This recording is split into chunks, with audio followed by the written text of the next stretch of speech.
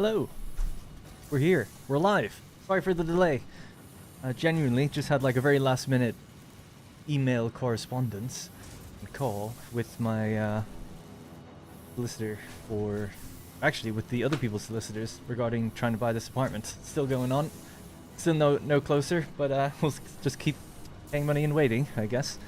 Alright, anyways, yep, so we're going to be continuing the stream world. The new stream world, update 8, but renewed. I'll catch some of that in just a second. This random guy with the first super chat. And he said trumpets blare. I missed a lot of the chat early on. I don't know what the meta here is with the trumpets thing, but thank you. And then Brunswick as well with the 5. Appreciate that. He just says fireworks. The people are happy for some reason. Oh, I can scroll up and actually catch it. Let's just load into the world. And I need to get my chat open on the other screen, and then we'll be good to go. But I've done some prep, believe it or not, a little bit for the stream today. Not enough, probably, but I went around getting some Mercer spheres and sloops and things so that we could be better prepared for this stream. That can be closed. Got some weird, sinister music. I was going to put on the Factorious Space Age soundtrack in the background for something different. Can't see my other chat. Hang on just one sec.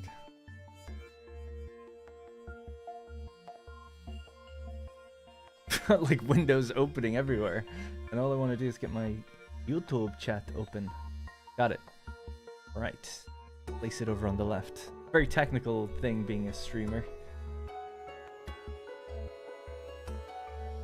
And there we go. Nope, chat should go on top. Okay, finally. I can see you guys a lot better than before. Peter Wajjar. Wajjar made the soundtrack. Alright, cool. Here we go. Can turn up the game. Alright, now I'm ready. Now we'll start. Cut. Begin. Action. Darren needs a live walk-in entry. Fireworks and music. I used to do a thing when I was on Twitch. I still have it actually, a big green screen behind me. And I would pull the green screen down, now it would appear. It would be a whole thing. What are we building today? The plan was to do something with Sam. And sorry, I missed something as well. Sorry, I'm looking at the very top of the chat. Damkara with the 5 gifted memberships as well. Thank you very much, Damkara. Appreciate that. Just gonna turn this music down again. Need finer control. It's either too low or too loud.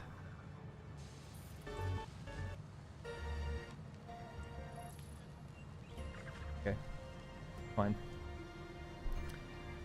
Not fine. I'm gonna put on some other music because I can't get the volume right. It's like either 1% on YouTube or like 0, you know? And the 1 is just too loud. What about... At least for me. I could turn it down differently, but I don't want to mess with the audio setup too much. Let's just get something in the background. The Attack on Titan lo-fi. My go-to. Jeez, Louise. There we go. This starts off real loud, but at least I've got a bigger volume monitor. Alright, cool. Anyways, I'm actually in a great mood and everything ready to go. What we're going to be building, I'm not entirely sure. Something to do with Sam. So I went around the map a little bit today, collecting extra summer sloops and Mercer spheres. This is my update 8 world that's been ported over to 1.0 now. Runs okay. There's a few things that need to be fixed up and corrected. I know we're still using the wrong recipe in the turbo fuel factory, but it works because it's just set the way it is. If you delete the building and build it again, it wouldn't work. But, you know, it'll just continue to run the way it is for a while, which is fine. So we're going to make modifications to this world. I was thinking Steel Foundry could probably go. The old coal power plant could probably go at some point in the future. But today, what I'd like to do is automate Sam. So that requires actually getting a little bit of steel. And what else? Wire, I think. Now, you could do all of this using alternate recipes. So we might rescan some of the hard drives we have. That's actually an interesting thing. Do I have a hard drive library?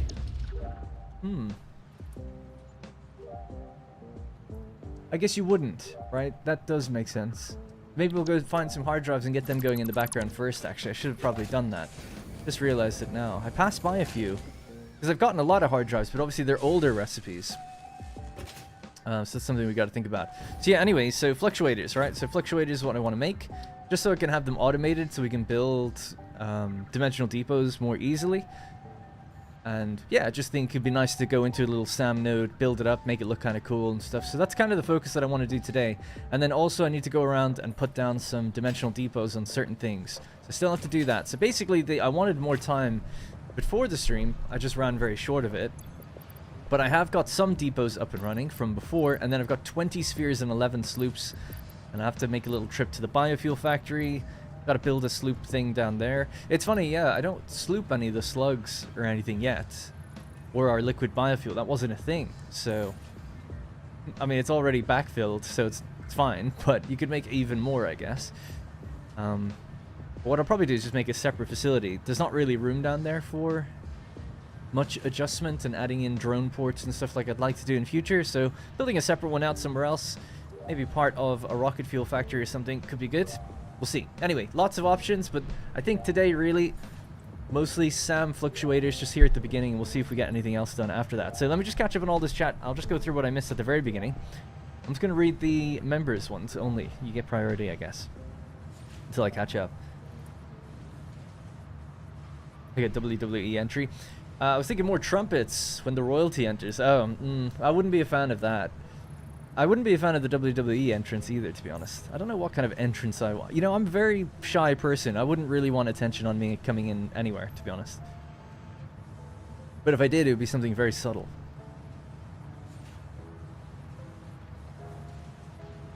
Cursed Gaming. I'm in the US and Darren's stream times line up really nicely with my work hours. Nice. Thank you. Back to work with Darren in the background. Appreciate that.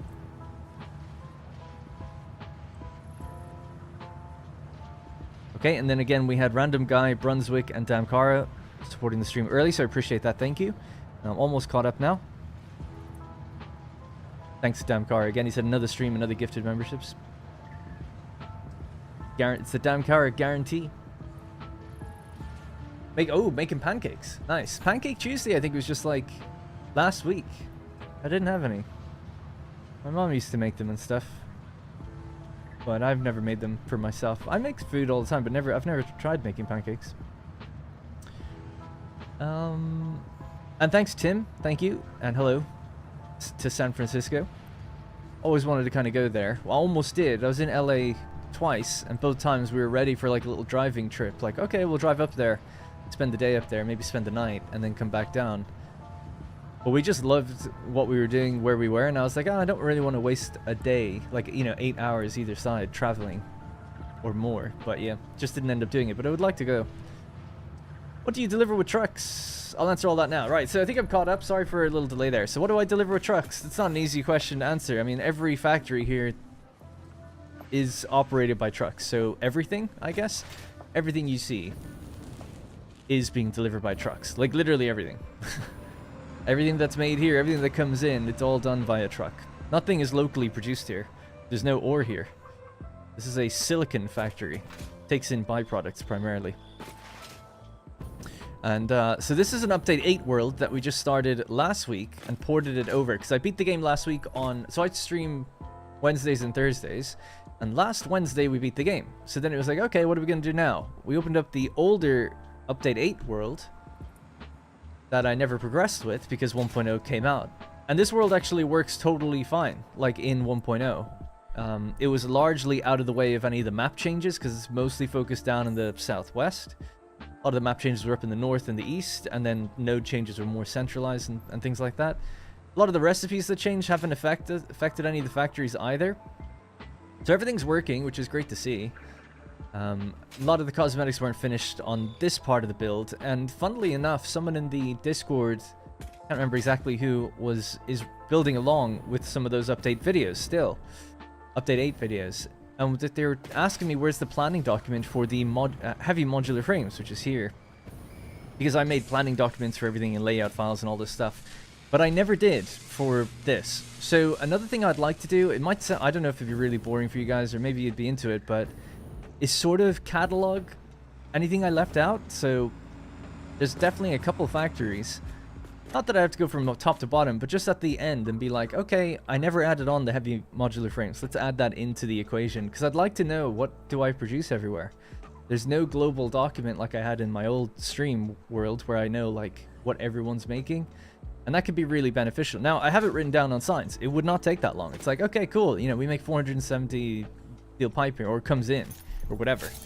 So it would just take, it'd be like a factory inspection almost. I'd have to go around certain ones and check it. Now, I could probably just do it as time goes on, as I go into these different factories, but it would be nice just to get the accurate info. Anyway, so what we're going to do is build a SAM facility today. I haven't decided where, so we'll have to figure that out. Gonna make a quick trip over to the liquid biofuel factory, actually. Okay.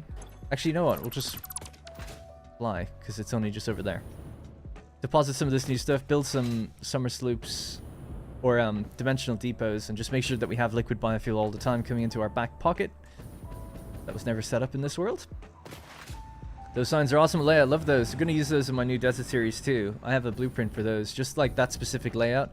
Tells you everything you need to know. Gives you a little extra room for additional info on the bottom. Like if you've got something unusual happening as well, you can write it down.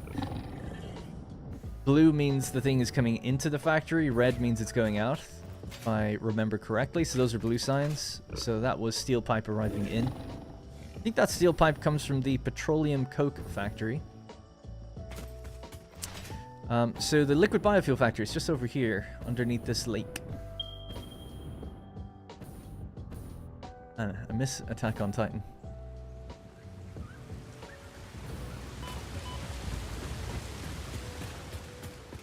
Thanks, Van Me Solo. LA to San Francisco is about 6 to 7 hour drive. Yeah, I know saying 4 is a little cutting it short. I think my friend was like, yeah, 5 hours. That's what he was saying. We weren't in central LA or anything. We're in Camarillo at the time, so kind of northwest LA. That's what he was saying. You know, I don't know. Maybe he was going to speed the whole way or something. So this box is actually backed up. The whole place is backed up. Just trying to think which one is the last one to get received material. This one. Okay.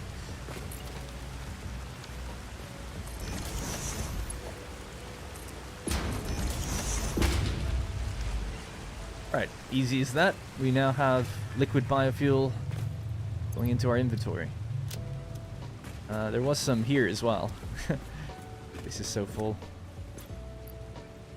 That should allow things to get out here now as well. I'll try throw in the slugs. Oh, actually, don't do that. We don't sloop any of this stuff yet, so I'll do that myself. My old slugs are even still there. It's cool. I suppose... Are these the slug ones? No, they're the remains. These could all be slooped. I suppose it wouldn't make much difference to anything if I just threw in a sloop each. Not that we need to make it go further, but while we're here, why not? And I'm pretty sure this place handles slugs. Definitely sloop that one.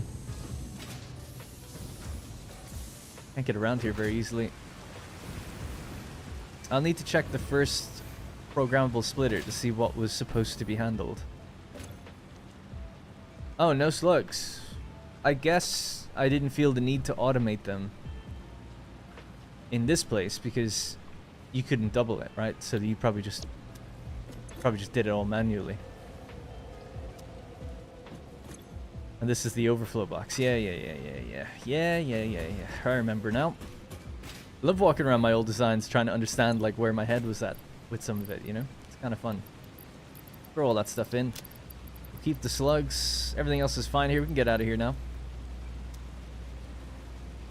Just finished the game for the first time like 5 minutes ago. Oh, nice. Congrats. Just want to let you know. I heated the seats for you. Nice. Good job. Did you miss anything? German chips? No. Nobody's missed anything. We're just getting started. So, just quickly built a dimensional depot uploader here. So now, we pin it. I want to pin anything that's automated here. This is everything we have here. Ultimately, I want to go around some of these factories and build a few more depots just so that we're able to build out in the wild, you know, not having to run back and forth. Just want to make sure I'm covered. Then we're going to choose a location and start building a small, nothing crazy, small SAM facility just to automate the fluctuators in the background. And then we'll decide on something bigger. I think we were talking about last week. Something to do with sulfur.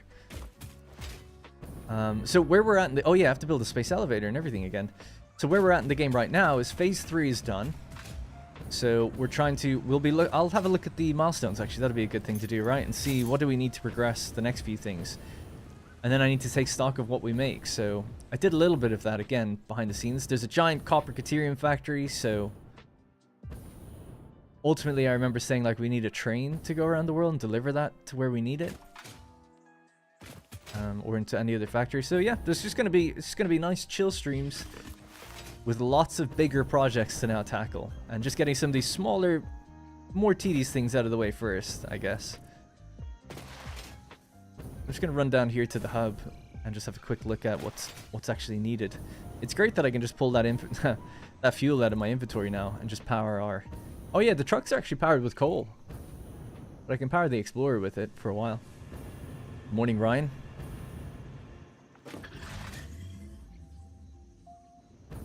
Nice. It's cool seeing other people about to finish the game for the first time. Bogged in with another. Alright, here we are.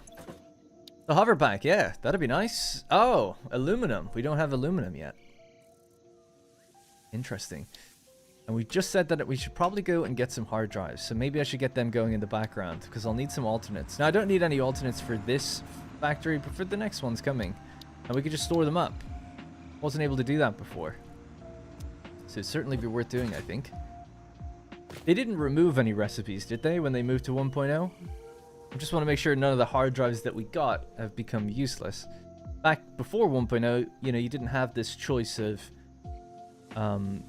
keeping them in a library and rescanning them or anything like that. So you just had to take the one you got at the top, pretty much, you know. So I don't have any saved up. So it would be nice to just go quickly run and see. I'll just plug into Satisfactory calculator. Even just get like 3. And that'll be enough to keep us going for a while. See if we get some recipes. I mean, I guess it's only 10 minutes each, but it'll be alright. Throw my save in.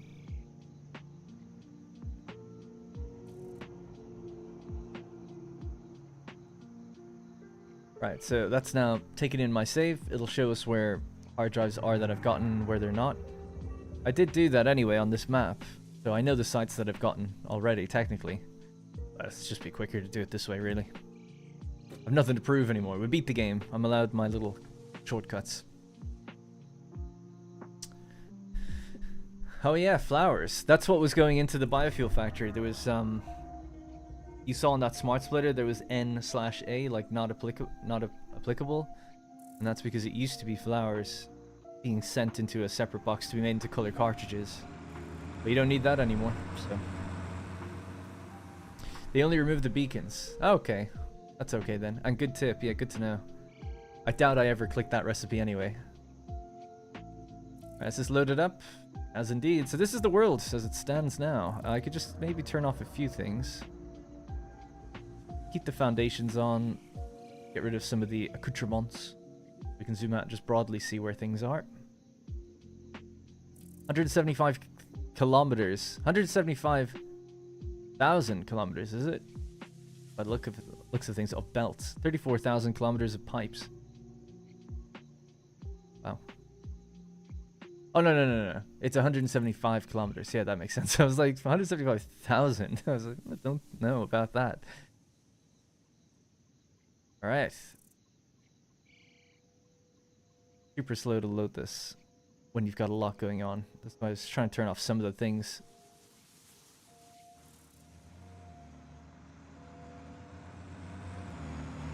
No problem, Coach Hero. God, I thought I was going to get run over there.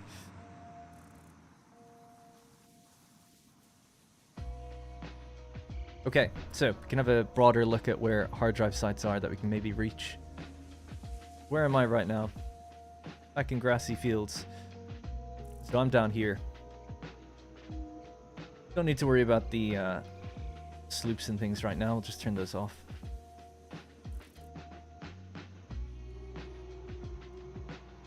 Summer sloops I might keep on. Sure. Alright, so let's see what's needed. So there's a hard drive up here, allegedly. 300 megawatts of power. I can connect to that one very easily. Turbo motors, don't have any of those right now. No requirements here. All right, we'll tackle these two. Maybe this one as well. What's that one? No requirements either. All right, there's 3 right there. Let's go.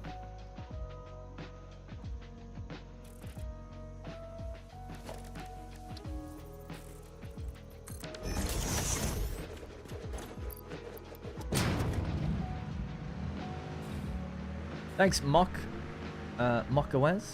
Great biofuel factory and you're doomed. Thank you, yeah. I really like it, yeah. I'm really happy with how that build's turned out. I was surprised. It's not like a big thing, but some people were saying like, oh no, I much prefer turbo fuel in the jetpack. Really? Not even a question for me. Like, I like turbo fuel. You do go high, and it's nice for getting up on a cliff, but 90% of the time, I'm going to be rocking liquid biofuel. Easy. Easy. Like, if you could only have one, I'd easily go with liquid biofuel.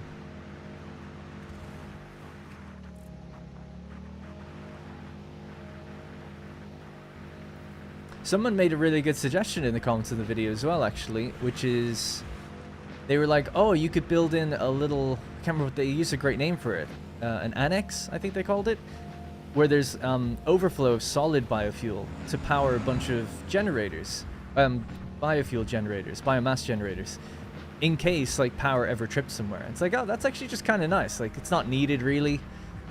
I like to think with my builds anyway, power will never trip. No mistakes will be made. But it is kind of just a nice thing to have. It's like, why not have that, you know?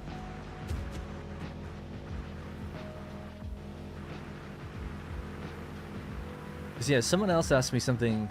They're like, why don't you build this in just in case? And I'm like, because my factory's not going to have a power trip. That's why.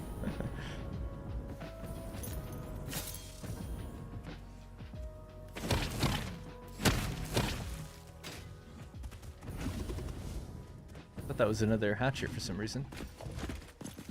So this is opened already. I had a feeling it was. The save file editor tells me it's not.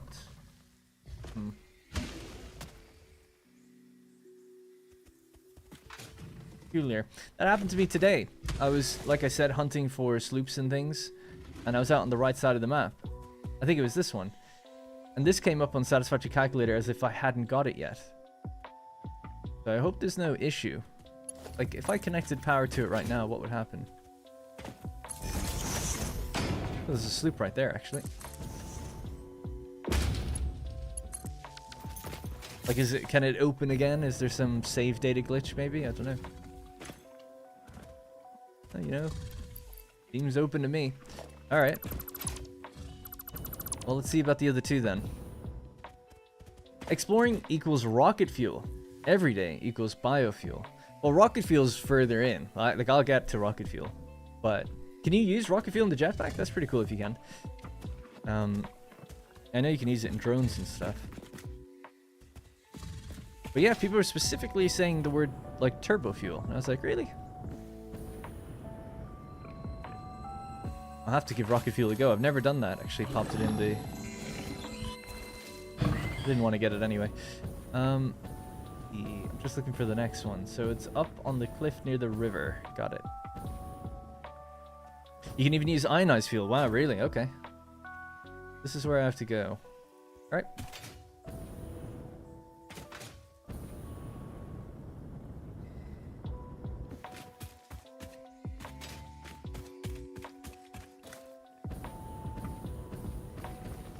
Rocket fuel will be a good challenge. That'll be the nice thing with this sort of stream series that's a bit different than the other one. Bigger builds, bigger challenge. Longer process to get things built, I guess, but hopefully a nicer payoff.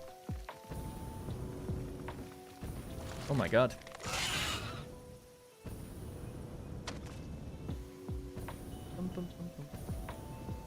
Alright, getting close. It's overall the best. Yeah, I've never looked into... So, even though now that I've completed the progression of the game, the things that I never looked at would be rocket fuel, ionized fuel, fixonium. A lot of the power-related things, I guess, because I just didn't need it. Certainly some of the weapons that you can make in the game, never made them. Or if I did, I just did them kind of locally, or manually.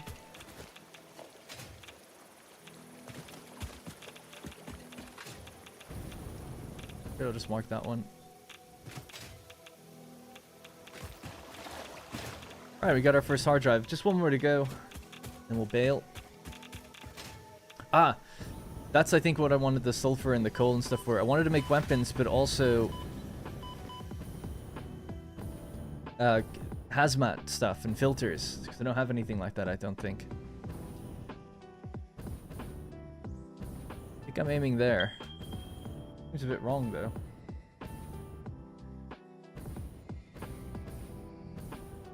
Yeah, it is wrong. It's somewhere over there.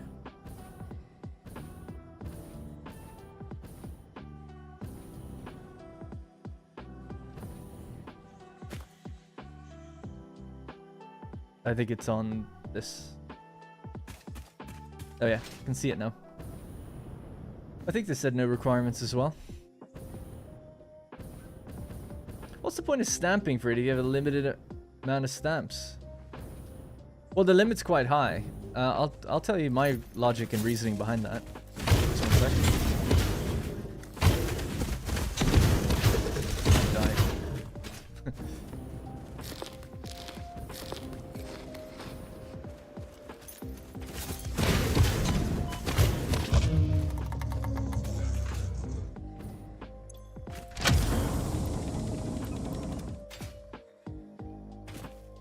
So, the reason I put down stamps at all, and I know they're limited, you have 250 stamps, including map markers. So I've already hit 101 out of 250. The main reason is that I do it before I get radar towers, ideally. Once you get a radar tower, you can build one like, let's say here, and it'll encircle the entire area, and it'll tell you how many hard drives are left. So it might say like 1. So you go and look for the 1, right? If you're playing the game legitimately, not using an online save editor to see where things are. So you're like looking for the 1. So where would it be? Well, it's probably going to be not where the other ones are. So you can check the empty spaces first. That's the idea, at least my idea behind the stamps. And then when you have got them all, then you can remove all those boxes because you know, just by looking at the radar tower, the whole circle is clear. That's how I've used them and intended to use them. I also mark things that are just of interest. It's like, okay, certain things I want to maybe go back to. A cave. Sometimes there's these really rich berry spots. So it's like, oh, if you're looking for like 10 berries in just one quick grab, or even more, 20, you can just go down to one of these spots. You'll find a lot. I do the same thing for nuts, and the same thing for like, what's the other one? There's another one that you can get. And then you can make your medicinal inhalers like really quick. So it's just reference points on the map, but they're not meant to stay forever, a lot of them. Except for the ones that regrow. But like, once I've explored a cave, remove the cave icon, you know? Or put a new icon on it. Something like that. Once I've removed the hard drives and gotten everything, then you can remove those ones. That's the idea for me anyway, but... yeah, so they are limited to 250. I'm at 101 out of 250. Oh, I see. Sorry, Orion says they're unlimited. No, they're not. We hit the limit actually in my other world because I used it so much. Oh, I just saw my truck just drove over a hatcher. I didn't know that can happen. You can farm hatchers by driving over them. Oh no, it didn't. It's still there. I mean, I watched it happen, but I guess it just came back. It's weird because I could see it in the distance. I could definitely see it. The truck drove over it and it disappeared. But then maybe I was just right on the edge of loading in something. All right. Anyway, let's put those hard drives in the MAM and let's get to work.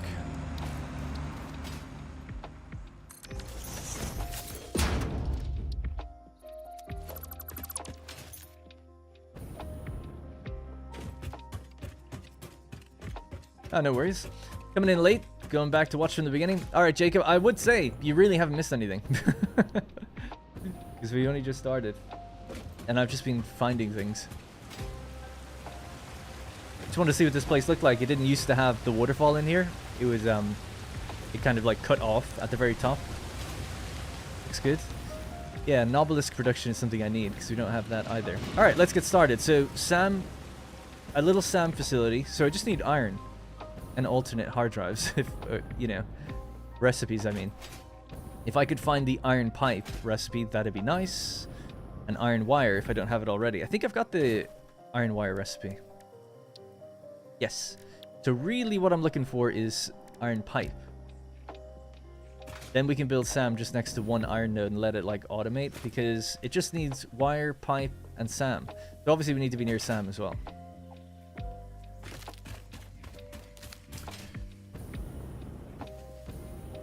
First time catching you live. Hey, Flutter Butter Butt. Great name, by the way.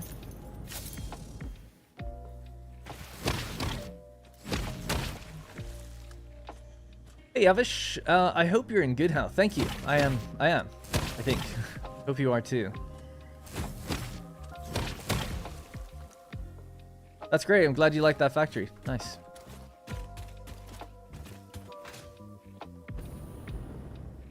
Alright.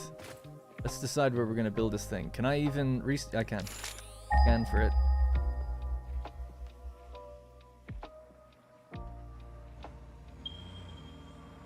It would be nice to do it somewhere different.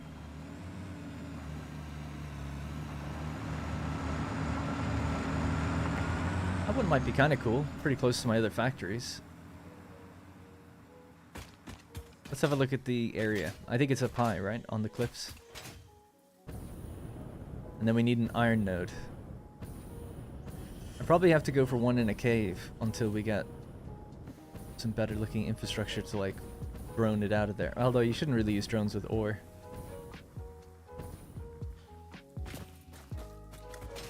This is where turbo fuel would be very handy to get up here. Dune Desert's way too far away. Most of my builds are like just down here. We got the turbo fuel up here that needs to be rechanged. Then it's just too far. I would need a lot more in place, I feel, until I go up there.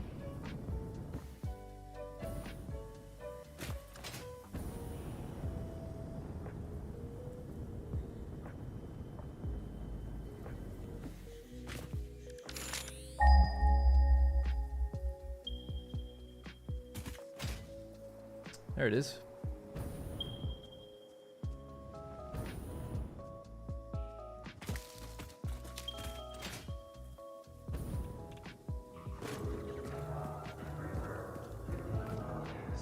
Nice. Okay, so iron. Is there iron nearby?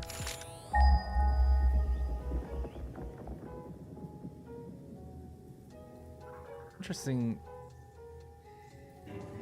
There's no iron? Okay. Wow. That's like nothing in this area. Might have to leave this one then. It's just too awkward to get to. Now, we do have a road network hooked up. I mean, I could just... So we're so high up as well. Lots of SAM east of the quartz factory. East of the quartz factory. Alright, I'll just open the calculator thing again and have a look as well there. Give me a better idea of what mines we've already tapped.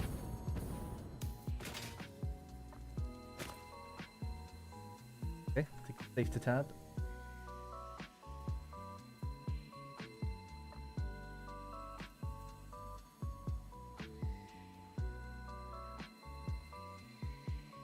Oh, in the crater. Yeah, that might be kind of cool.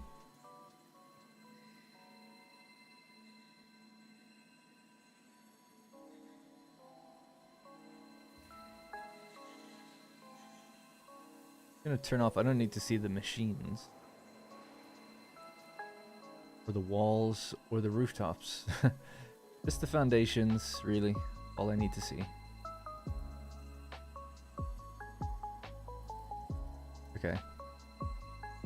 Yeah, so there's SAM ore there, and some iron next to it. That's on this really awkward, like, cliff thing that's, like, poking out like this, isn't it? I don't mind. We'll make it work. This needs to be a small facility. We'll just find a way to bring that down, or bring the iron up. Hard drive there as well. What does it need? Turbo motors. That's the one we looked at earlier.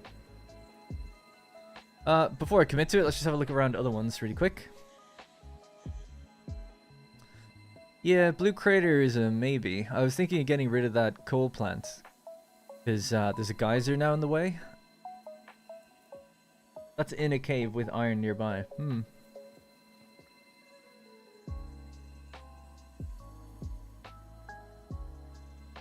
Yeah, maybe. That seems like a pretty good one. Certainly quicker and easier to build. Impure SAM. We don't need a lot. And a pure iron, so that's plenty. For the steel and wire would need to be made from it. I'd probably go with that one. I think the alternate recipe used in the silica factory changed. Also don't know if you checked it. Well, everything is set in this world, so it just works. If things have changed with any alternate recipes, then it would require a rebuilding of the machine. Not that I'd like to correct everything so it's using the correct recipes, but I'm not going to do that right now. But nothing I check matters. It's like the turbo fuel has changed, but the machines all work like they did. It doesn't really matter if anything's changed. Everything just always proceeds. At least that's my experience. Nothing has stopped so far. I have noticed machines getting kind of backed up, strangely. In a good way, like they're overfilling. It's like they're producing too much. I've never seen them run short for some reason, so... but yeah, I think I'll go for that one, down here. Build a little SAM facility out there. Sure. You just drive straight over to it. It's all connected by road. It's certainly easier, because that other one I think is just like on that cliff. Yeah, it's right there. So that's a bit of a pain, you know? Not that we couldn't do it, it would take more time to do the same thing. Because I want to make it look good. Or decent.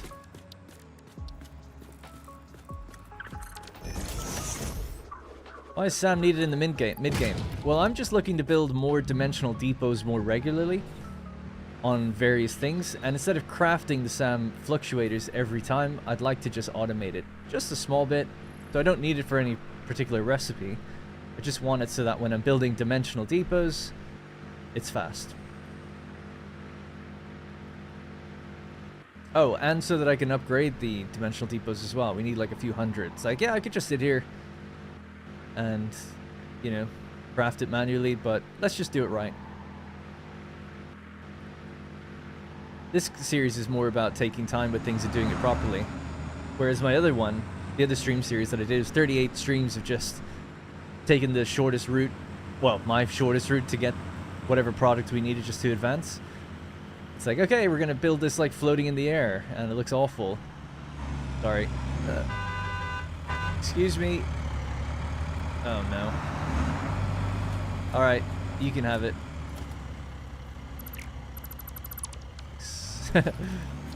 I keep forgetting, in this world I drive on the left. So, let's get used to that. Anyways, yeah, so I'm trying to do things right, but it does mean things are just going to be a bit slower. But hopefully people actually like that in the end.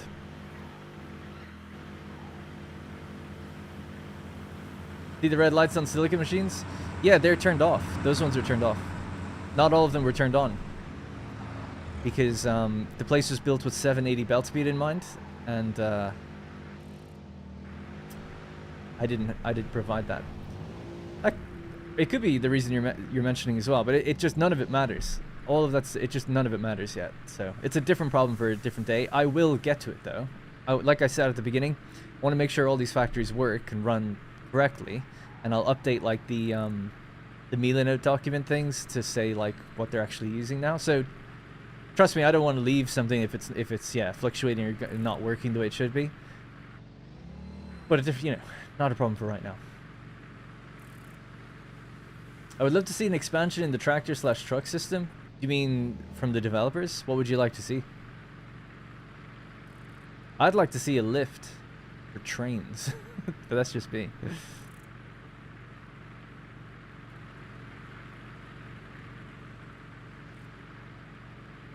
Anyone see the 1.1 teasers? The only thing I've seen so far is you've got straight, or not straight, hypertube junctions, so you can choose which way you go, and you can delete hard drive sites after they've been opened.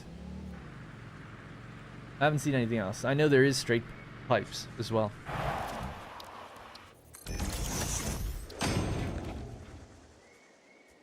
Fix inventory slots or sloppy alumina.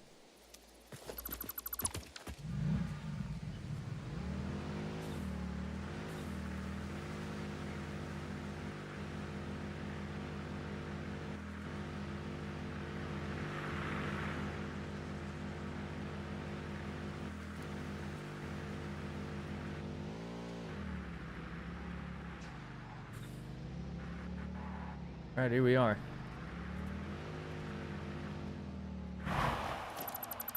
So the coal power plant. Again, half of that will be powered down right now because I didn't have minor Mark IIIs to provide enough coal. It was built with, you know, higher belt speeds and stuff in mind. But as people even back then pointed out, like, you don't really need all that. By the time you do make those things, you'll have more power than this place would ever provide. The idea was that we just never have to rebuild anything though. But now that the terrain has changed, I'm like, well, now there's a reason to. So Sam Moore is somewhere around here in a cave. They just take 3 hits. Sad. So let's see, where is this cave?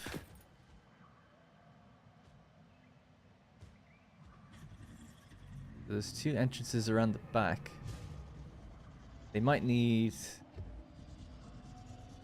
obelisks to get in. I don't actually have any. We have to manually craft some.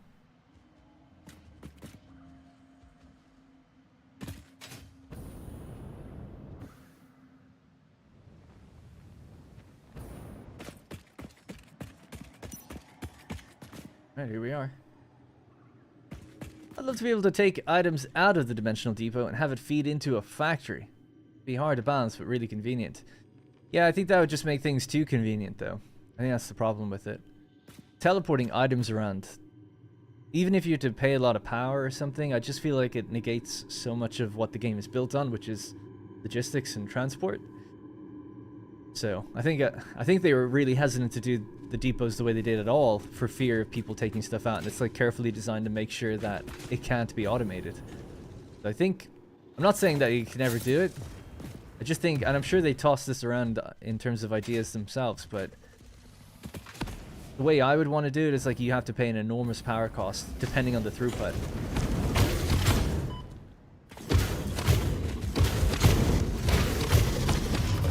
So it would be almost like, let's say you're doing 240 items per minute coming out of a depot and going into one somewhere else, right? The cost of sending it out of a depot would be power, and the power would be very variable, and it'd be 100 megawatts per one per minute. So you'd be 24,000, bring 240 out. That's probably what I would do. But I would probably just avoid it altogether to encourage people not to try and just build massive power facilities, but instead build a train network or a truck network or something. Because I think that actually is a better payoff, personally. Am I in the wrong cave?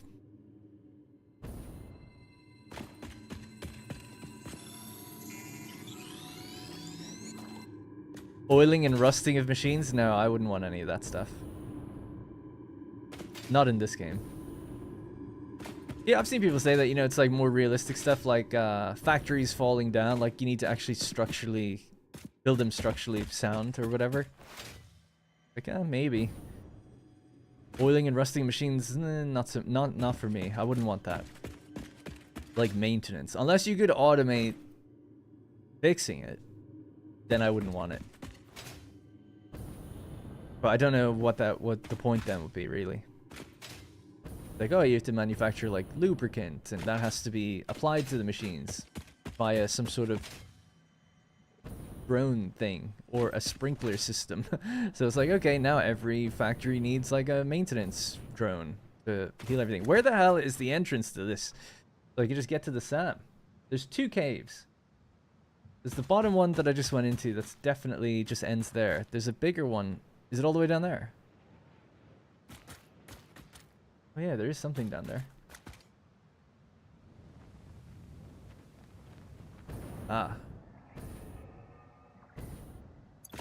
Rather annoyingly, I don't have obelisks, and I need sulfur to go get it. Alright, gotta go make a run for sulfur. Let me put the music back on.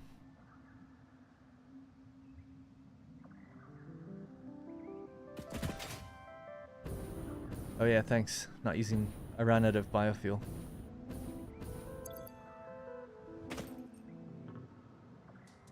Thank you. Alright, gotta go find sulfur. Mine it manually. Get some coal. Get that manually. Make nobelisks. Come back down here. Open that up. Then build a factory. Or a mini factory.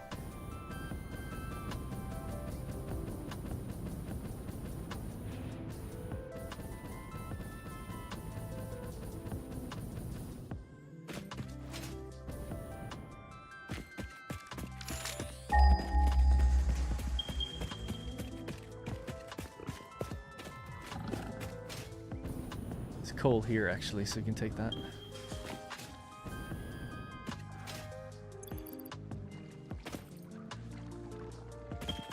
I'm too used to the other world where I have everything. Oh, we got 6. Nice.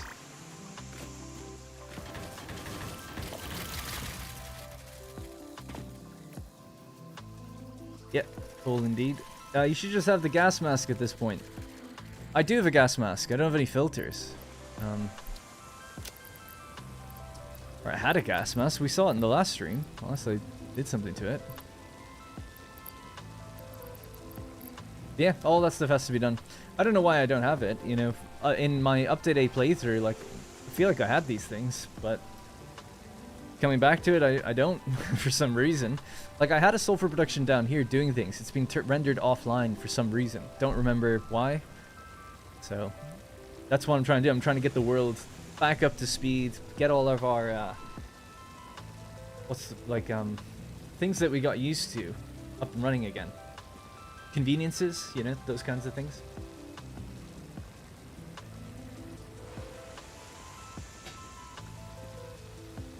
There's Sam right there too.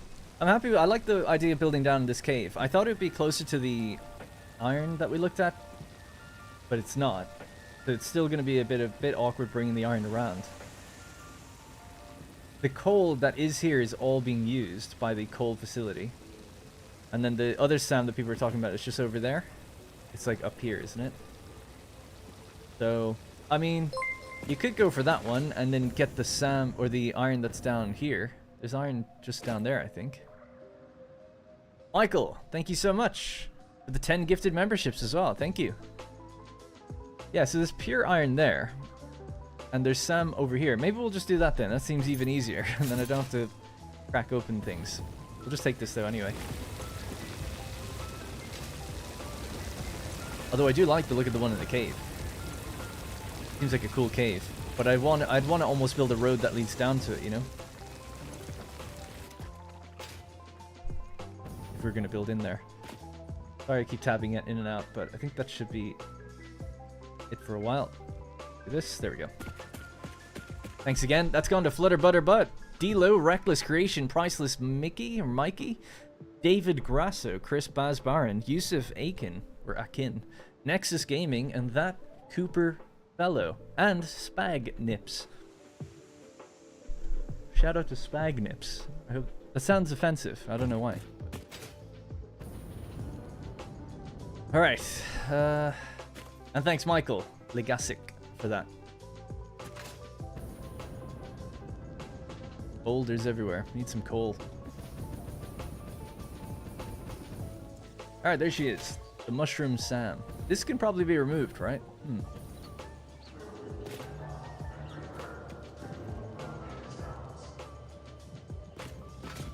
Okay. I'm gonna just formulate a plan of where this is gonna go. So we're trying to... Is there... I have to open this. I said I wasn't gonna do it, but open this up one more time. Oh no, actually I don't need to do that. Just, search for iron. I just want to see, is there any iron on this level, you know, closer? But I do kind of need a pure node. We need a lot more iron because we're using alternate recipes. Ooh. Cluster over there. Go check out that cluster.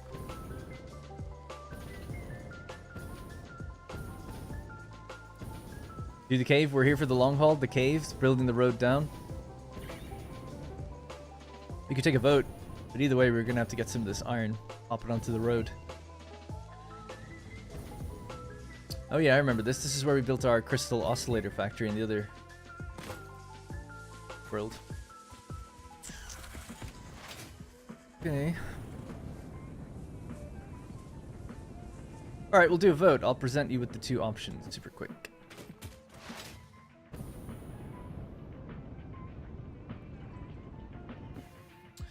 Okay, here's option 1. Option 1 is to get the SAM ore there and build some sort of either factory on here, like right here. It's literally, I say factory, it's gonna have like 2 or 3 machines or something like that. It's not that much. What would it be? Well, actually, we need a decent amount of machines to make the steel pipe and the wire, but the actual reanimated SAM and that stuff, maybe you're looking at a total of 15 machines, something like that. So build a block there. It might come down partially or like be stuff somewhere up here. But then it would have to get the iron from over there. So this iron would have to come over and go up here somehow. The other...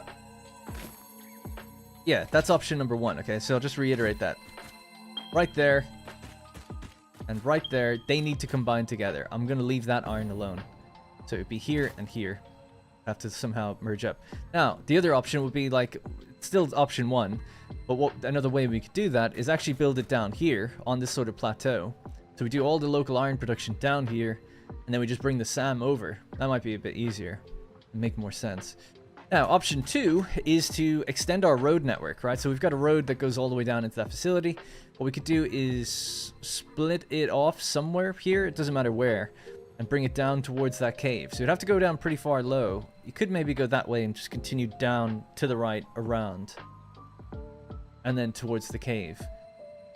Then we'll build a road from here to there, so some sort of junction, so the iron can make its way down into that cave and everything will be made down there. Those are 2 options. So option 1 is we stay above ground, we do it all up here using this node, or option 2 is we build roads and go underground. It would be done with blueprints, it wouldn't be like that bad, but a little extra time because you have to build more roads. So I'll just throw that into the YouTube chat, see what you guys think.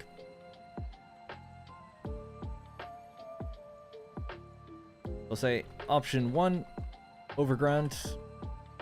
Option 2, cave with road. There you go. We're a democracy on this one.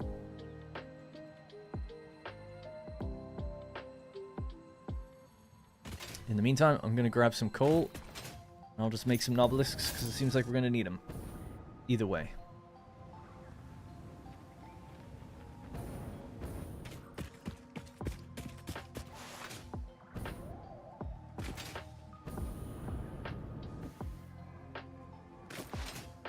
For those wondering, the vote is in the YouTube chat at the very top. You should be able to open it up. I think on mobile it should be there too. If you're on TV, I don't know if you can vote. I had that issue myself watching streams on YouTube on the TV. Oh, they made that a big hatcher. Interesting.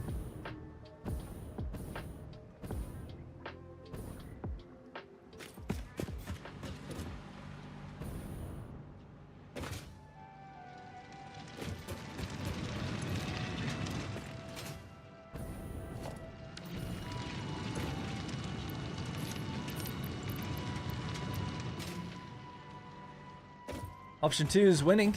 The cave.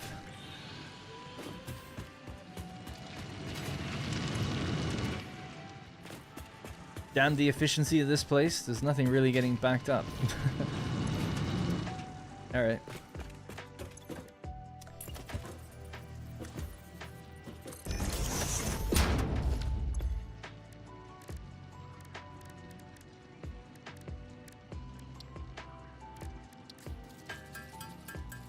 Oh, you know what?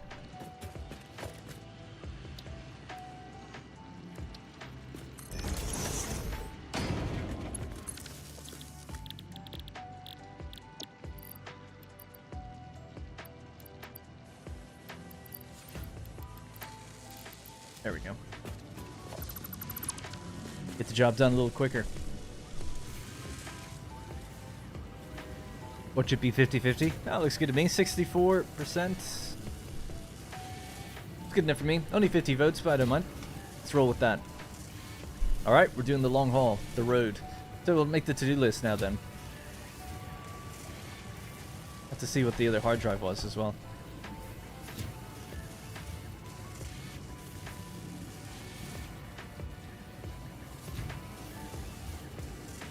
Now to build the road network, I'm going to see what we need for that, and then make dimensional depots, place them on concrete or whatever else. I think we've already got it on concrete. It's a iron refinement.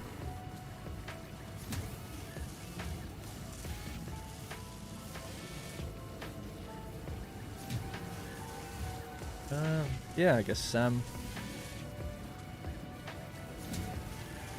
excuse me.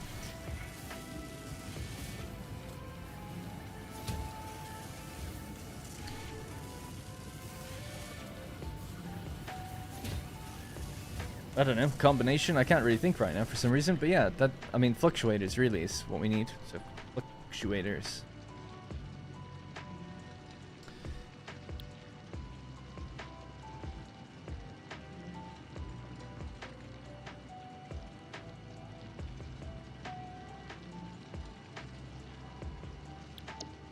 Alright, cool, we have our to-do list. Alright, made our black powder. Let's get this on the go as well, just somewhere here temporarily. This is going to be making nobelisks, because we don't have any. Throw that in, throw these in. Alright, cool. Another thing I could do is do a constructor and just start making more, what's it called, like, power shards. Don't have that either.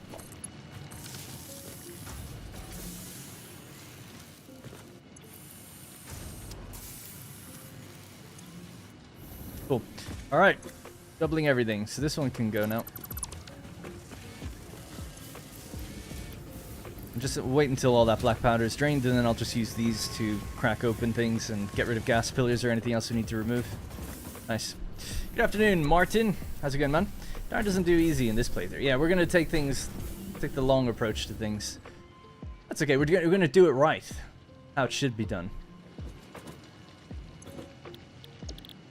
Recipe. But I'm not gonna try and sit around wasting time. You know, still want to be active, constantly building, doing cosmetics that are okay. You know, just to make a factory look okay, but not like, oh, I'm gonna bend roads in circles and do all this stuff that takes like a really long time. It looks great, but it just takes way too long. But you know, basically doing how I do on my desert series, but like just on stream. That's what we're gonna do now, and how I did in this world, keeping everything consistent.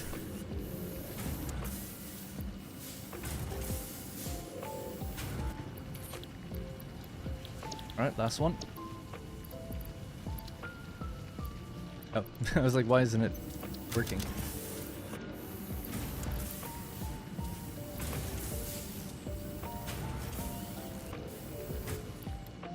Great. All right.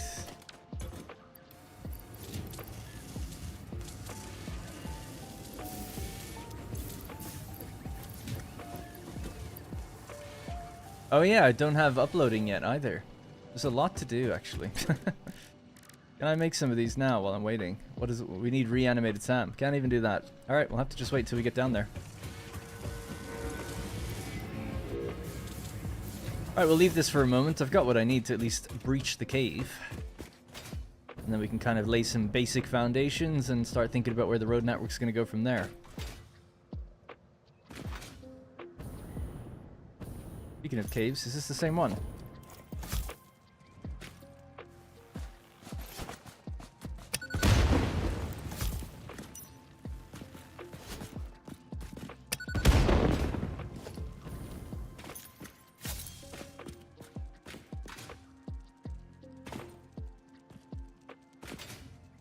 Oh, it might be.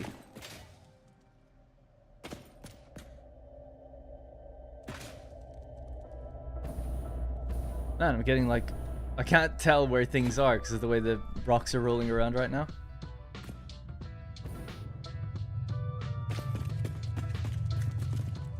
Hello, friends.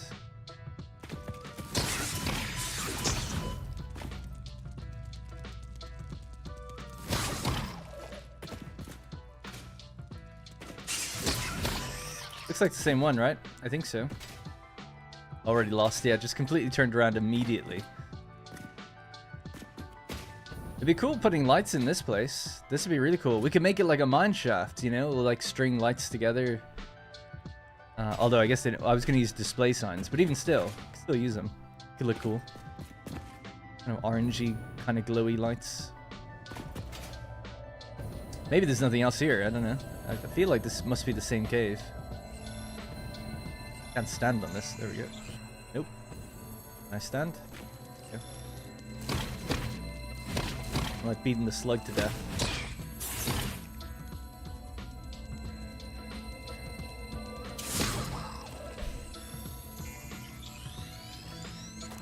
Thanks, Flutter. Got it. Alright, so we continue down here.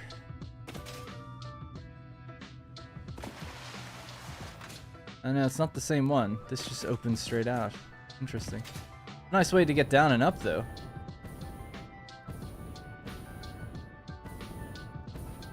And I guess we curve around that way.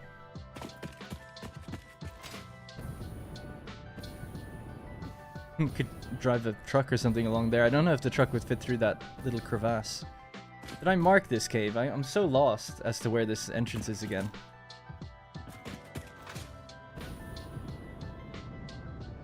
I must have gone past it.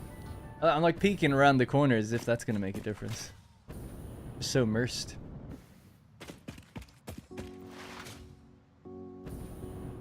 It was huge. Oh yeah, it was really far down. There was gas pillars at the bottom. I kind of remember now. That's it. Must be it over there. So we came out here. I might just mark that as a little cave entrance so I remember.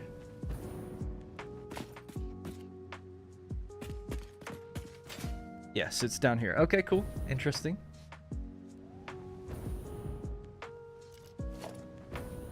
To do a big mining blasting operation to get in here, you know? It's a huge wall. Oh yeah, I don't have a gas mask. I keep forgetting that as well. Probably should look into seeing if I can just make one. Gas filters require coal and fabric.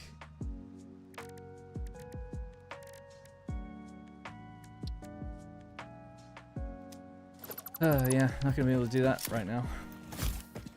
Fabric means getting oil. Why don't I have that, you know? I don't know why I don't have that. Maybe it's in the container somewhere in the world.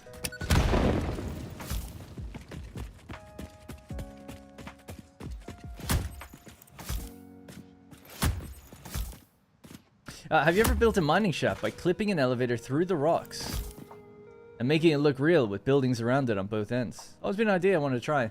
No, I tend to avoid clipping, even though, yeah, like you said, you can do things to make it kind of look cool. There's always been something deep inside me saying like, I shouldn't do that. But certainly I'd be open to it. You know, if you put in the effort to make it look good, I think why not? You know, why not do that? There's no terrain manipulation in the game, so it's like, yeah, I think it's fine. I know I'm doing this overkill, I just want it to look cool. Well, these mushrooms are probably going to go down with it, but yeah, anyway, if you put it, I think clipping is totally fine. As long as you cover it up as best you can, then, you know, who cares? Alright, we ready?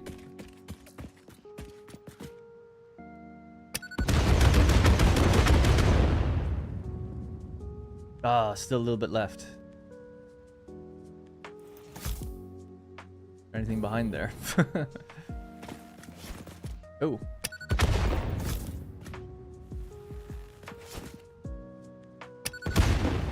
Oh, damn, I thought it hit the thing.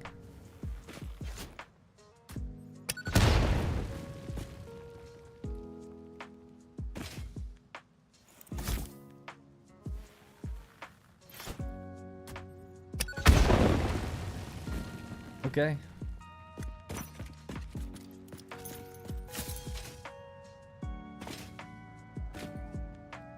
Pause the music.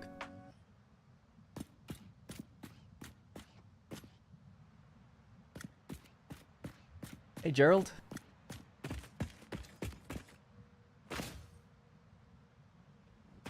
Ooh.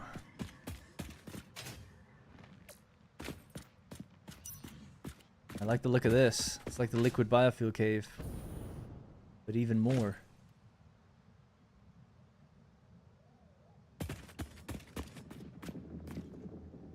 Yeah, I can work with this. This will be fun. No enemies so far either, so that's kind of nice.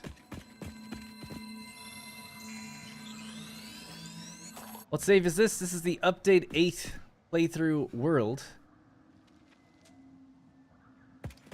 You hear some enemies down there now, actually. They took a while to spawn in. There's loads, actually.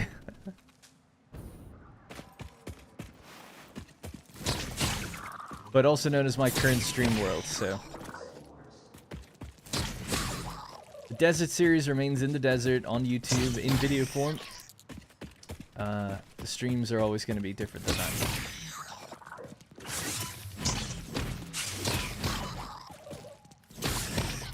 Just more fuel for the factory, that's all. Alright, cool, yeah, definitely down here. So what I'd like to do is go up to the quartz crystal area, put some dimensional depots on that. We can then build lights and stuff in here. That'll be good. Yeah, so we breached the cave. Now we have to go just do some dimensional depots. And we'll come back down here. These guys will probably respawn. I think if I build something, they might not, so let's just put down something. It's under construction. I don't know if there's another way in or out of here. Let's just follow one of these pathways up for a bit. It's a cool cave. I mean, it's an impure node, which is a bit disappointing. But it's pretty cool. We could pave it with some polished concrete, put some lights up and down the place. Hello.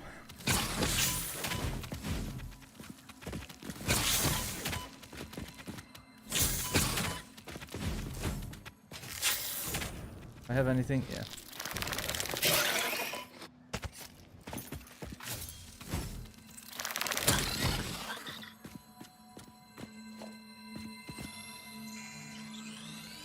Yeah, don't know. We could check. Will a miner clip through that?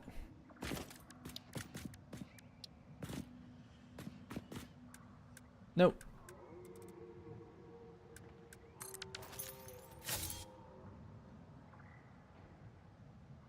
Yeah, it's just short.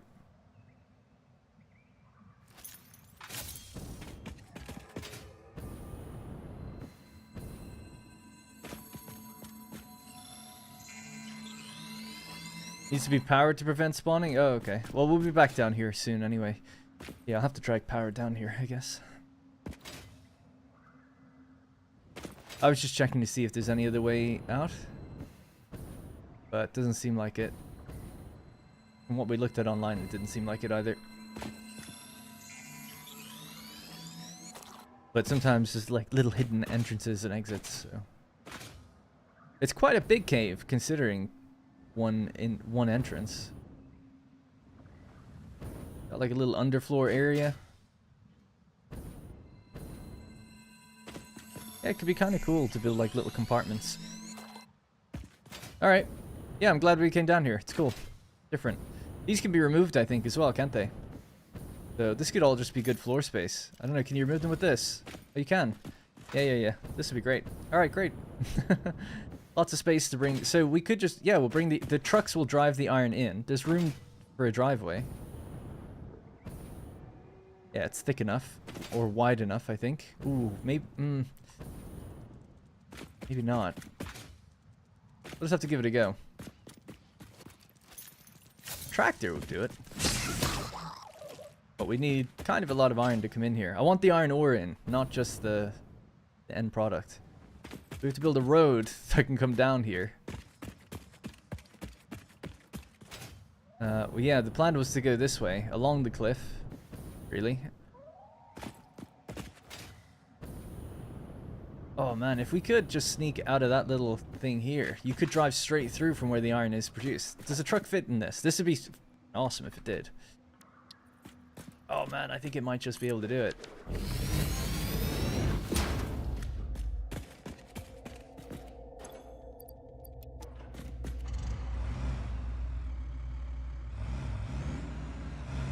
I think it'll be able to make it. Obviously, our camera clips through, but when it's driving itself, it'll be fine. And this shaves so much time off the journey. This comes out almost exactly where the iron is going to be. We don't have to build the road all the way around. We just have to build a road over to the entrance.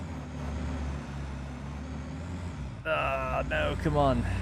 Hang on. Quicker way of having a look is just to actually place it in between. So that'll obviously fit. Just about. Does that fit? Yes. I would say yes. They might have to do a little smoothing. Help with some ramps or something. That'll be okay. Yeah, I don't know. We'll make it work. It has to be able to work. It's too good otherwise. But how did we even get in here? Is it not some tiny little gap or something? Okay, so it's not there. That's good. I was like, that's impossible. God, I'm so lost in these caves. Right, so. Oh yeah. Yeah. Oh man, actually, it might be. Oh damn, I don't know if we will be able to do it. A tractor, I think, would be able to pull it off. A truck, I don't know about that. Because they have to go back out, and there's probably going to be more than one. So that would be really not good.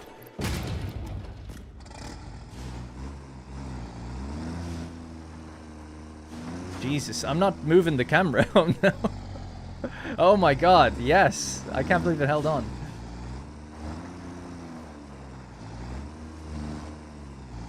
Damn. Oh, it'd be so tempting to make that work. Use factory carts? That's funny.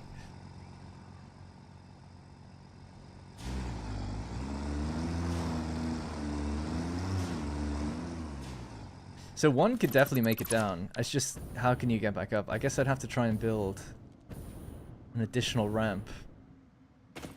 It's so much faffery, but it would save so much time if you could get, or journey time. Because the iron is over there. Instead, my current plan is to... Oh, well actually the road is there. Current plan is to not use that and just use the road and swoop it down and around the whole thing. I think that might be easier, but damn, this would be really nice if it was just a bit wider in there. It'd be perfect. It's not about the railings. I need the thickness for two, because one has to come back and one has to go down. You can't do it with one, or you'd have to use a truck. Trucks seem like they'd be too big. And the volume of a tractor is too small.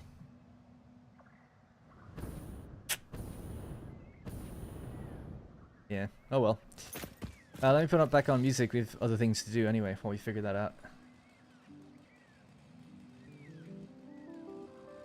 Why not do a lift elevator to the top of the cliff and top it off with a truck station? A lift elevator to the top of the cliff. No, truck station. So you're saying like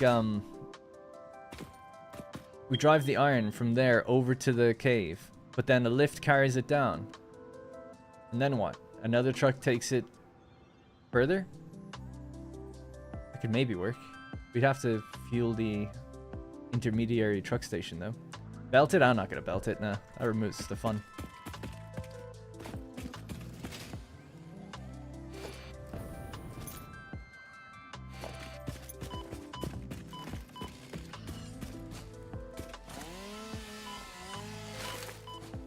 Is that it? Oh wow, we got limestone. Is my inventory full? Oh yeah. I'll just blow this up as well. Right, so Dimensional Depot. So I'll have to just see what's needed for the... Oh, I'm gonna die. What's needed for the roads? What's needed for... well, really just the roads, actually. And the signs for the lighting. Once we automate that going into my inventory, I could just stay down there and build. I don't have to keep running back and forth, so...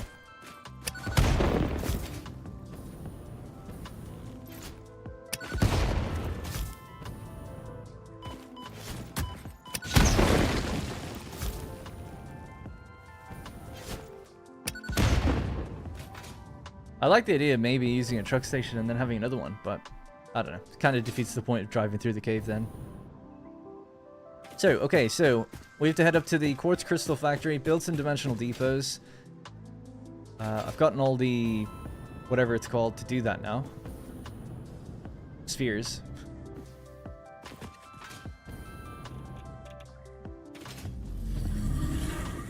And then I'll have a look at the road blueprint and see if there's anything I don't have. I think the iron rods don't have a thing on them, so I'll have to give them a dimensional depot also. And then I should have everything hooked up.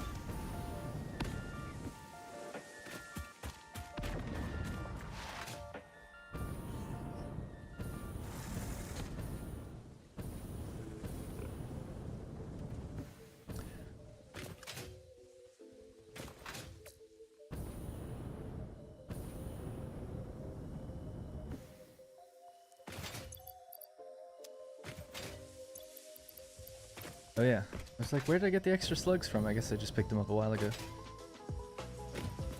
Ah, quartz crystal actually comes in here. Oh yeah.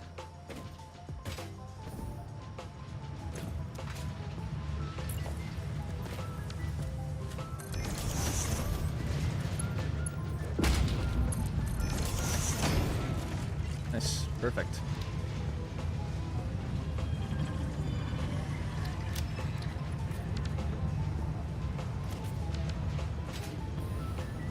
Alright, quartz crystal has now been added to our cloud.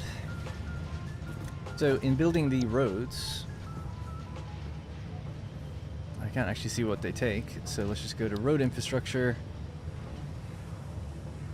They used to take color cartridges, that's no longer a thing. Can I build that without that? I apparently have 12 of them already somehow, so... Or 7,000, so I don't know what that means, but that shouldn't be a problem. But what they do need is the rods. We don't have rods hooked up yet, so just have to do that. Let's just go up through this factory, actually, it'd be easier. After looking at the past work of Darren, what does future Darren think of past Darren's work? Pretty good. Yeah, I know, I can remember where I left things, like, got a little lazy on certain times. It's like, oh yeah, this was all built with that in mind, but then an additional thing was added on. But for the most part, yeah, I like it. I remember, it wasn't that long ago, 6 months ago or something. I feel like I probably haven't changed that much in those 6 months. But the gap between update 7 and update 8, those two series, that's like a whole different person did it.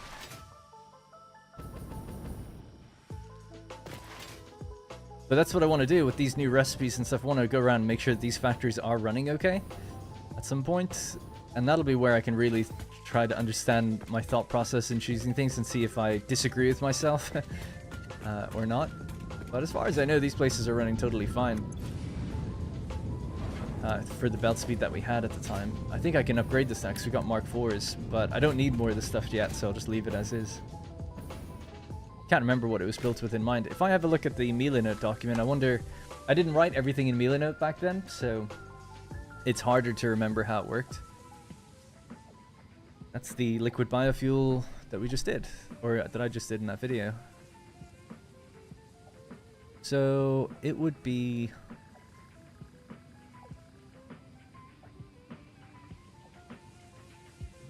Maybe I never even made a thing for it. Modular frame steel upgrades. What's upgrades?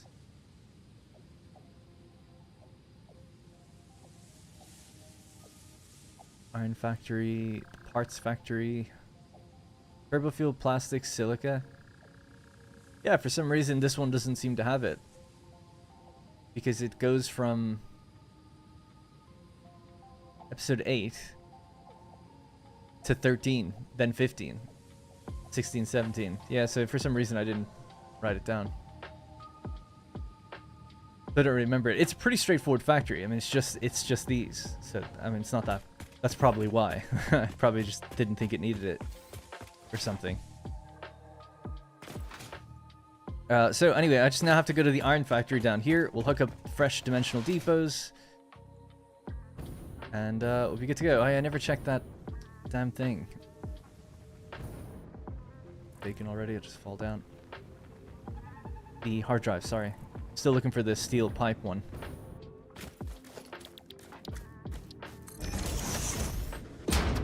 Come on. Nah. Rescan. Damn.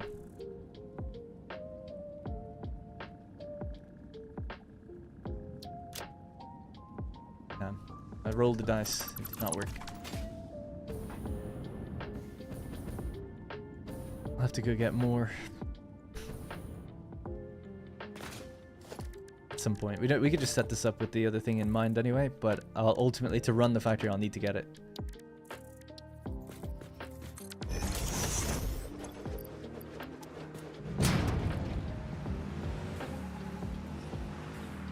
I'd say one thing I think about old Darren's work is ambitious, right? Because that copper Caterium factory and the motor factory and all that stuff, they're huge.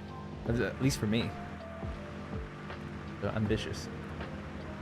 My game, yeah, my streamer luck has run out.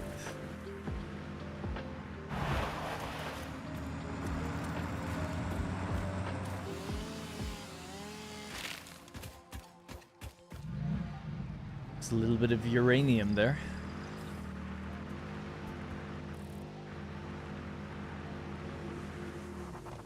Need to go this way if I want to get up on that road.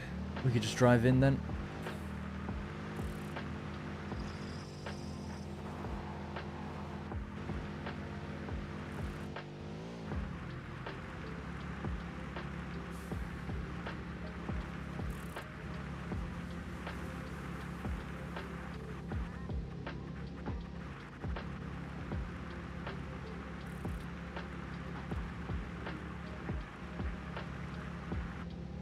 From what I remember, there used to be a way to get onto the road from here, I think. Yeah.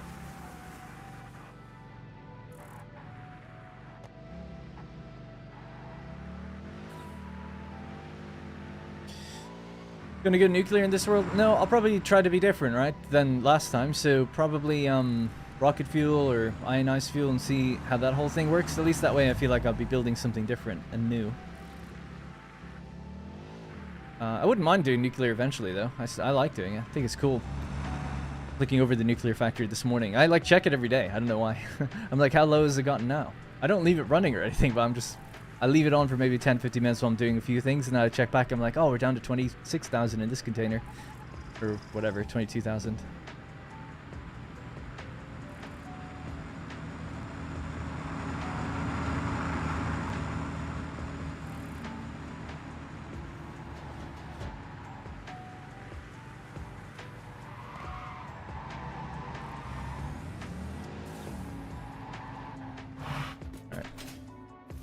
So, I hope I export iron rods here, do I? Yeah. 0 trucks assigned, so if that's accurate, then this should be no problem.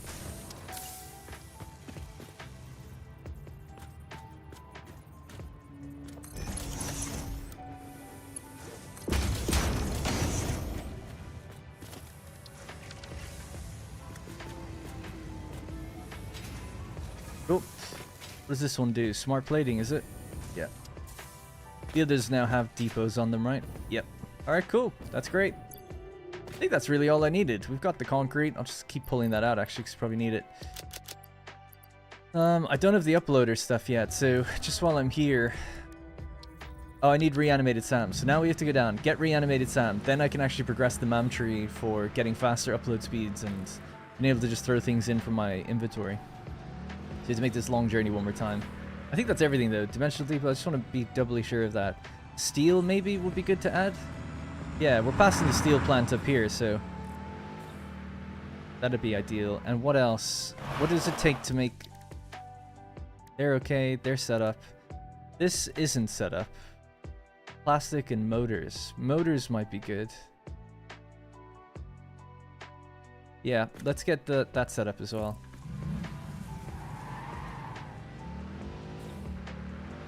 So, gotta drive over to the motor factory, hook that up with some depots. I can even do that for the heavy modular frames. Yeah, okay. There's so much like little tedious back and forth I have to do just to get everything back to normal, I guess. I enjoy driving around the world though. It's cool. Look at it. I don't think he used to fly there, did he? Oh, you know what? He might go through that factory now, if it's any lower than it was before.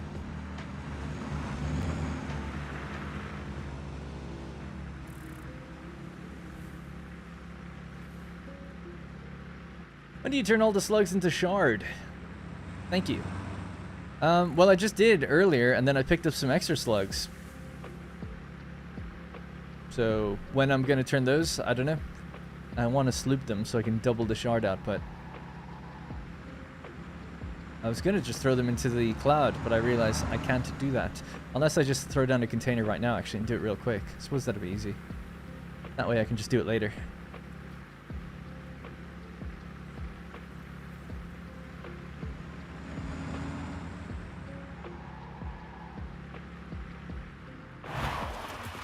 This is full of really random things.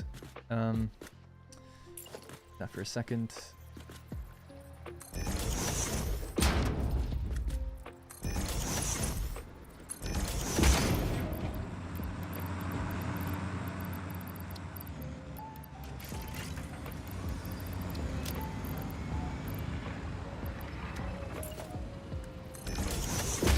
Alright, while that's doing that, whoop, I'll fix that up in a second when I come back.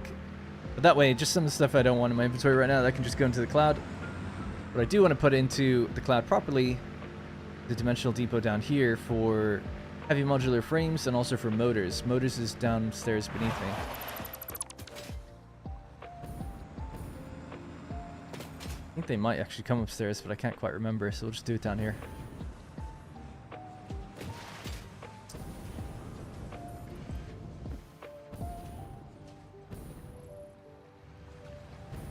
So that's the overflow of motors and rotors.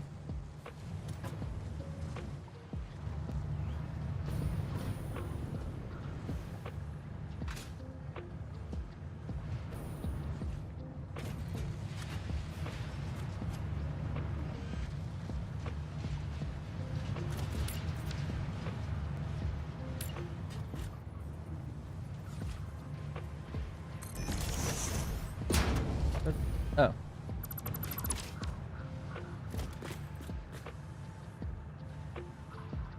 This place needs to be reconfigured, so I don't mind just building a temporary thing there.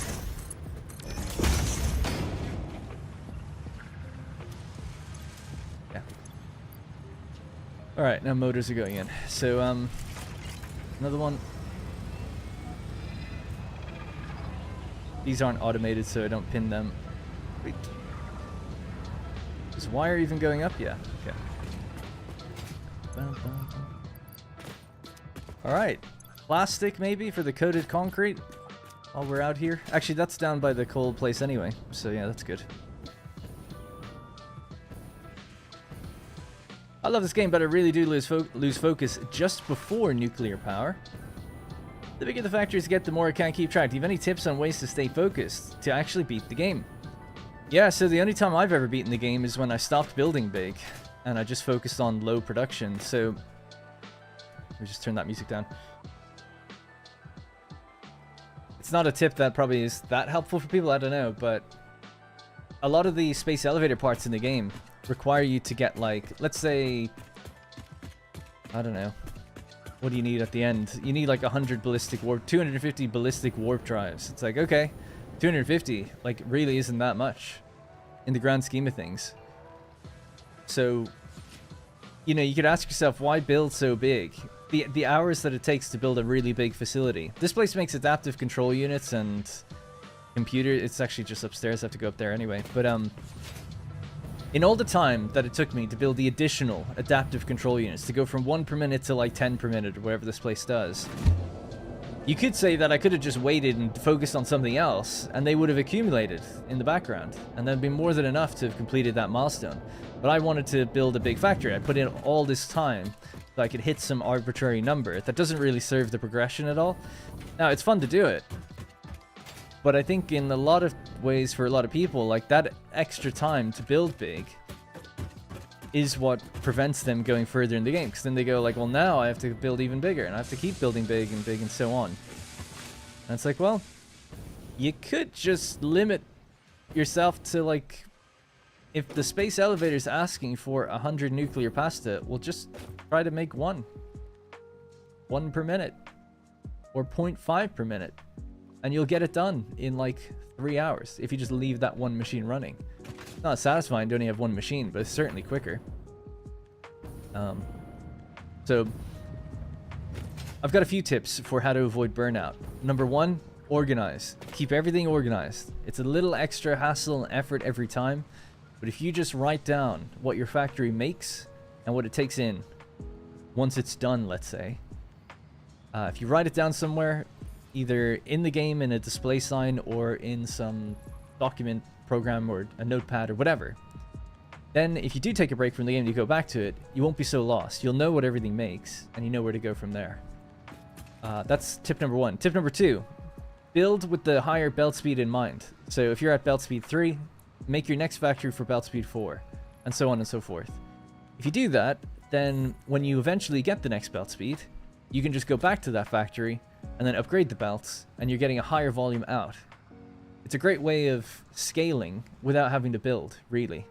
You've done all the heavy lifting and building early on. A big thing that can turn people off the game is, hey, I just spent all this time building a computer factory. It makes 10 per minute. Took everything I had.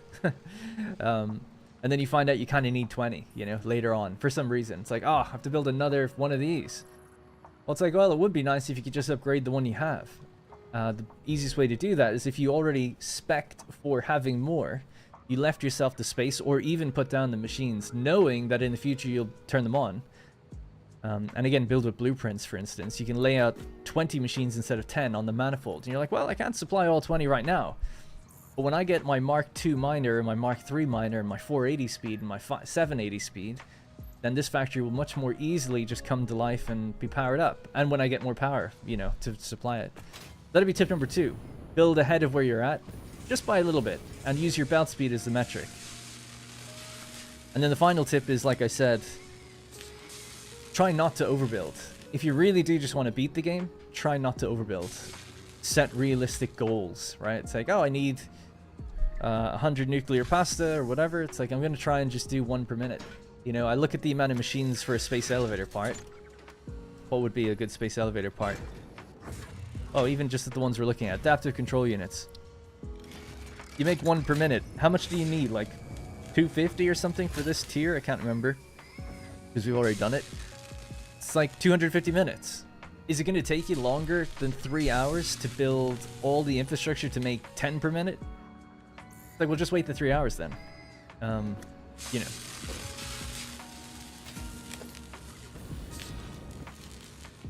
And tip number 4, don't listen to YouTubers.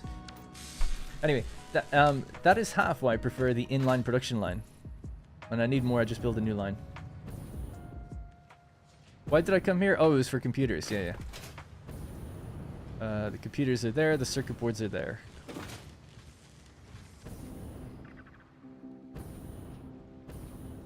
I don't know if there is any... Oh, there is surplus, according to this thing.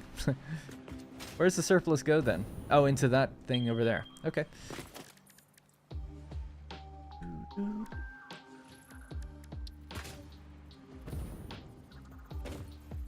know, I just realized something. I actually have a decent amount of fluctuators. We'll still do this. It's still fun. I thought, like, I wouldn't have any.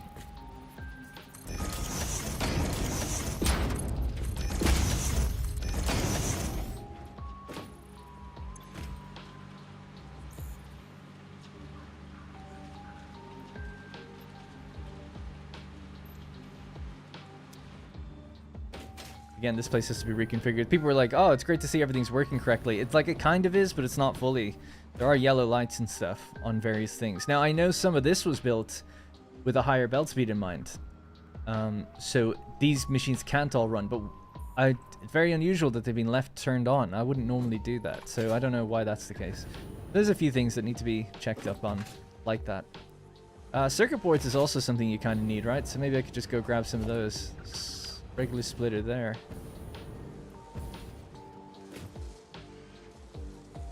Just don't want to disturb the line too permanently. Let's just go with one here again.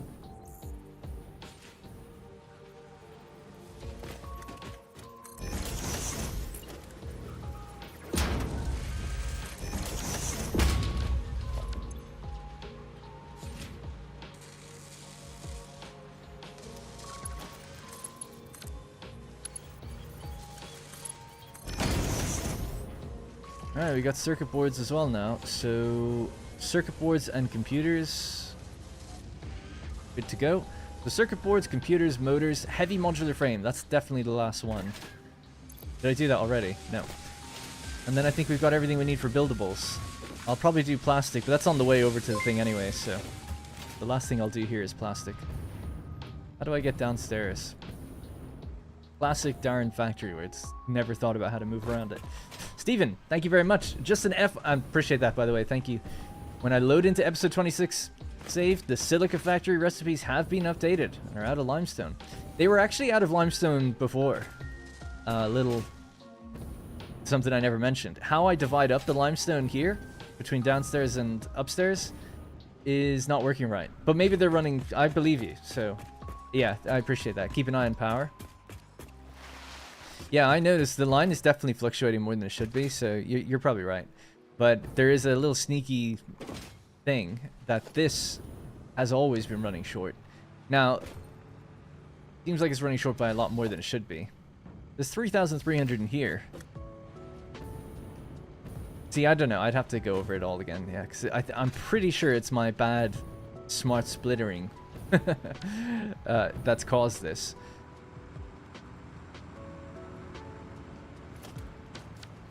Dumped in now as well. Yeah, or I don't know. You're probably right. You're the one looking at it, so you're probably right.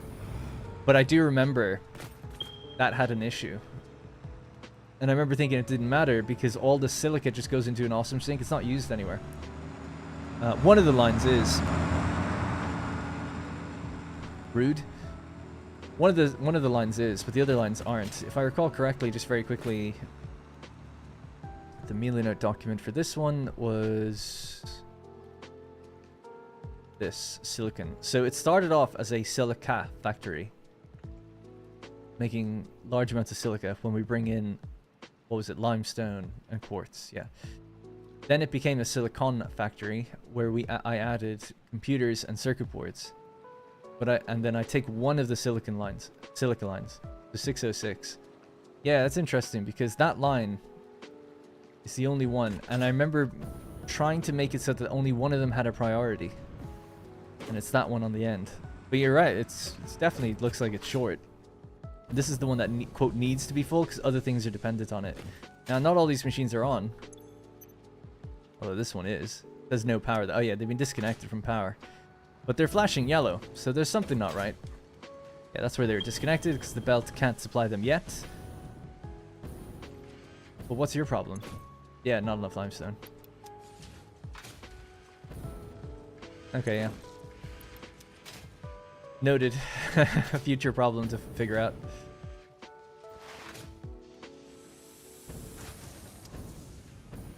Do I need high-speed connectors? What would I need that for? In case industrial beams might be a good one to have. And steel. Alright. Did I delete the Explorer? Yeah. Alright, we could just drive this way. And I was wrapping this up as well. Is that done? Yes, it is. Alright, cool. Making progress. Inching along.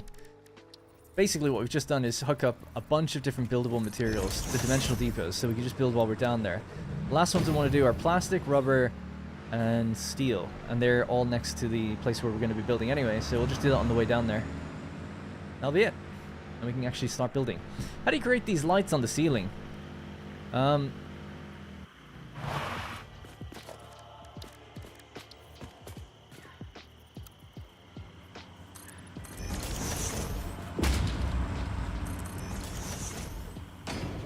Let's say I've got a ceiling like that. You get a billboard or a sign, and you look at the ceiling, and then you hold control. It flattens it against the ceiling. But I made a blueprint called Clean Ceiling Light. That is that. Set up like this.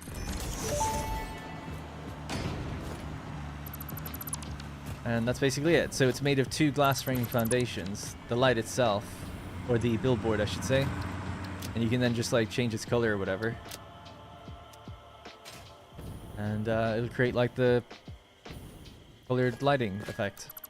That's how you do it. Those blueprints are for free, by the way. If you want, just go to whatdarrenplays.com/satisfactory and search for Clean Ceiling Light or something. Well, it'll actually take you a while to find it, but it's in the if you go to if you are on that website and you go to update 1.0 Desert Series, it's in a folder called like Universal Cosmetics. For this you must have global illumination. Yeah, you need to have global illumination turned on, otherwise the lighting doesn't really work. Also, another good tip is to I'll show you in a second. Yeah, I won't show you, I'll just verbalize it, but basically those display lights only light things if you're able to see the display sign. So let's say that I step around a corner, the light will look like it's turned off, you know? So let's say the light's shining on me, but I step around a corner, it's not shining in that area anymore. It's like it almost turns off when you're not looking at it. So if you want it to bounce off things when you're not looking directly at the light, so it's like as if the light does exist, you need to change a setting in the settings file. And the setting is this one. So you're just gonna have to take a screenshot. It's r.ao global distance field dot min mesh sdf radius 3. You can put that in your, there's an ini file. I don't know which one it is, but there's some setup configuration ini file, and if you put that line in there, it loads every time. I haven't actually ever done that, but people tell me that's what you can do to make it load every time. Oh my god, he clips through the rocks himself. That's terrible.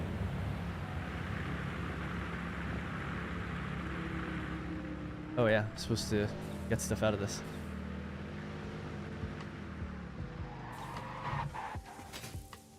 I don't think anybody uses these anymore. Steel pipe, steel beam. Alright, so downstairs everything's stored, so we'll just throw in depots onto each one. This is a good example of the area, actually, so I can show you.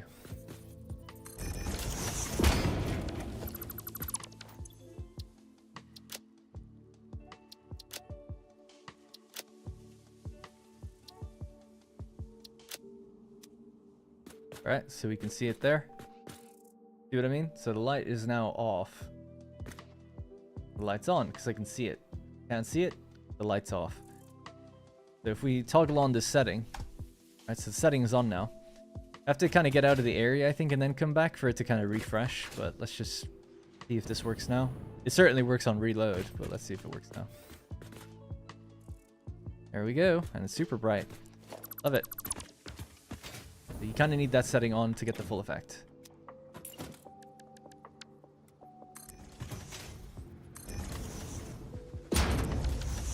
You get a depot. You get a depot.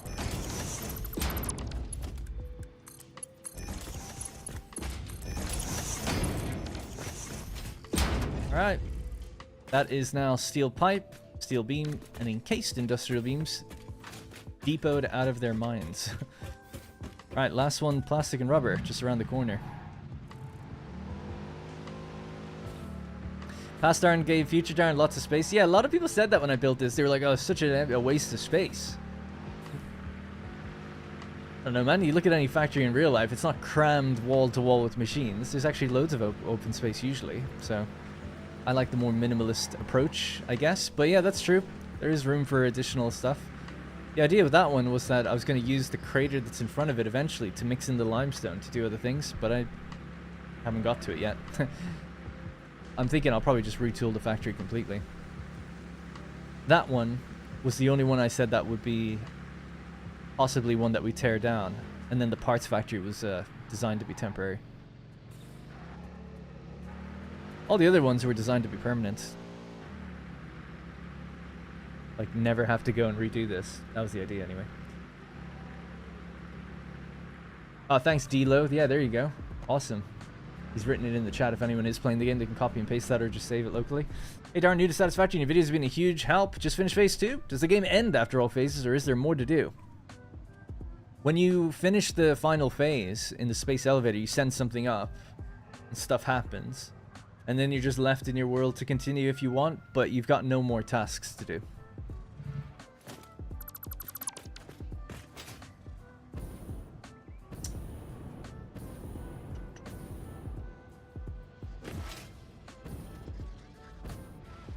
Yeah, I saw some people musing on Reddit, like how they feel there should be something after, like it's fine to leave your game on, let you continue, but they kind of almost wanted like some arbitrary, like super high tier goals. And I think Coffee Stain said like, well, they didn't want people feeling like just because they'd beaten, quote, the story, like you didn't want some insane insurmountable task. So that's interesting. It's like, yeah, I can see both arguments, I guess. You don't want to make it feel like what you did didn't matter, because now you have to do something that you're never going to do, probably. But also at the same time, you don't want the game to just end in some ways with nothing left to do. It's like, well, why not try to provide some way of continuing it? Ultimately, you just have to self-motivate if you want to continue the game, I guess.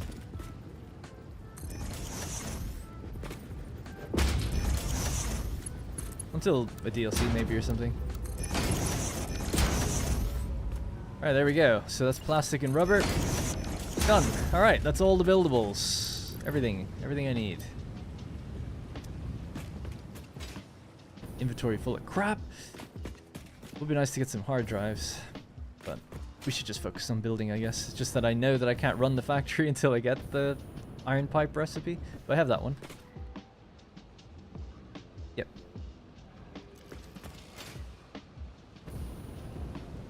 Yeah, the golden nut would be a goal, right? So I finished my world, and then I bought every statue. I could have bought the golden nut for 1,000 tickets, but I set myself the limit of, no, I should buy the other statues first. And then I was like 350 tickets short. So it's like, well, what's the goal now in that world? It's to basically either leave it running for like 100 hours, or go out and find summer sloops and boost production and maybe make a few additional components to try and feed the awesome sink. Right, so Dimensional Depot work is done. We now have to do the road network. So I might make a container just temporarily to drop some stuff out of my inventory because it's quite cluttered. Get to this later when I get the uploader up and running. Oh yeah, I didn't do heavy modular frame. Ah, it'll probably be okay.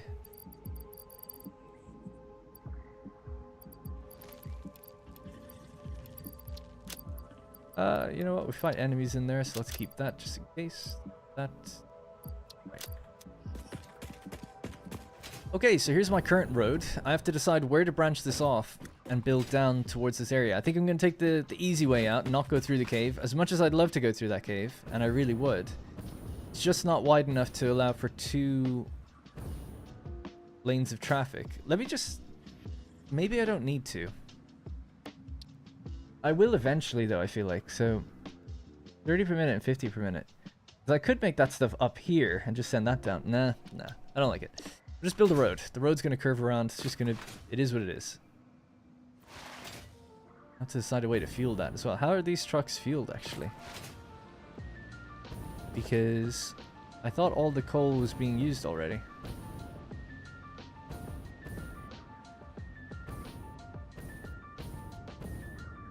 They don't have fuel in them.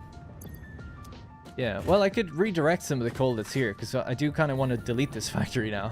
It's not really that needed. We could shut down one of the coal lines and take some of that for fuel for the trucks. But I think here is the natural place that you turn that way.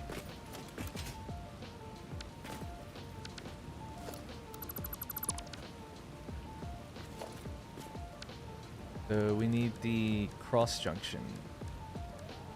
No, we need a T-junction.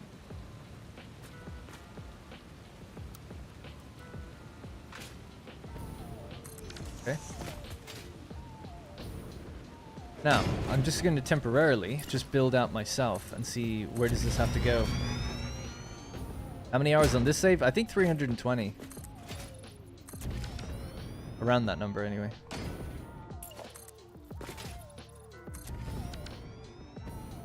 I'm just trying to get alignment correct. So this would be 4 across, basically.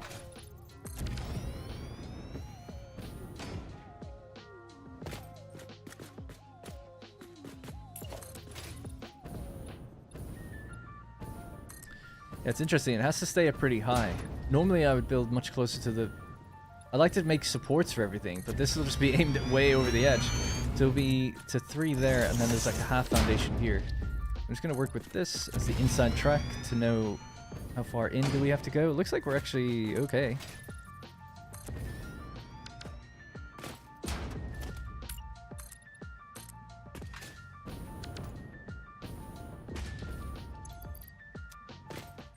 There's a half foundation on this side. I think I've done that right.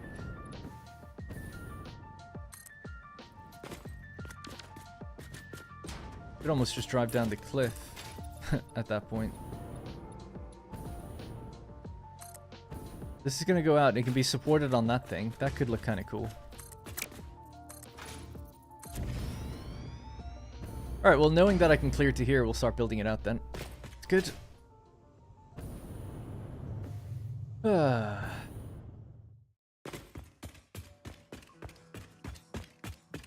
Build another factory to feed the sink?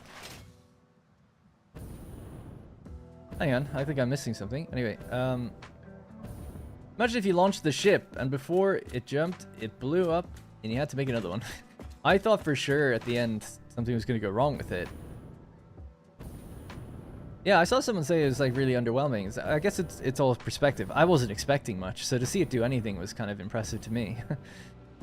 But, you know, I saw some people on Reddit saying again But they expected a lot more from 1.0 and the ending and the story with the aliens and stuff. So yeah, I just these it's like a indie slash barely double A kind of game. I just wouldn't expect that kind of thing from it personally. So.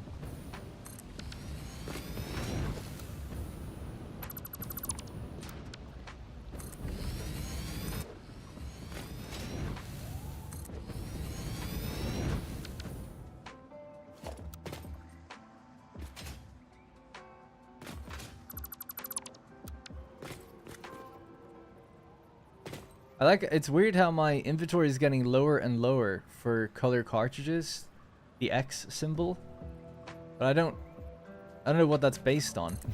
You know, where's that number coming from, and why do I have less and less? It takes 12 each time, 5,400, boom, but it's using 300 every time I click it, so I don't know what's happening there. Now we're low on concrete. Wait for that to fill one last time. End of the game. I expected something a lot more sinister, to be honest. So did I, just because of how they were kind of alluding to that, but yeah, I don't really expect much story at all, to be honest. I'll have to maybe make a run, get more concrete, because there's a lot of road to go. I could resave this blueprint out without the X symbol on it too, maybe.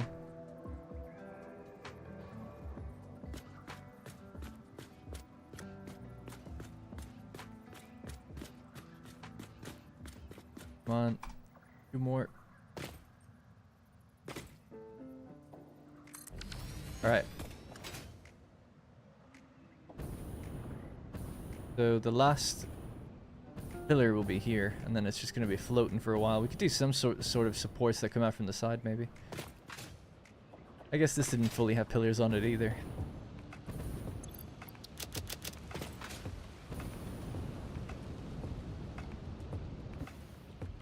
Yeah, might just zipline back and get some just load up with concrete. Long way to go, but at least it'll keep us busy. Subnautica is different though. Well, I guess in some ways it is and it isn't. Like, I don't know why, I just felt like the alien presence on that world is the entire story. Like, your ship is brought down by aliens. So it's like, yeah, and there's like marine life and stuff. It's all about like the exploration of like what's going on in that world. This is a factory building game, you know? That's at least how I look at it. That Subnautica is like an exploration game with building elements. So you need the payoff in terms of story, or at least some more intrigue. Whereas in a game like this, it's like, well, it could really be set anywhere. There could be no aliens at all, you know? They chose to add that in, and then they kind of didn't deliver on it a little bit. So I totally see the argument, but I never expected them to do much with it. So I guess I'm just like, whatever.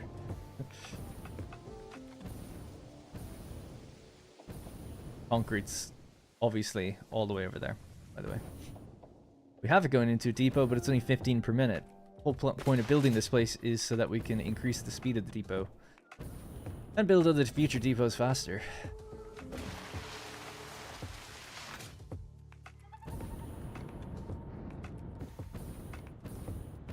If you change your perspective, that Ada is the main character and you're not, the game changes perspective real quick.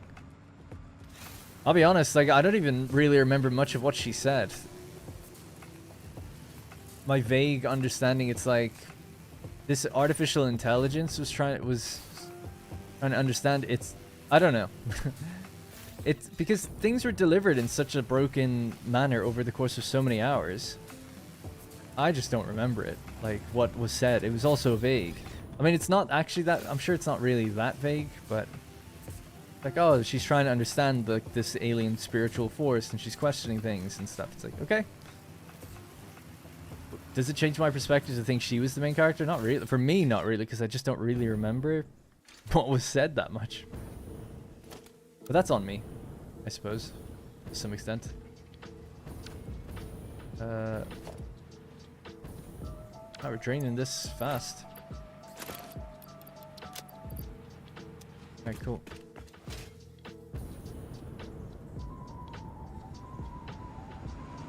Pretty sure you just ziplined past 2 trucks, made it. Yeah, I know, right? They're fine. They'll have a little baby tractor and we'll use that later. to stop off at the iron factory, pick up some rods, delete some of the quartz that's in my inventory and things I don't need, and then continue.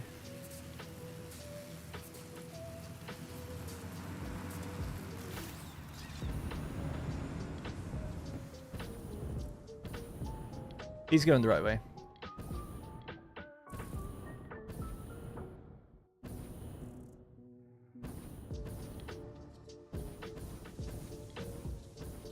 That's why there's so many trucks. They're breeding. They're multiplying. Oh, no little entrance there. Come on, Darren. That would have been good.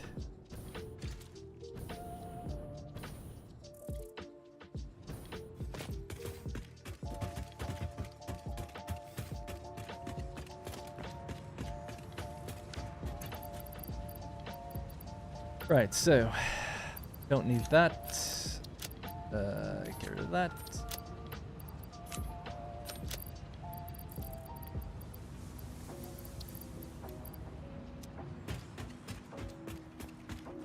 Alright, let's go back.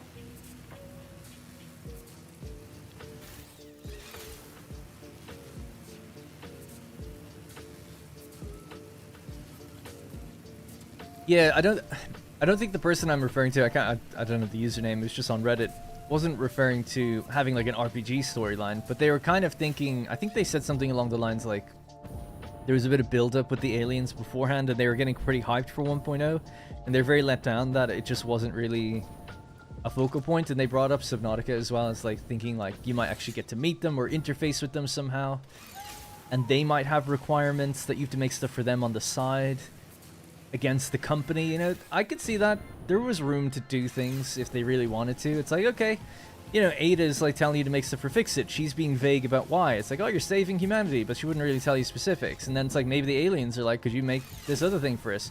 Use Sam or to make something else. And how does that culminate? I don't know. But, you know, maybe there could have been something there. It's like a separate tree. It's like, okay, you're sending stuff off to Fix-It, but they have their own terminal built into some underground cave somewhere that you can like access and talk to them and get some unique technologies from them. It's like, sure. You know, I wouldn't be against that. So I can see where they're coming from. I don't fully agree with it because I just didn't expect it, but I can see where they're coming from. I just think it's like, well, who set that expectation? Like, why do you have that expectation, really? They just do. So, is it Coffee Stain's fault? I don't know. Game has done well, but it hasn't done like that well. They're a pretty small team. I don't know. Have to great challenge accepted.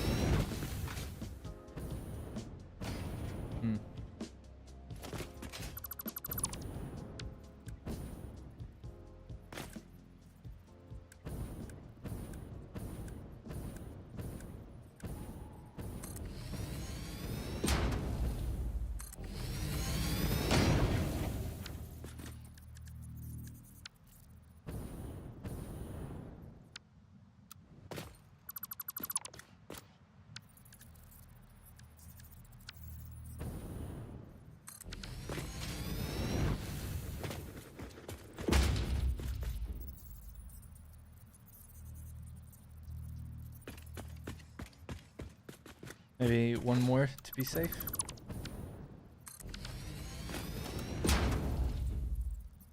Reddit has told me everything I need to know about your mom.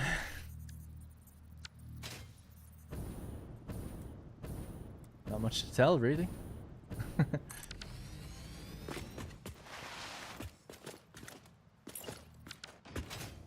Alright, cool. Now we just build in a straight line from here. Hope that doesn't clip through. If it does, we just delete it and rebuild it, I guess, but still.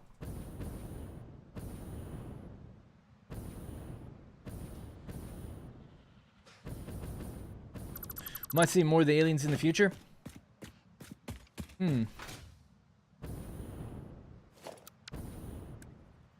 Yeah, I gotta be honest, I don't mind. At this point, Yeah, I don't know. I still like the idea of doing some sort of fix-it contract. It's like some other company like wants you to do stuff on the planet, and it's using, they want like some other part of the planet's resource, like I said, underwater, that kind of thing. I don't know. Be interesting to see if they do a different map. That'd be awesome, but I really doubt they'll do that. They seem to make a big fuss about how long it took to make one map, so it'd be very surprising.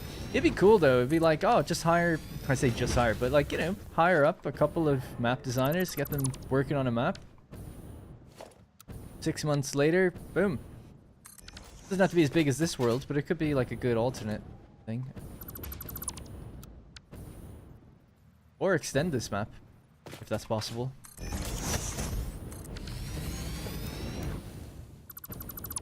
Have like a volcanic biome or something, you know? Snow biome.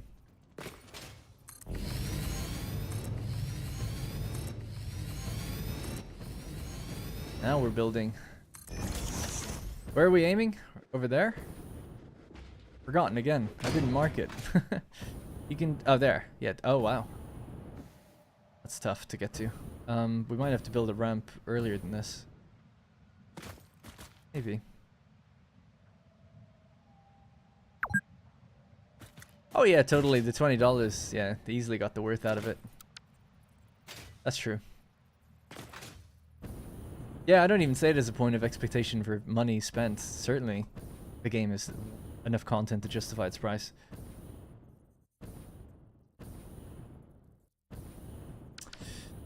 Right. It's gonna be a bit weird.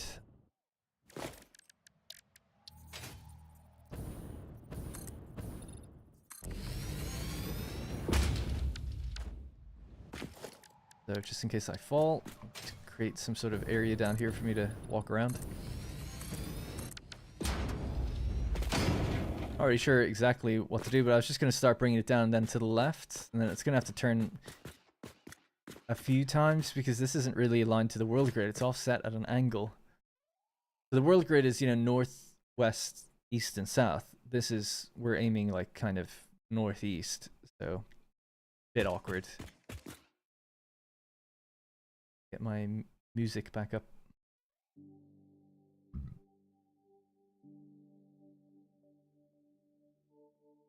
We're going to deeply regret the move away from independent forums to Reddit in a few years.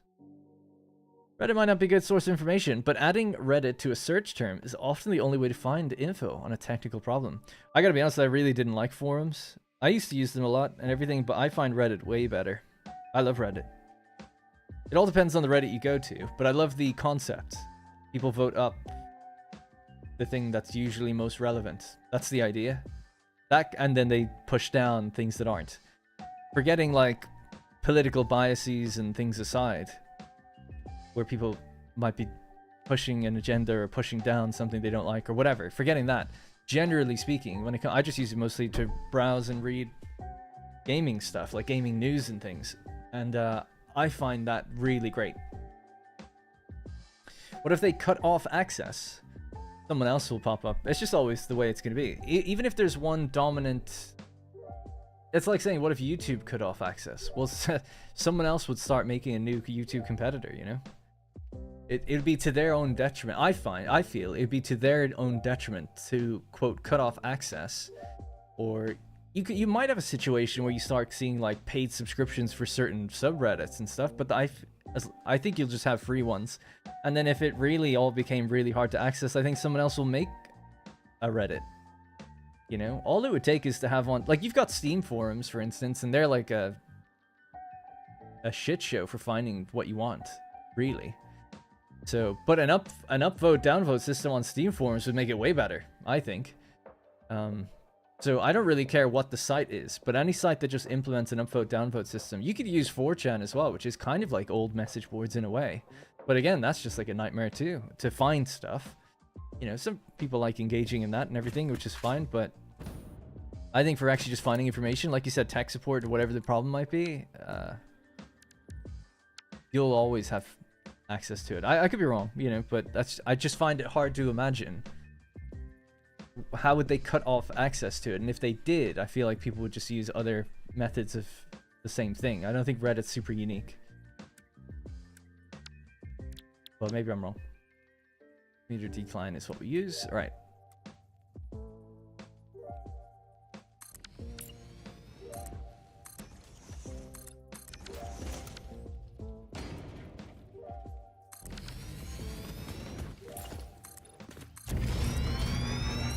Just one man's opinion, anyway. 4chan is a risk not worth taking. Yes, I know some people who use 4chan and really like it. I don't like it. It's like, okay, cool. People use like the N-word. Great. Like, I'm over it, you know? I was over that in the late 90s in terms of like the shock value or the joke value of it. Same with a bunch of other words. It's like, cool. Like, it's just hard to find like conversation where it isn't. When people are like that anonymous, I just feel like you don't get anything truthful out. Some people would argue the complete opposite, but I think it's just people like trolling to the nth degree. And that's cool that it has a place. I wouldn't be like, shut it down, but I just can't rely on it for anything. And I would feel that in some ways similar with Reddit as well. You don't know. I'm not saying like any one is like the golden thing to look at and like take all your information from. Certainly I'd rely on that Reddit more than I would on a 4chan to get reliable info. But each to their own. I don't really read the internet that much, to be honest. Kind of stopped reading it, I'd say around mid 2016. Because around that time I just felt that what I was reading online wasn't a reflection of what I was seeing in the real world.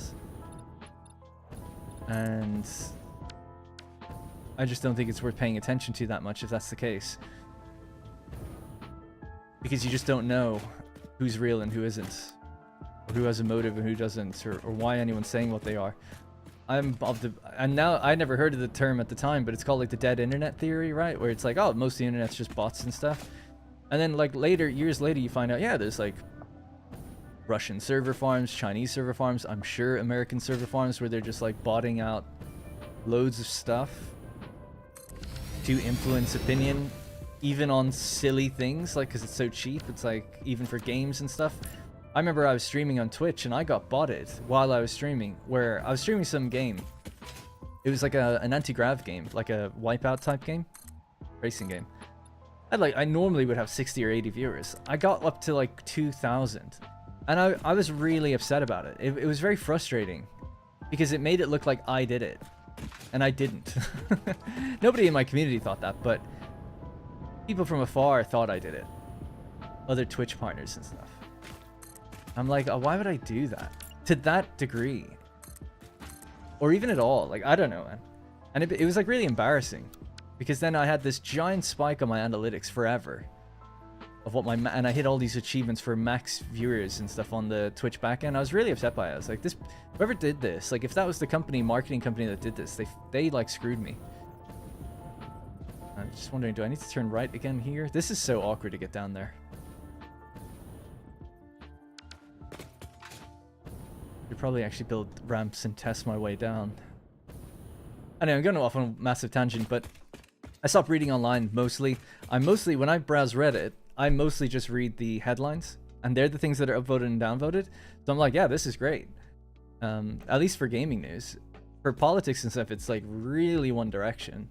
So it's like kind of interesting, but not like, I wouldn't use it as like all my info.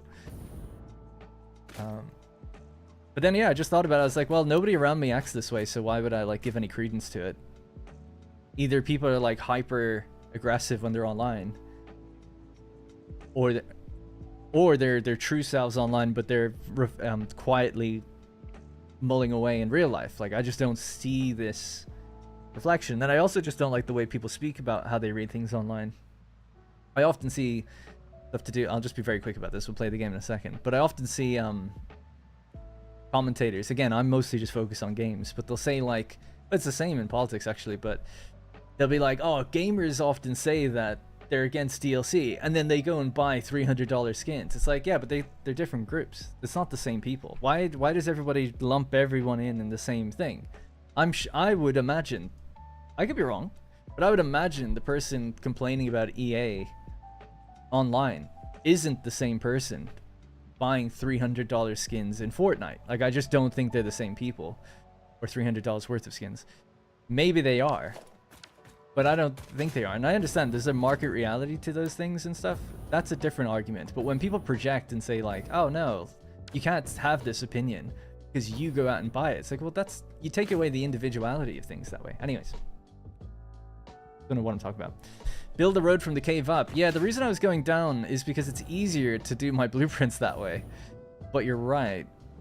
I was just thinking of that, where I was going to just build a standard ramp and see, like, how could I even get down there? It would have to start down here and go out that way. And then curl up and see where we can get to. So, yeah, I guess we'll just have to start doing that. Figure out where the foundations can line up down here. On the world grid. It's going to be, yeah, at an angle. Probably want to start about there.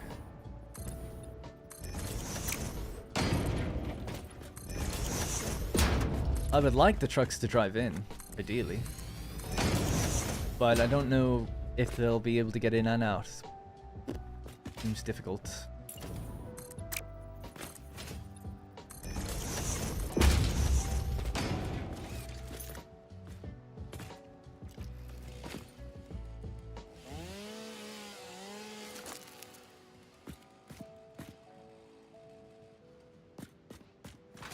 If I add your blueprints, how to create automatically, how to I create automatically also the groupings and area to be placed. Right now they're put all in undefined. You just have to do that yourself.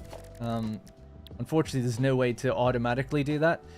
So you go to blueprints, you click edit, and then you can make categories. So you can kind of pick and choose my blueprints and make your own categories, or you can try to copy the ones I have. So in my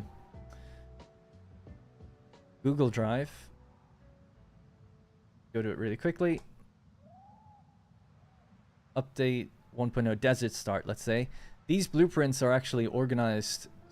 Posted here. Oh my god. These blueprints are organized the way I would have them organized in game. So you're kind of encouraged to go like, okay, undefined, right? There's nothing in there in my undefined folder. Road infrastructure. So you go to road infrastructure, and then this is a different save file, by the way, but in the desert series, you know, I have number 1, number 2, number 3. So it says like number 1 is the narrow road category, 2 narrow road additions, etc.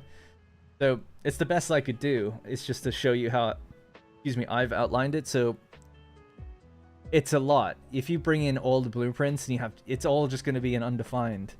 So you just have to organize them all. There's nothing I can do about it. I wish there was. Make life easier. It would make life easier in giving out the blueprints, because people often get confused with that too.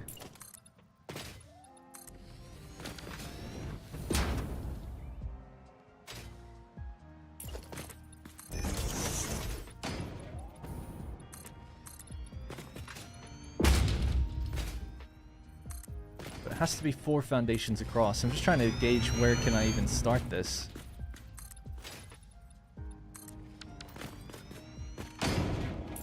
So the ramp could end there. As long as it ended there, that'd be okay.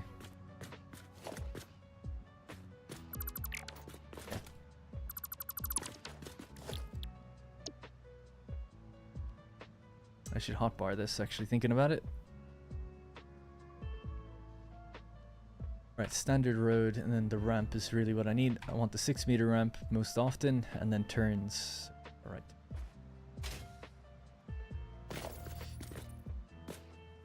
The pain in the butt to build this. What's your problem? Not enough concrete. Jeez.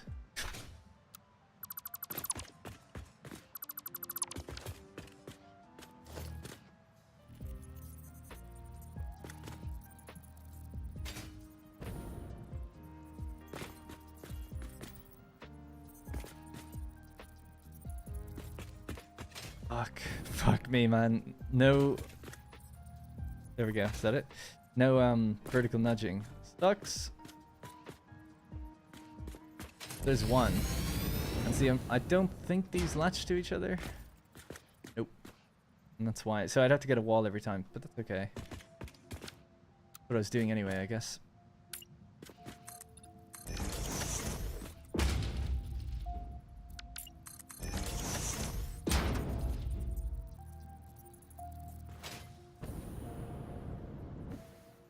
Needs to curl to the right and then to the left and then it can get out.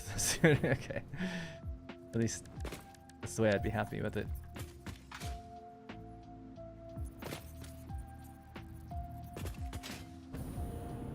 Actually, this will just blueprint on, won't it? Nope, nope.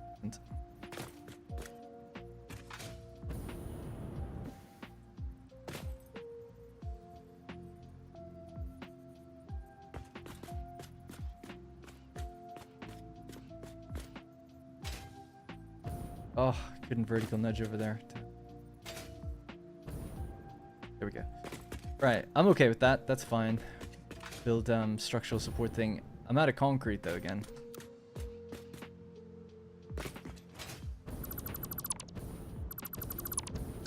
What am I doing? I'm building a road that gets me from this cave out to my coal factory.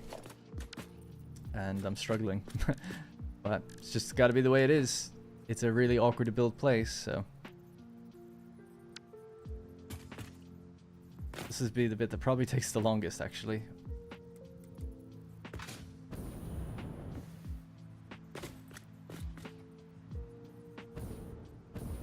Alright, that's okay. That way, and then we have to go back up again.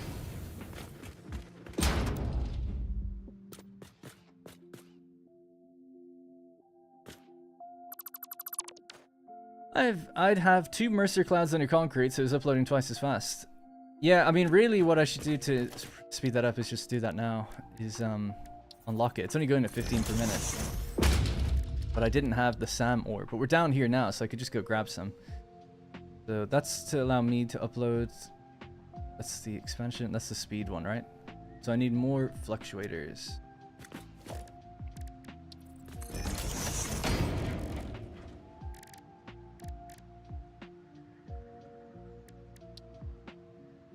And I need reanimated SAM. Right, let's just go in, we'll grab some SAM. I can make it reanimated, we could turn it into fluctuators, and then that'll boost our speed.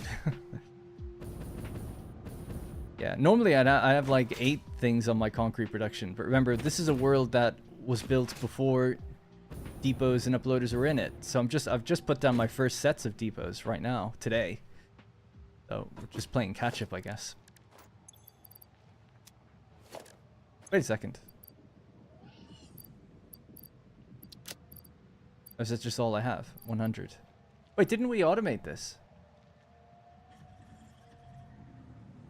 No, I'm getting confused. I thought I automated reanimated SAM. Am I thinking of a different world? Didn't I? Under the arch. I thought I ran down there and I built something. I'm struggling to remember that, but I'm pretty sure in this world last stream I went down there and I hooked up reanimated SAM, but I probably just didn't have a uploader. I didn't have a dimensional depot thing, I think. So I have 100. How much do I need?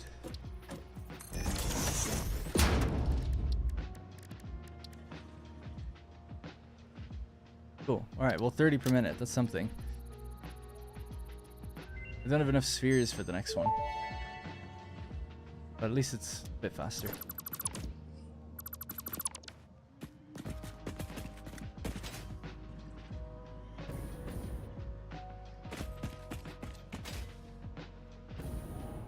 Yeah, I had a temp setup under there.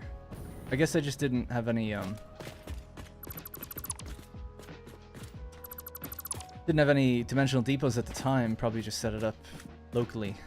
And that's probably why I ended the stream. I think, well, it was coming to the end anyway, but I remember saying, like, I had to go around finding spheres. That's what I did.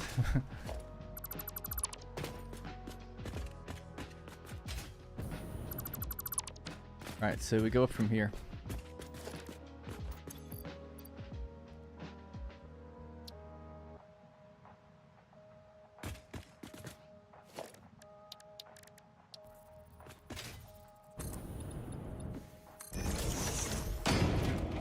We should have enough components now. I built it too high, so it's just about getting this up to the correct height now.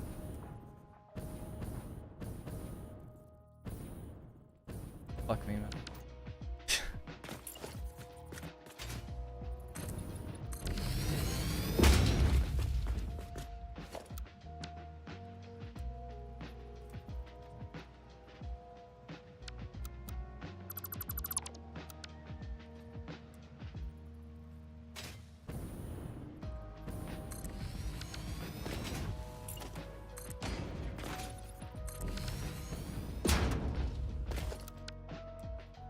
Such a shame it just doesn't snap on so quick if it did.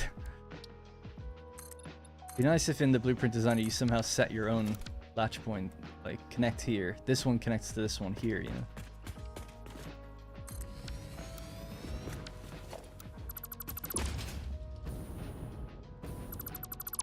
Go up one more, I think. Get rid of this now.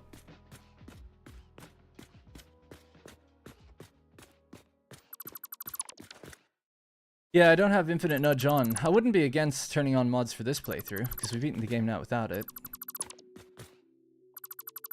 And I use it when I'm testing stuff anyway.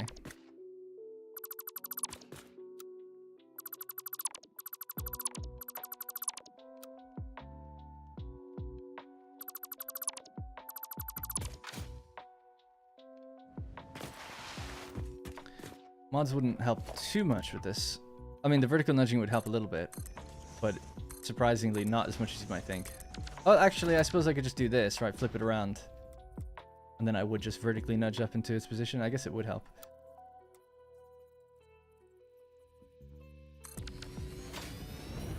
Alright, so now we turn.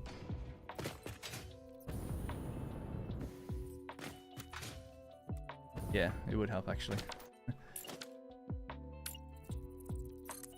Vertical nudging is worth it? Alright, we can load up that mod. I got nothing to prove anymore. I did it legit once. Get rid of those walls. Alright, let's just save it. Turn on that mod then.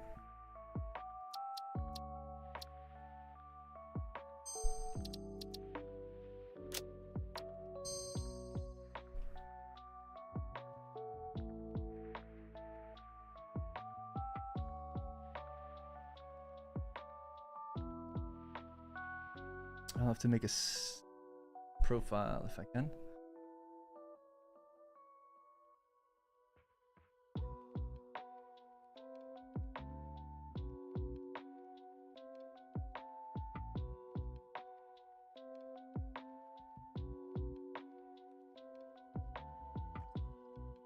Do I just have to add mod? I guess I just have to add mods to this separately. Like they're in my other profile. Default. Oh, you can just disable it. I'd rather just be able to flick in. I guess all I'm looking for is Sky UI and Infinite Nudge. Got it. And what was the other one I had there? Infinite Zoop. Let's just do Infinite Nudge. Infinite Nudge and Sky UI for now.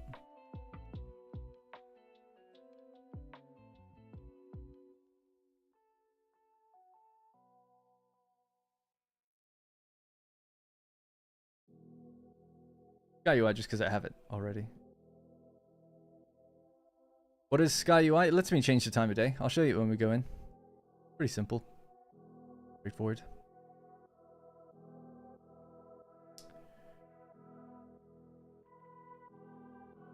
Where'd the other one go? Oh, that's where. Right, good. Both are ready to go.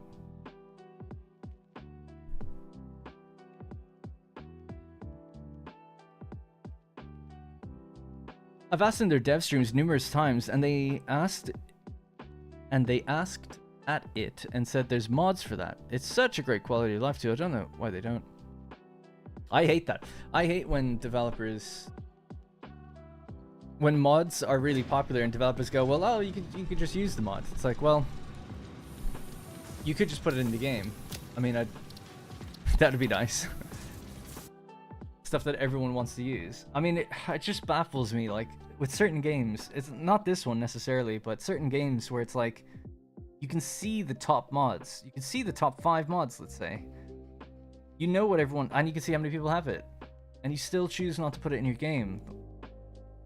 I know there's also sometimes an argument from developers I worked at Creative Assembly for a few years, and I was so happy when the producer, Sam Millen, shout out, said, just in the lead up to Warhammer 2, the game was delayed for 2 months for some reason, I can't remember what it was. And they were like, oh, we've got some extra time now with that delay.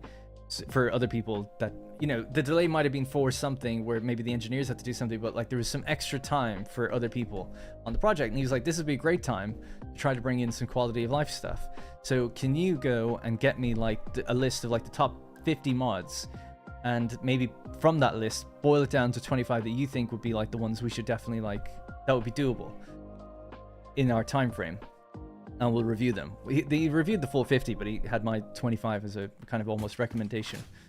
And they added like at least 12 or 13 of them. And I was like, this is sweet. This is brilliant. In the time they had, I was like, so good. You've either added them directly, or they were looking for like, what are they trying to solve? Like, what's the problem that this mod is trying to solve? You know.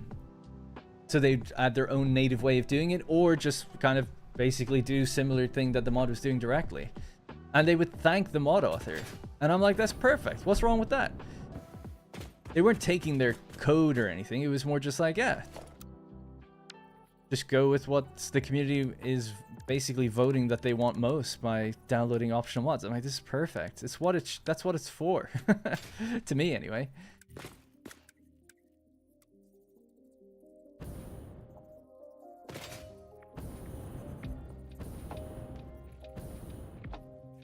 Okay.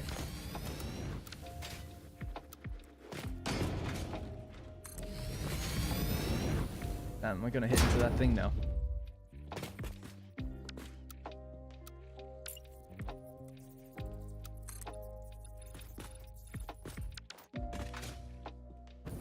Let me go out wider.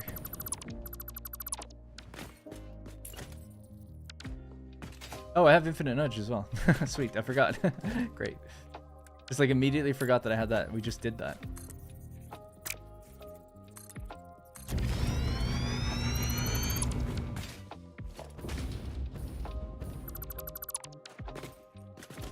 Alright, let's try this now. So you go there.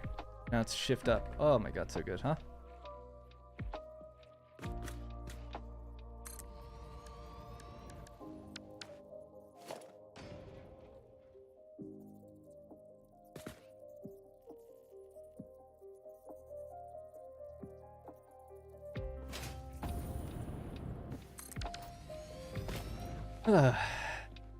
Oh yeah, sorry. Thanks. And the chat thing wasn't hooked up actually yet either. Every stream I have to make a new chat window. Not make a new one, but put in a new URL for it, I guess. So now I can do it from, yeah, from the bottom is okay there. It's only when you get to this bit it messes up. So now we can go 1, 2. Oh. Hang on, messed that up. I have to get faster at it. So 1, 2, 3, 4, 5, 6. That's 6. Must be 1 for each meter. Good. 1, 2, 3, 4, 5, 6. Alright. Out of concrete. That's alright. We'll just grab it from this road now. Hell of a drive down. Could level out here for a bit. I don't like having straight ramps for like a really long time. I just think it I was gonna say it looks weird. I mean, this kind of does look weird, but it is what it is. We're in a weird place. 1, 2, 3, 4, 5, 6. Now we can start going up again.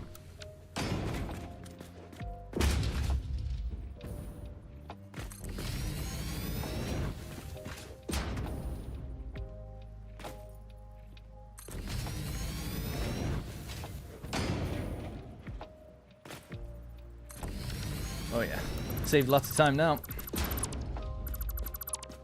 How many is that? That's 1, 2, 3. Well, we'll probably just try to clear this thing, right? I guess that could be used as an anchor.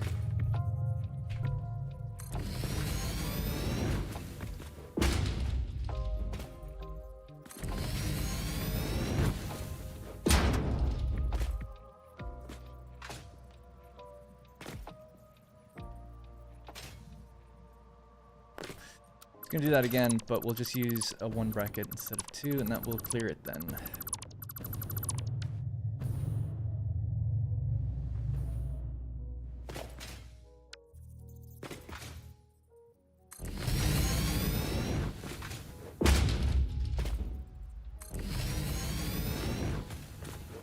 Sorry, went off in a bit of a rant again. In a ranty mood, I guess, today. I just think, like, there's such a repository of mods and stuff, and I don't think the community would be upset if you used it. You have to, like, give the credit to the modders. I mean, if I was a developer on my own project, I'd be like, we'll just pay them. We'll pay them. Because it'll still be cheaper. Imagine you pay someone a couple thousand a month as your program or whatever. It's like, okay, we'll pay like $3 for this mod then. What's the big deal? It's like we're contracting out work. Perfect. Crowdsourcing like the work. And then it's like, we own the rights to it. We're going to develop it. It's ours from now on. That's it. But I would bet a modder would be more than happy to do that. Or to receive that kind of payment. And a bit of credit from the studio.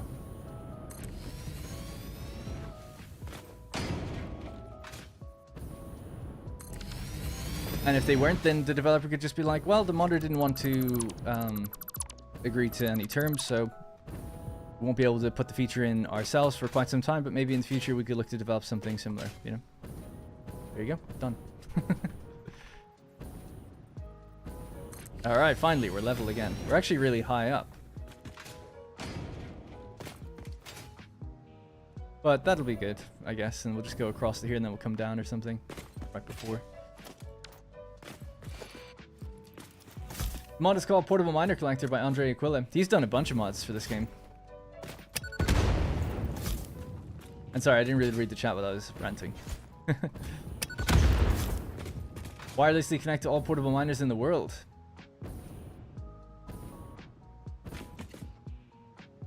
Why would you want to do that? Messing around with some of the mods for the game. I found you gotta be careful. You should do a run where you don't use miners, only portable. I'm not gonna ever do that. And then, yeah, there's a mod that allows you to wirelessly connect to all portable miners. I just don't see the point in that. But, you know, I'm not bashing it for anyone else. It's just for me, I'm like, I don't want to do that at all.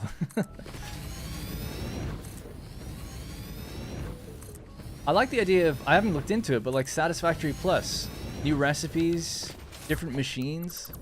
That's the kind of thing I'd be into. Not just like challenge runs or something, but like actual new mechanics. I'm a very mechanically driven gamer.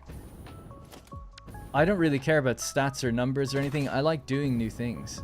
I don't know why. It's just the way I am. Ooh, I'm almost out of biofuel.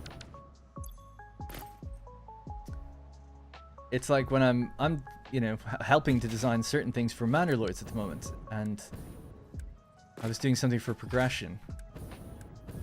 The dev tree, for anyone that knows it. Now, they're not going with my idea, and it's fine. I won't really talk about it too much. But, one of the things I presented was like, oh, here's how, like, there'll be different categories, and you progress through these categories. And I'm like, I don't know what's going to be in the categories. We'll figure that out later. We have historians that are helping us, like, work out historical things. And we're going to redo a bunch of these categories. At least that's the current thinking. And, I was like, you know, as an example, you'd have X, Y, and Z, or something else. And they were like, yeah, cool. You got it. But the historians are really interesting, and some of the testers, they were like, yeah, but what's going to be populated by it? And I was like, that doesn't matter. It's how you progress. Just forget what it could be anything. It doesn't matter. And it seemed like, I don't know why I was the only one in the room thinking that way. Not that I'm right. Certainly not, in most cases. But it was interesting to see people were like, no, we need like the hard numbers now to know the vision. I'm like, I wouldn't have thought that. I would have thought you just want to know how does a player progress rather than what specifically do they get. But for some reason, they're very hung up on that. So anyway, it is what it is. I really liked my idea for it too. And I've got to say, it's the first time I've been really like bummed that the historians actually really liked my idea, but Greg, the lead designer and developer of the game, not very happy with it. Damn, man. Damn. Anyway, it is what it is. Yeah, I mean, it's totally valid, right? People look at things differently. Greg didn't have a problem with... He understood, like, he didn't mind it not being populated yet, but he didn't like the structure. Later, when enough time has been removed from it, I'll talk about what the idea was, because I actually think it was quite unique.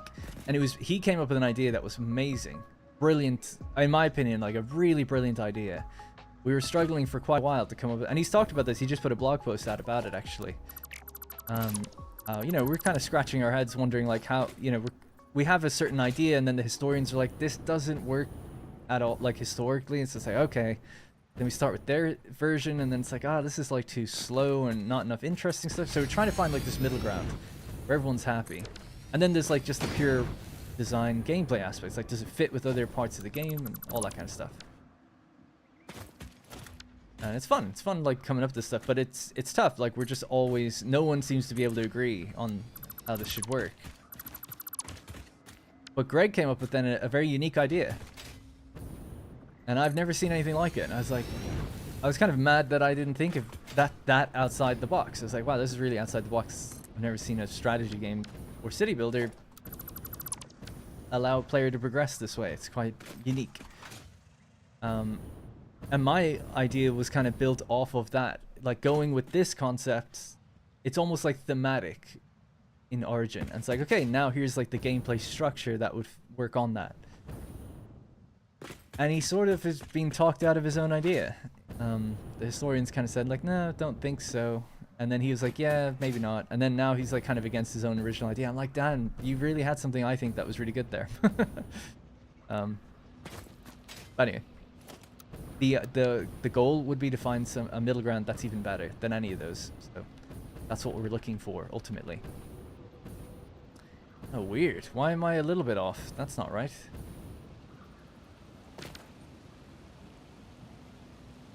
Uh-oh. Everything was built with these ramps, so why would that be the case?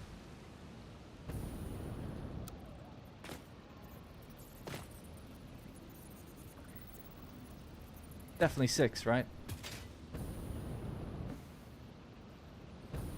Oh no, that is correct. Oh no, it's not. It is. Damn. Oh, I have to find this. This is gonna drive me mad. Yeah, I was talking about Manor Lords just a little bit. Maybe more than I should be. But anyway. You're being too vague and I don't know what you're talking about. I'm feeling left out. Sorry. I'm working as a designer on Manor Lords.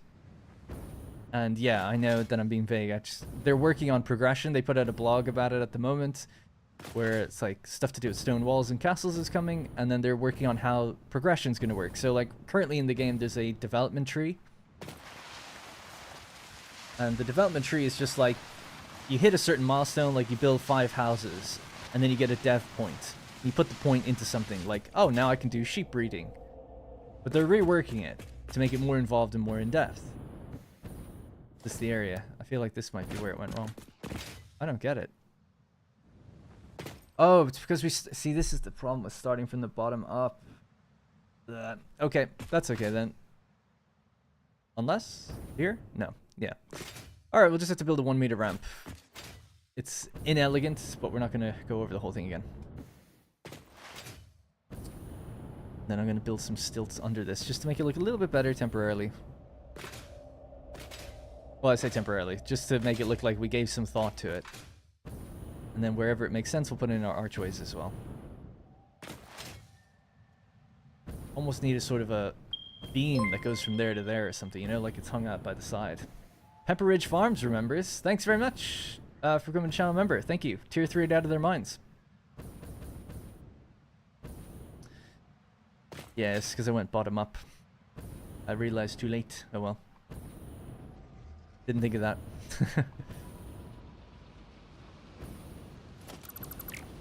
What I was going to do was just cut this and then have this be a straight ramp down, but now it won't work. It won't all line up perfectly. See, if I was doing that and making a video, I'd be like, gotta redo the whole thing. And that's sometimes why videos take a bit too long. Alright, well let's just connect this over. I'm just wondering, should the ramp... I think I could still maybe do that a little bit.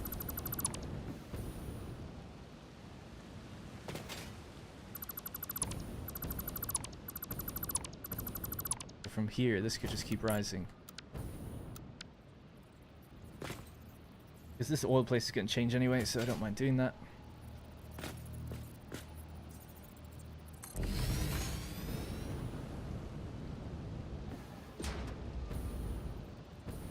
Oh my god, it just fits. Why does it just fit? It fits in normal mode. Okay. Oh, because the thing is here. Oh no? I don't know.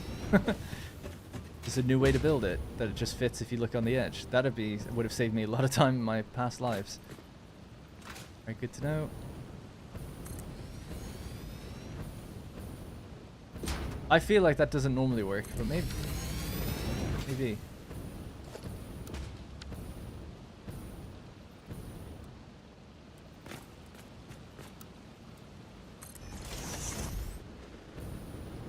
You're the right height. You're just a bit too fat. Okay.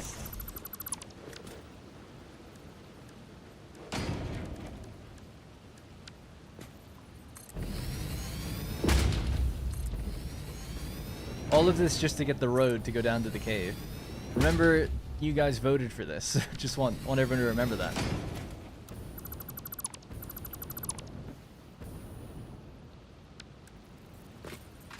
Okay, so you're gonna be like a E junction now.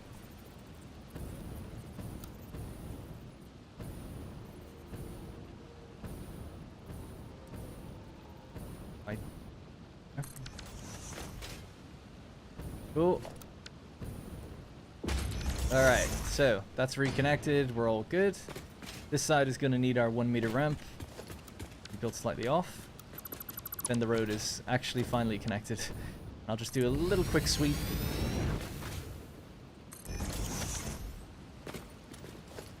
Of adding in the smaller things.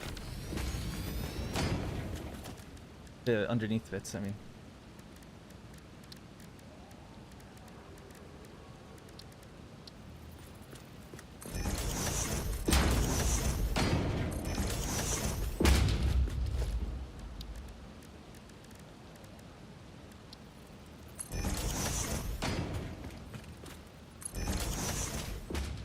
That matches what we've got there. Alright, there you go.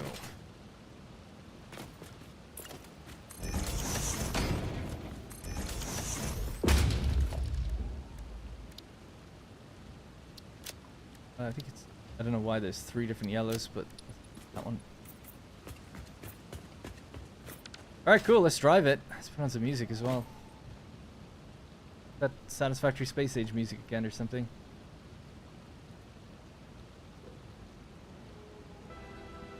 There's an 8-hour soundtrack. Disc 1 is 2 hours. Disc 2 is 8. Let's do disc 1. I think the other one is probably like a lot of ambient randomness.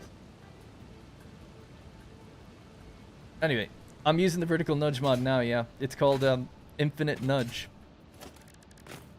Excuse me. 2 hours, 40 minutes into the stream, we've built some dimensional depots and a road. Let's go. The white X is for... this game was built using Update 8, and there used to be color cartridges to put down patterns. There's no more color cartridges. Yeah, well, we voted to either go and build in this cave via a road, or to go over and use a different sand moor. Ultimately, this is what we got now. Got a big road that leads down. I'll just clear up that final bit of... whatever that is, it's concrete sticking out.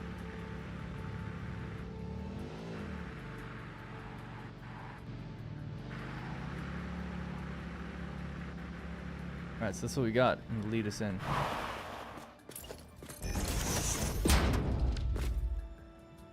I go with 2 meters. It's up to that point.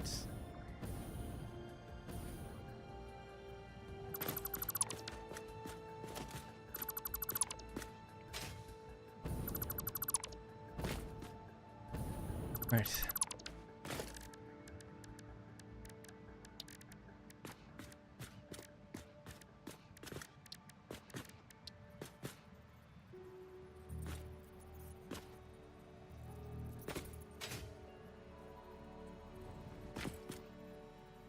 I'm not pressing anything. It won't just snap to the front of this thing. Why not? What's going on?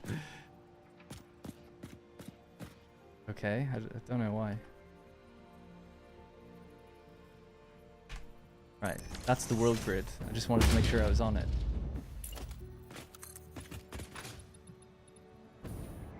clean this up a little bit later, but let's just try to get us at least inside the place. That would be good.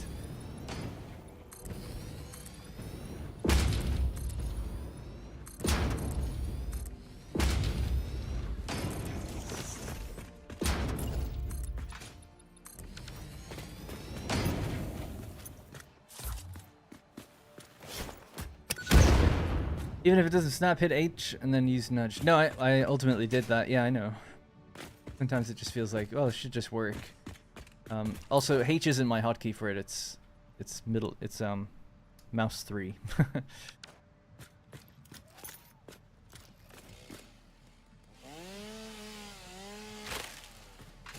right.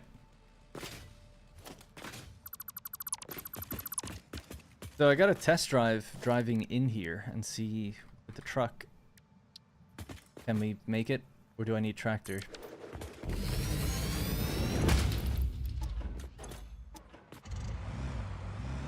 What's the difference between building road ramps up instead of down?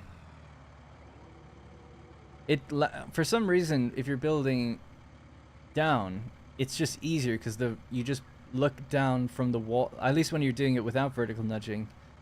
Without vertical nudging, it's just easier because you can build a wall straight down and then latch to it. Building the wall up and latching to it, you often have to rotate the buildable. Hard to explain, but if you just go into the game and load that blueprint, you'll know what I mean. It's definitely easier going down than it is going up. I don't know why. It just is.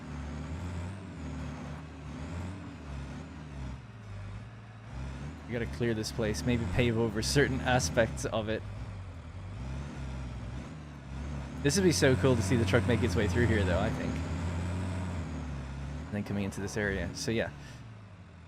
That'll work. Just about.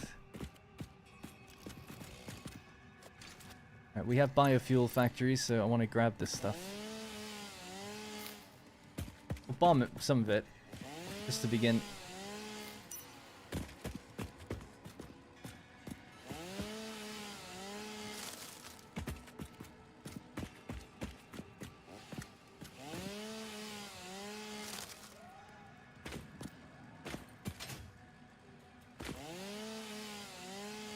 Cheater, mouse 3. That makes me a cheater. Or having buttons on my mouse. I only have 2 extra buttons.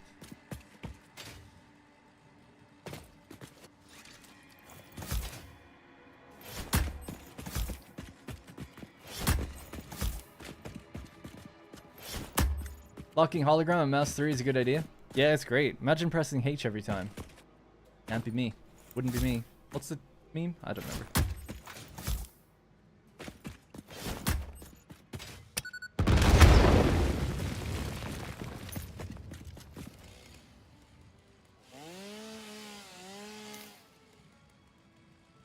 But not the cause of the road.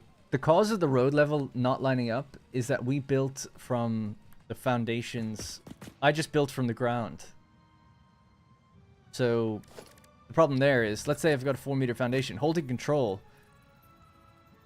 I don't know which meter. It's meter increments, but everything in my world is built in 2-meter increments. Like all the roads are 2-meter ramps, for instance. We were 1 meter off because instead of building, I built here, but I should have built there. And that's the reason. So building from the ground up means that you might not align to the wherever you are in the space, because you might be 1 meter off.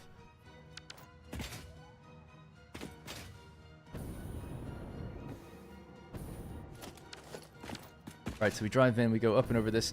There's a bit of a hill here, so I'll use this area as custom foundation area, and we can use vertical nudging or whatever to line up where we want. This mod is really interesting because what you can actually do as well is when you lock something in place, you can make it bigger. And you can do that with machines. Very weird. This is one of the reasons I kind of like, I don't know about using this mod, because it's not that I would ever do that, but doing that would throw things off like dramatically, you know? If you care about trying to keep on the grid and stuff. But now at least we could just lock in place and line up and create our own little ramps and things. Should be alright.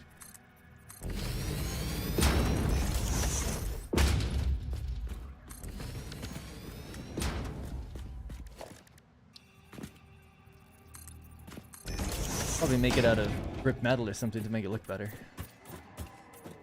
Make it look like we...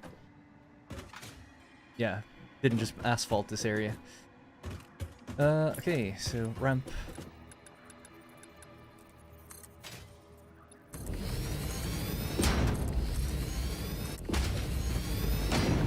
I'd say we could continue across here.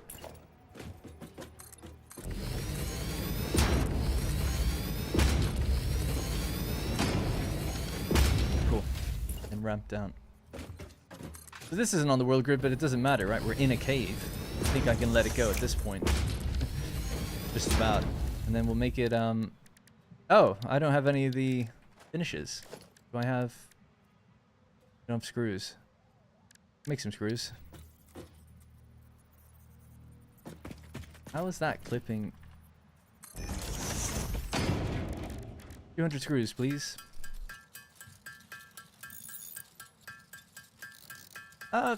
Trucks can slow down a little bit with a 4-meter ramp if they're going slow. If they're going fast, they'll be okay. I think it'll be fine though, either way. As long as I can drive it, the truck will do it. Hubby also found out that if you have the infinite nudge mod, you can put a miner on a node and then nudge the miner infinitely away from the node. And it would function. Oh, that's cool. Yeah, I wouldn't do it too far, but it'd be nice just to align it with the foundation. That'd be great.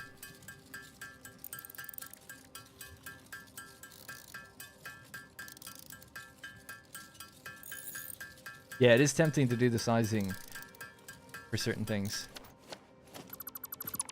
Where that really comes in great, there's another mod that I use. So I just made a thumbnail, right, for the last video. And there's a mod called Factory Props. And it lets you build anything that's in the world. So I could build a mushroom. You can't harvest it, but you can just put it down as a prop. You can build these rocks, you can build like those little things, rubble, or anything. Or any component of machines. You can build constructors or little arms of constructors or chimney stacks or whatever. You can pretty much build anything. And it's really cool because if you use Infinite Nudge, then you can scale it. So you can make like little rocks and bigger rocks and stuff and just kind of decorate really, really nicely that way. So I think that is a cool aspect to the mods if you want to worry about scaling stuff. Or think about scaling stuff. But I wouldn't actually scale the machines because if you scale the machine, their outputs and inputs become bigger. You can plug belts in. But the belts act really weird when you do that. There's like gaps on them. And you can scale the belts as well, but then the things on top won't be scaled. But anyway. Oh, I don't have any tickets here. Oh, yeah. Ugh, I'll have to leave it for a while. But anyway, I'll make this unpainted, so it'll be a bit shiny. And we're going to put lights along here. That's going to look cool, too. And then also steel frame, so... Steel frame here. I won't spend ages on cosmetics, but just even like a little bit like this. Tucked in a bit.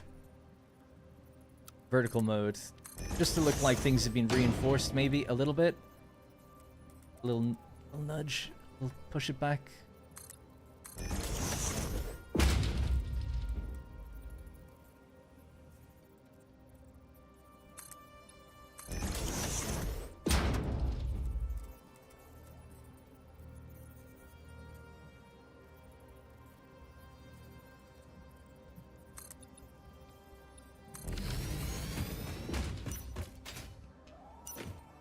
I think that'll be kind of cool.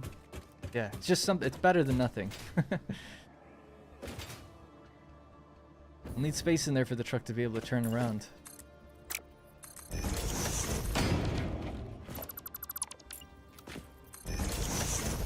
Guess we could just asphalt this bit. Said I wasn't going to, but...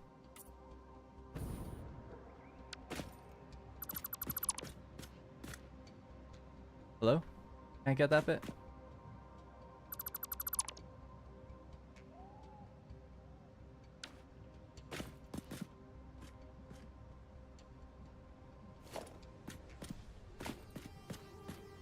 Damn. I'll have to like save edit that out because it's so annoying. Bit of concrete just sticking through the world. Alright.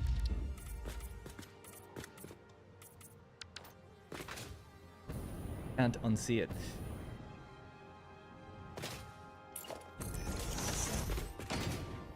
Alright, and we can make barriers and stuff here then. Yeah. Alright, cool. Now, I should have steel on me and everything, so we can start even doing that now. We just do It's gonna be a bit tricky.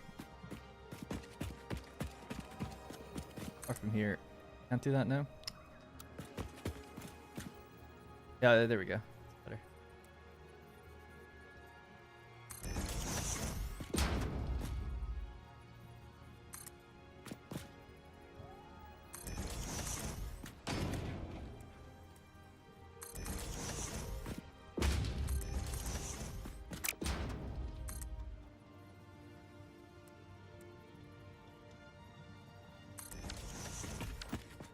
Now if we do connectors, maybe cover up that little bit there.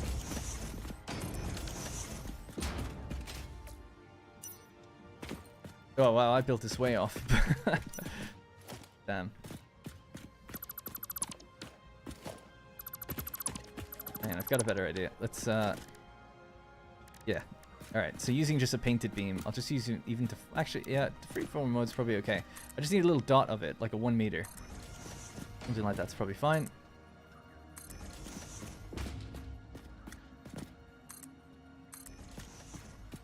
It's just to hold the power lines. And then we'll do lights on either side. Right, so... Power.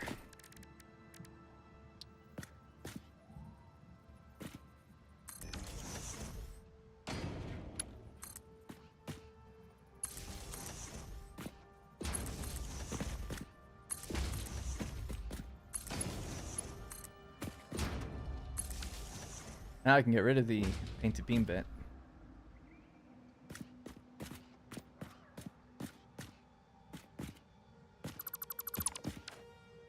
And we just have wire going along. Might be slight gaps on it, but it's fine. From down here, you'll never really notice. You have to really go looking for it to find an issue. So yeah, power can travel into the cave that way, and then I would do, like I said, display signs on the sides. These are pretty straightforward as well, so we just go like... This will keep it lit for us, so I don't know. It's really hard to orientate myself because the cave is so bendy. But maybe just the first one, like even here, going across, and then we rotate it to aim towards me because that's the direction that the thing is going to be in. If we get a small billboard, even hold control. Now we can actually infinitely nudge. Super good. We can bring it out above the rocks. So nice. And then, yeah, we'll just pick some sort of soft color. Maybe a light purple, seeing as it's SAM ore down here. Let's try that dark color, actually, and then brighten it up. Ooh, kind of cool. Yeah, could be kind of cool. We go in, we'll do a few of these. It's actually quite bright. I don't even know if it needs to be that bright.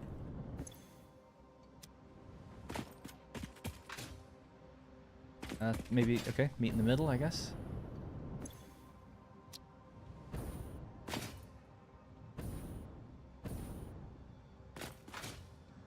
We'll do a few of those, and then also I would do some small ones. I don't know if I could... I can't position these here now. Surface too uneven. Yeah, you have to latch onto something even still, so try to be quick about that, but just go like one thing there.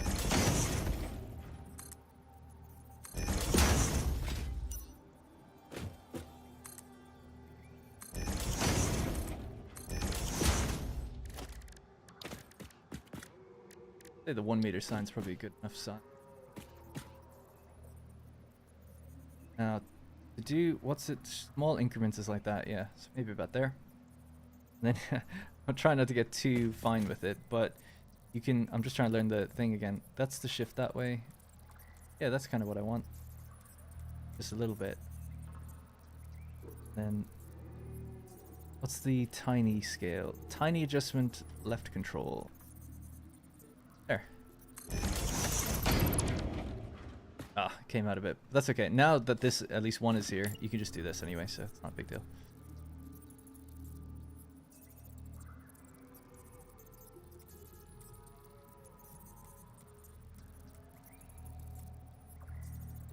And 4, and then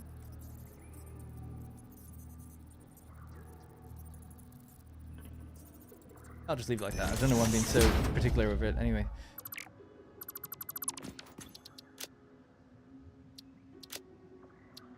This could be maybe like a yellowy light.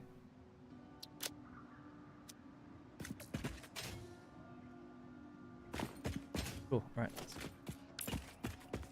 Put one of these down in each place.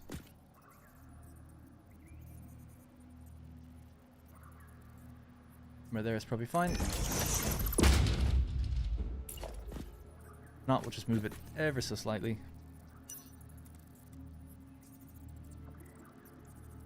And is that copied? That.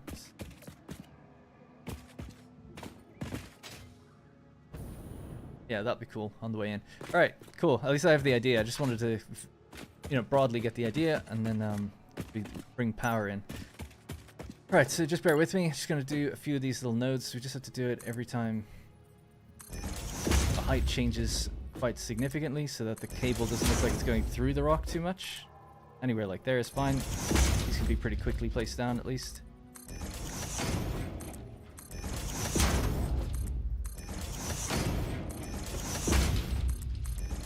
Alright, so that's the power that's going to lead in. We'll remove all that.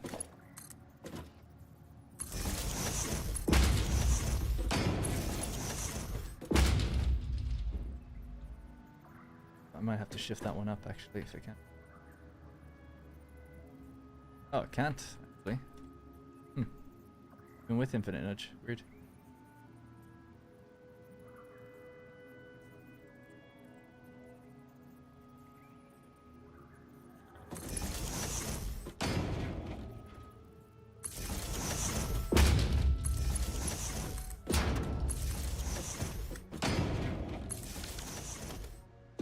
Could also just color these black or something and they might fit totally fine, but I think it just looks better when they're not there.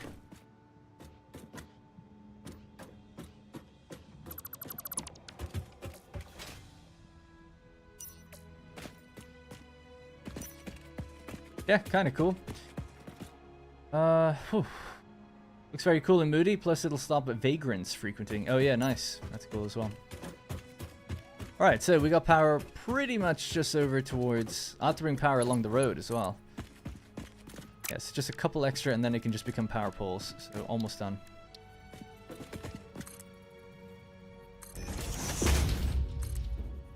Over there. This music is very odd for Factorio. The DLC music.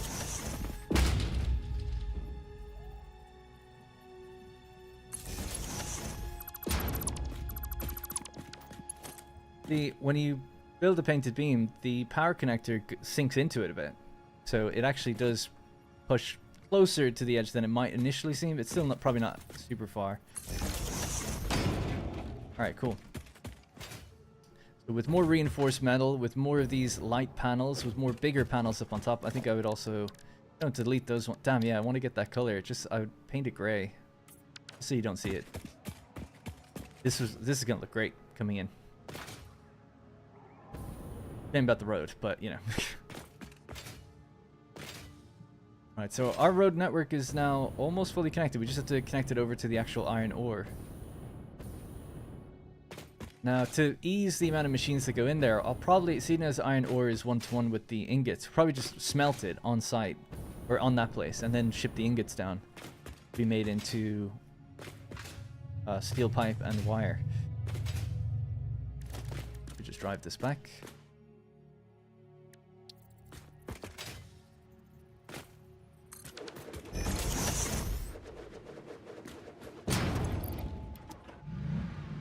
Anyway,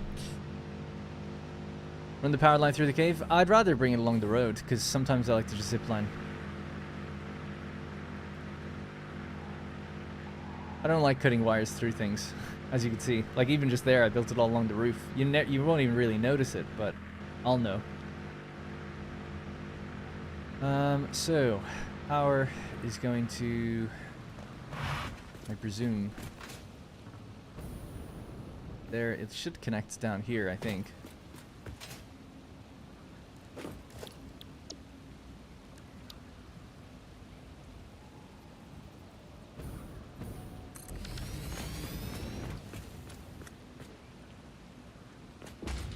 I know these are going to be kind of floaty as well, but I don't know. I could spend some time underneath them trying to clean it up a little bit. They're going to reach. That is really far. I could reach the whole plant itself.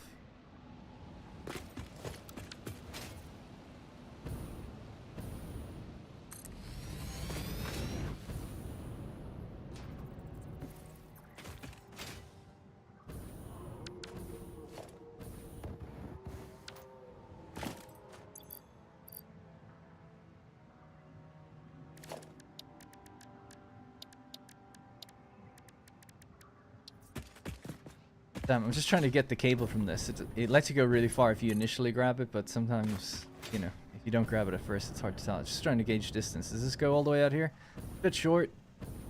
Maybe we'll bring it to somewhere like here, and this could attach over to the rock, and then we'll do another one like there, and that'll be on the rock or something, so that'll be okay.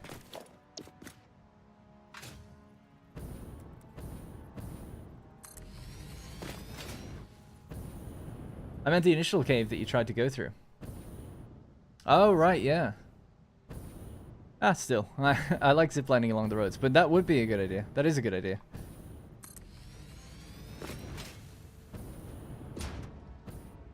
See if this connects, actually. Put a cross, and again, make it look like it's attached to that thing. Yours is a better idea, I agree, but it's something to do with my broken brain. It's like the consistency. Anytime I've got road, we have the things going along it.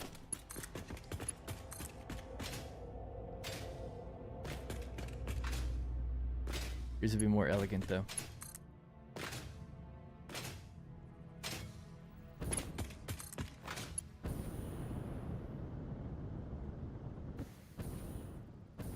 I have to build some special design to connect this across to the edges. Alright, so that's connected. Is that one connected also? No, not yet.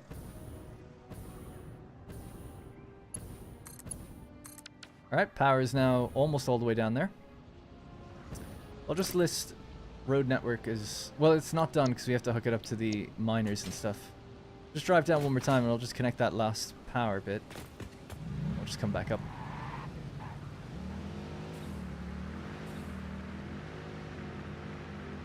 This is fun now that we're finally making some progress at least. Road is in position. A nice feature if they added to the game would be spline roads. That'd be cool. Like that mod did. Oh yeah, I keep meaning to get rid of that concrete that's sitting out there. I have to do that now.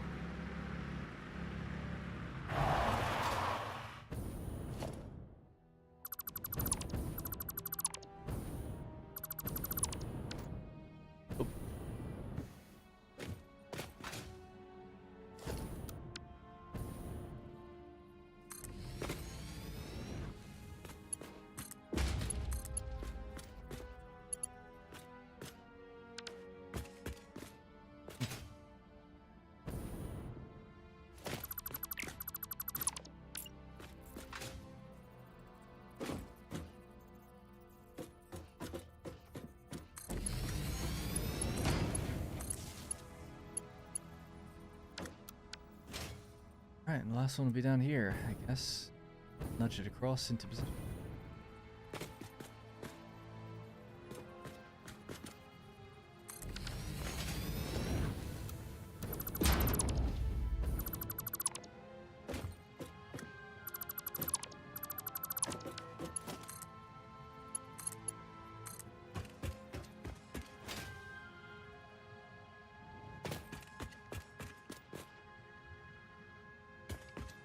Sure, why not?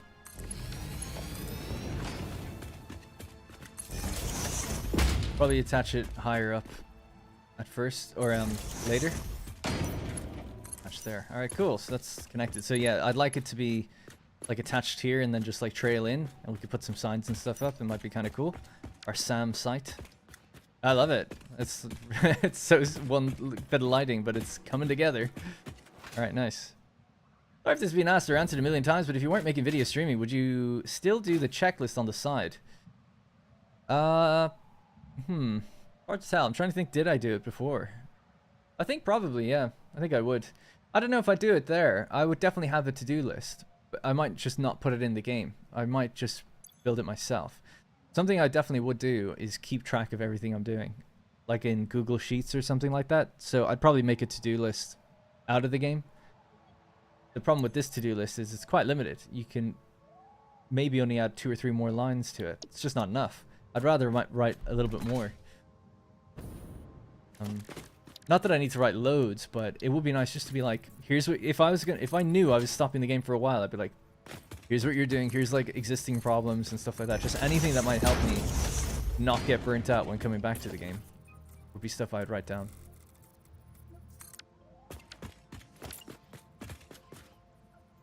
And I know you don't always know like when the last time you're playing a game is, but having some experience in this game and now other factory games, I would just certainly just write down what every factory does, if I couldn't do it in-game or if there wasn't an easy way to check, and also, yeah, what I'd be meaning to do next. And then when you come back to the game, you'll be like, oh yeah, I kind of see where he was going with this. Like, I came back to this save after 7 months. It's taken me still a little bit of time to kind of get refamiliarized with it, but I'm pretty much there now. The most confusing thing is that some of the game updates have changed recipes and stuff, so some of that has been out of my hands, I guess.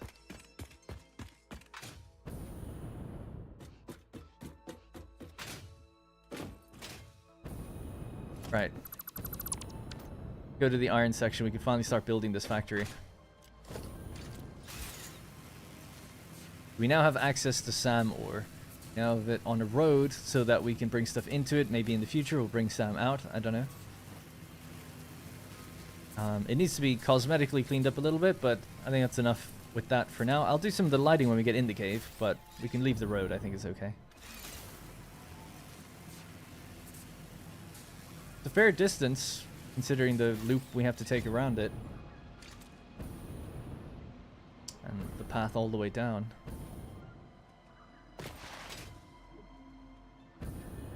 Alright, so our next branching off point is going to be to get over there. So somewhere here we'll just build a little junction.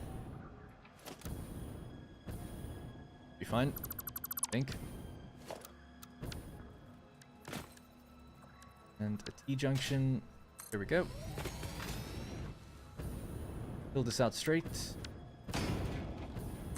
And start declining.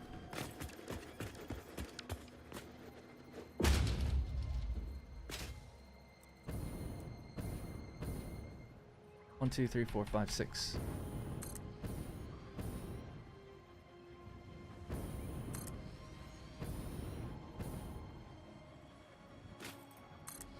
Okay, cool. Before we go any further, the iron, just want to make sure, yeah, it's not up there, is it? No, it's there. Make sure that's a pure node. This would be a nice area to do the smelting, actually, maybe, or get the truck stations and stuff ready. That's normal. I thought we saw pure here.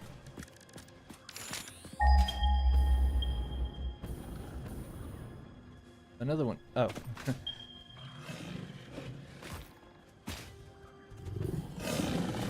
Oh, they're both normal. That one's pure. Oh. Slap.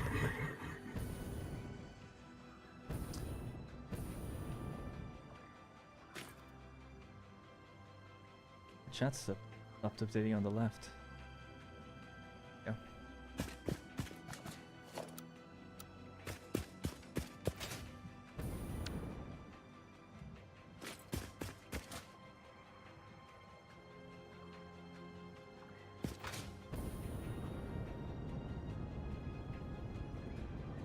Doesn't feel like it's correct, but I guess it is.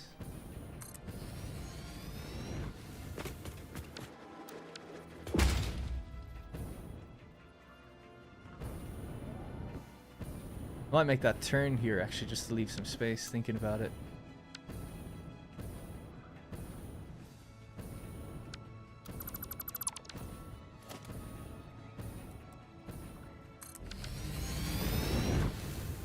Can change that music, not a big fan.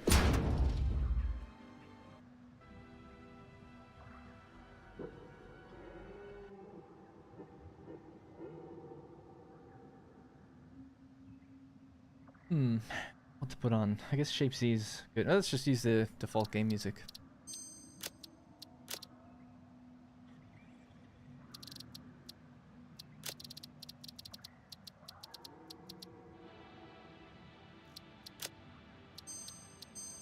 Alright. Almost done with the road. Jeez. 1, 2, 3, 4, 5, 6.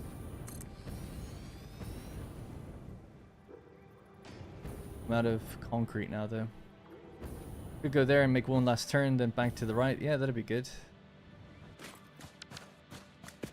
Alright, might as well make another run for the concrete, because we're going to need to. It'd be nice if I could find one more immersive sphere.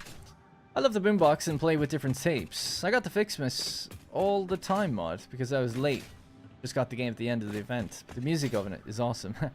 I didn't know it actually had unique music. Yeah, I've never really done Fixmas. I did kind of took part in it 2 years ago. Because I just kind of was getting back into the game then for the first time, and it happened like a month later. I don't know, something about it just... I think it's nice that it's there, but I just didn't care that much about it. And then when it went away, I was like, whatever. So I don't feel the need to turn it back on. They did more for Fixmas this year, I think, than previous, slightly. The Final Fantasy music is always a great choice, but the Satisfactory OST is nice too. Yeah, we just had that on though, just before. I had Attack on Titan, Final Fantasy, then... what was that? That was just on? We just said it. Oh, the Satisfactory, and now the Factorio music, that's it. Now back to Satisfactory, so... Normally when I play the game, I just listen to podcasts. I don't have any music.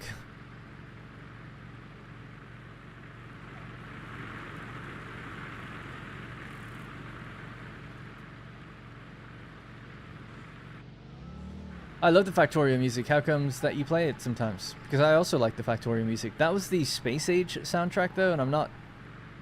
maybe just because I haven't played with it, just didn't seem to be fitting what I was doing at the time. But the base game soundtrack is awesome.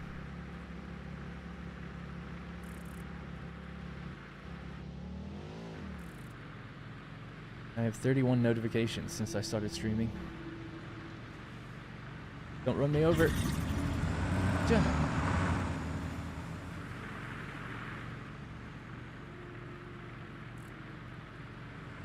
What did I miss just during the stream? I gotta say, it's been probably one of the slowest streams ever. Not that I mind, but I do feel a little content creator pressure, hoping that, like, not that boring for you guys.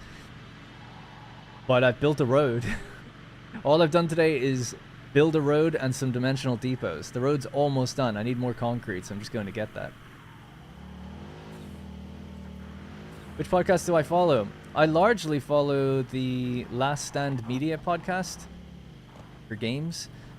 So that would be Colin Moriarty, who used to be an IGN PlayStation editor. So his the first time I found him on podcasts was Podcast Beyond back in 2012. And since 2012, I've always just followed him. I've actually been on one of his podcasts a long time ago, a few years ago, 2018. So it was really cool to meet him and be on a podcast with him. But anyways, he does like a PlayStation podcast called Sacred Symbols. That's what he's like mostly known for now. He has a somewhat tumultuous and mired history in the content creator space, but I think if you go in as a first-time listener, that stuff won't matter, if you know what I mean. Past controversies or whatever. This is all I can fit. I need to click that on because I've taken too much stuff. I don't have a way to get rid of it, really.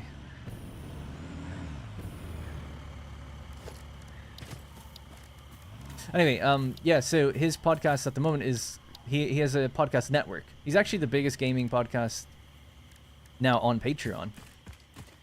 With 14,000 patrons, I believe. So it feels cool to have been there from the beginning, or almost at the beginning. I think I joined Podcast Beyond. His original podcast was called Podcast Beyond. It wasn't his, it was IGN's. And they had, I think I joined around just before 200. Episode 200, and they went for about 400, and then they spun off to do their own thing called Kinda Funny. And then he left Kind of Funny after 2 years. And that was in 2017. So he left in 2019 and started Last Stand Media. He's mostly focused on politics. But then he went back to games after about a year. And since then, I just think it's a really great podcast. He's a great, in my opinion, he was an editor for PlayStation, or for IGN PlayStation, and became the senior editor. And he's really good at, like, I shouldn't do that really, but he's really great at breaking down news. So the reason I fell in love with the show originally is that he was a news editor as well as just like a regular journalist and reviewed games and stuff. But he has a great way of speaking, and he comes across as quite informed and intelligent. He's got some opinions. I don't agree with everything he says, but he's a bit of a weird gamer in many ways. Like, he doesn't play anything multiplayer, and he doesn't really play, like, for instance, he's not interested in Kingdom Come Deliverance, he's not interested in Souls games, but neither am I. So it's like, great. It lines up with my taste really well. But he does also, not in every regard. I do play some multiplayer. I play some games that he doesn't, racing, for instance. He doesn't play any of that. Anyways, the format of his show is really great because they just break down the news. It's like 12 bullet points of like, okay, number one on the news report is like, Sony just acquired this thing, Microsoft is doing this, whatever. It's great gaming news podcast, but his network has grown. He's grown his network. And don't worry about the truck. To now incorporate an Xbox podcast, a Nintendo podcast, and a thing called Constellation, which is just like all the other hosts that get together and just chat about other topics. And then there's also Knockback, which is really cool. It's him and his brother, and they just go through things that are at least 10 years old. So it's usually a game, a book, a movie, and it's like, hey, we're gonna like revisit Terminator 2, and then you can kind of watch that film and like listen to them talk about it and stuff. So I love those podcasts. There's many of them, and they just also added Summon Sign, which is another podcast on the network, and it's been there for a year, and that's with Brad Ellis, who was formerly of Easy Allies, I believe. And theirs is just, while the Sacred Symbols and Xbox show, they're all more about news. They talk a little bit about what they're playing. Summon Sign is really just like deep dives on what you're playing. So it's like a 3-hour podcast, 1 hour dedicated to like talking about whatever the game that week is that they're talking about. And not everyone plays the same thing. It'll usually be 1 or 2 people talking about what they played, and the other 2 people are listening, and then it'll rotate. I really like that show because it's quite positive. That one's more just about like, here's stuff we enjoy. They very rarely dwell on things they don't like. And then the news shows are a bit more critical and cynical. So yeah. Anyway, you have a good podcast voice. I would love to be on a podcast. I'd love to do a podcast. I did a podcast just as COVID was starting, and I was feeling very I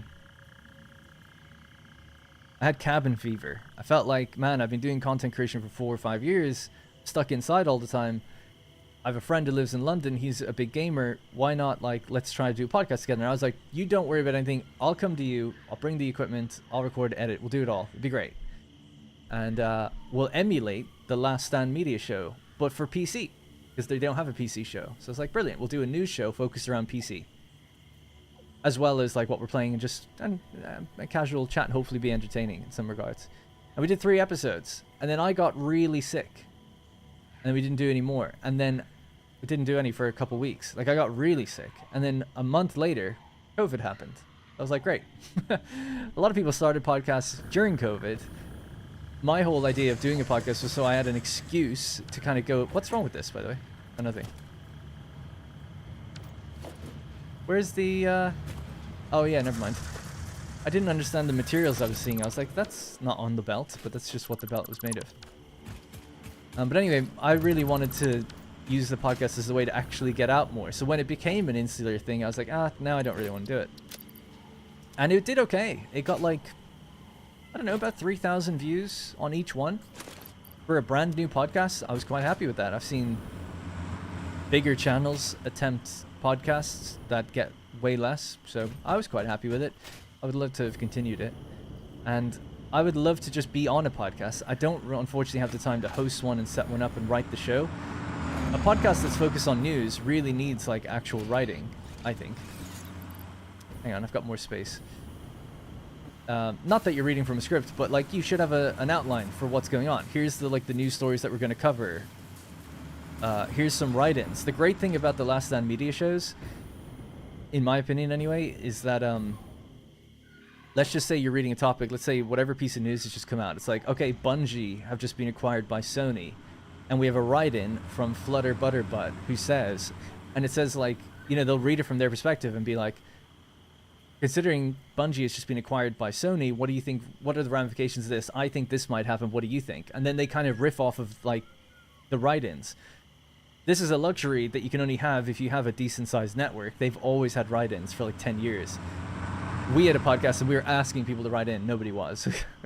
We only did 3, but still. We get a few comments, but they were like, what's your favorite game? It's like, no, like it needs to be like topical so that we can like bring it into the show.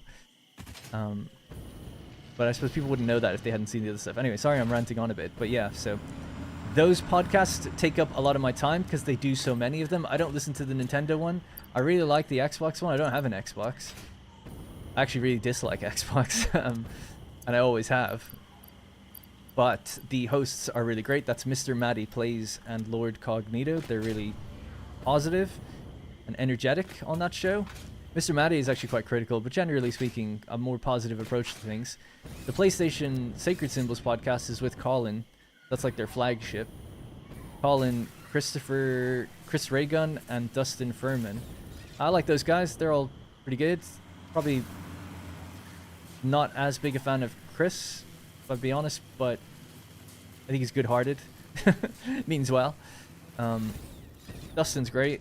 He was like their producer, but they brought him on as a host, and he's really good. Quite knowledgeable, I think. But yeah, I listened to that. I listened to Constellation and Knockback. I listened to all of those. So the Sacred Symbol show is like 5 hours, so it's really long. And for the first hour, they joke and say like we're like one of the most inaccessible podcasts because they talk about nothing for at least an hour and a half. And it's usually just people writing in saying like, oh, I pooped my pants this week. Like, what would you do in this situation? It's just like random silly stuff. Sometimes it's funny, sometimes it's just, it drags. But once they get into the hard-hitting news, it's great. And they're on Patreon. If you're on Patreon, you get it 3 days early. So I guess if that matters to you. But what I mostly am there for is they have additional shows. So at the $5 tier, you get everything. So it's quite affordable, and you get all their shows 3 days early, and you get their additional shows. So they have Sacred Symbols Plus, which is like developer interviews and deeper dives into content creators and things like that. So anyway, I sound like a spokesman for Last Stand Media, but that's everything I listen to. I listen to sometimes Lex Friedman, sometimes Joe Rogan, depending on who's on it. I don't listen for Lex or for Joe. I listen for the guest. And the Sean Carroll podcast I listen to talks about physics and stuff. NBH with the 5 gifted memberships. Appreciate that.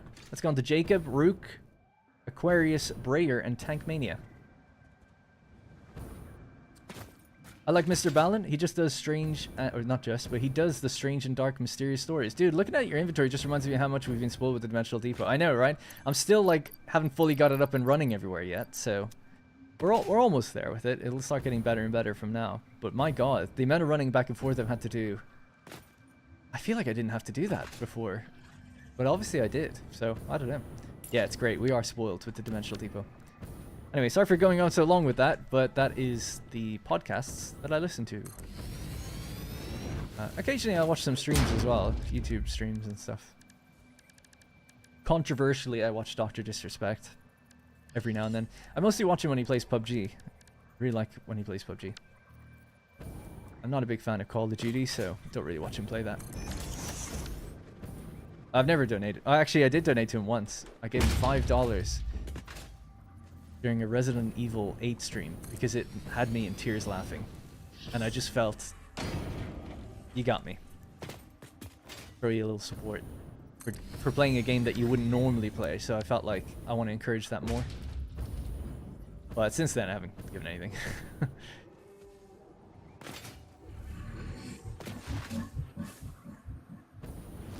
Alright, this could be a way to break off to the left and go out that way too, actually. But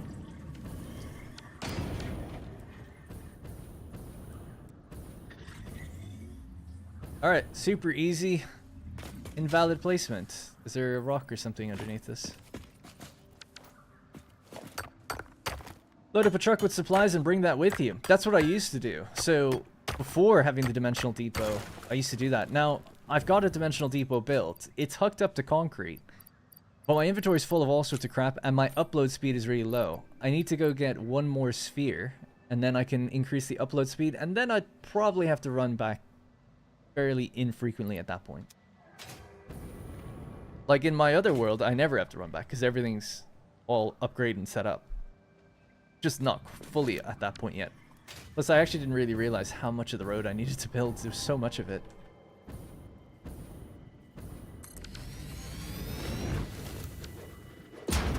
Thank God we got the infinite nudge mod, because yeah, that would have been slow. Alright. There we go. Road network done. Finally. So, now we can actually build some machines. So, we've got a pure node of iron just over there. I'm going to clear out some of this stuff out of the way. Oh yeah, and the other thing I could do just very quick while we're here, just to make that bit look a bit better while we're looking right at it. Put the arch on it.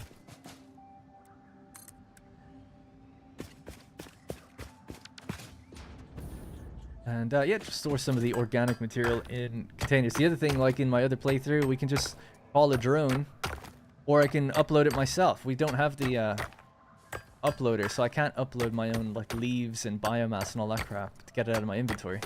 Plus, I don't have all the slots. We just saw... God, how long is this taking? There we go. That there's more slots, inventory slots I haven't gotten yet, so there's also a thing.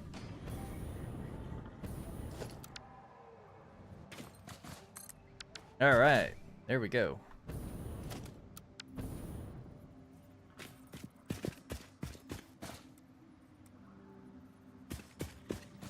In the center. Alright, cool. There we go. Road down here. We have to clear this area a little bit. And then we can start harvesting. So, I really only want one machine making fluctuators. The whole point was just to automate it. Tomorrow, by the way, there'll be less road stuff. Well, maybe. We'll be doing, I'll probably plan it tonight, but I think a sulfur factory, making weapons and ammo and stuff like that. And then I'll probably rejigger the liquid biofuel factory so that it can take an input easier. Lex, Rogan, Huberman can all be really great. But really depends on the guest. My girlfriend and I follow Balin on YouTube. Oh, that's funny. Someone else just said that up above. Flutter Butterbutt said Mr. Balin. But we are getting self-promotion fatigue. Self-promotion fatigue. They need a dimensional downloader for stuff like wood that you can pull from your depot. Well, yeah. Well, that's what we were talking about earlier. A machine where you could... I was saying the only way I would be comfortable doing that, right? Let's say you've an uploader here and then a downloader, right? So what goes in can come out of another one. You just assign it to whatever it is. The only way I'd be happy doing that in the game, because you're cutting out such a massive part of the game then. Logistics. And you save all that time building that road, perhaps. But if it varied in power, I would love it to be like a big machine. And you have to maybe have one active... Well, you'd have a sphere in it anyway. Yeah, that would make sense. And then, it'd be interesting if you had to feed it something. That could be really annoying, but that could be kind of cool. Just something to make it like, you have to think about this. And my initial thought is variable power. So we have variable power in the game. And it's like, the higher the throughput that you're pulling out, I would like vastly increase the power demand. So earlier today I said like, oh, 100 megawatts for every 1 per minute. So like a 240 per minute belt would be 24,000 megawatts. I would even go harder than that. I would say like, yeah, for every one that you add, it should scale 1.1, like 10%. So it always just keeps scaling 10% power all the time. So if your throughput is really high, let's say 300 per minute, you're getting into like the, yeah, 10, 20,000 range. If you're at 600 per minute, you should be nearly like the 60, 70,000 range, like really, really high. Like it keeps exponentially going up, something like that. Or, you know, that could be kind of cool, because then it's like, look, you could do it. But if you're cutting corners a lot, it's costing you power, so you got to have big power. But then the game becomes kind of all about power at that point. You don't want people to be discouraged from building a train, you know? So I don't know. if I was a designer, I'd be looking at the problem, being like, why do people want to skip the logistics part? Like, why do they want to build a box that stuff teleports out of? Let's make it easier to build trains, or make it easier to hook up transport. Like, that's what I would think. I'd try to solve the person's problem in a way other than, oh, let's just like bypass it altogether. But I don't know. What do I know?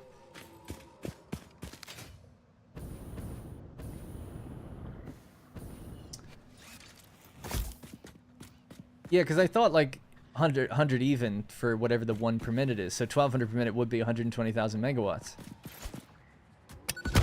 But I almost feel like at that point, if you're trying to do 1200, like the max throughput, it should then be like 300,000 megawatts. You know, it's like, this is insane, the throughput of the machine at this point. I can't get rid of these spikes, no? That sucks. Alright, well this is where we're gonna work with anyway then. Gotta build over those spikes.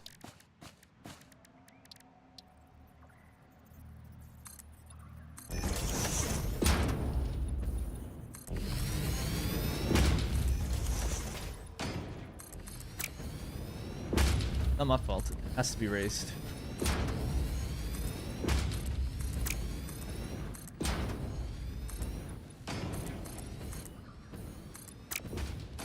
Let's test. I'm kind of curious to test this thing out where it's like, oh, you don't need to actually line it up. So we could have that here. Oh my god. That's like the best thing ever.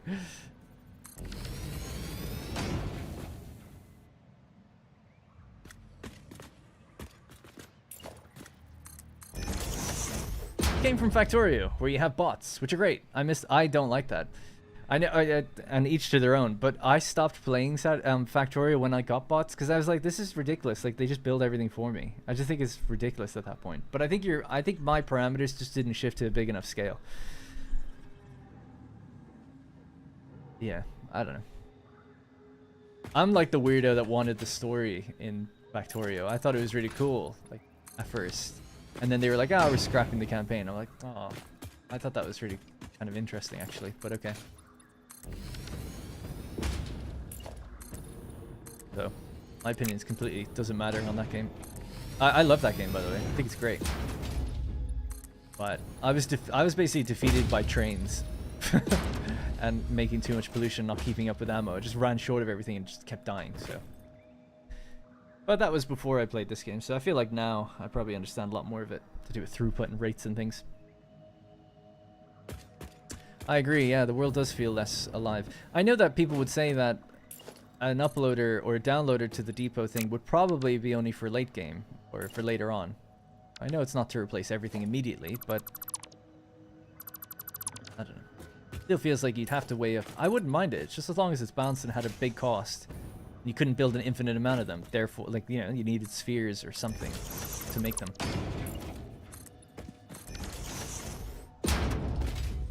You need the bots in the later game with the Space Age DLC. You have other planets you need to build on to progress. And you sometimes need to build remotely on a different planet.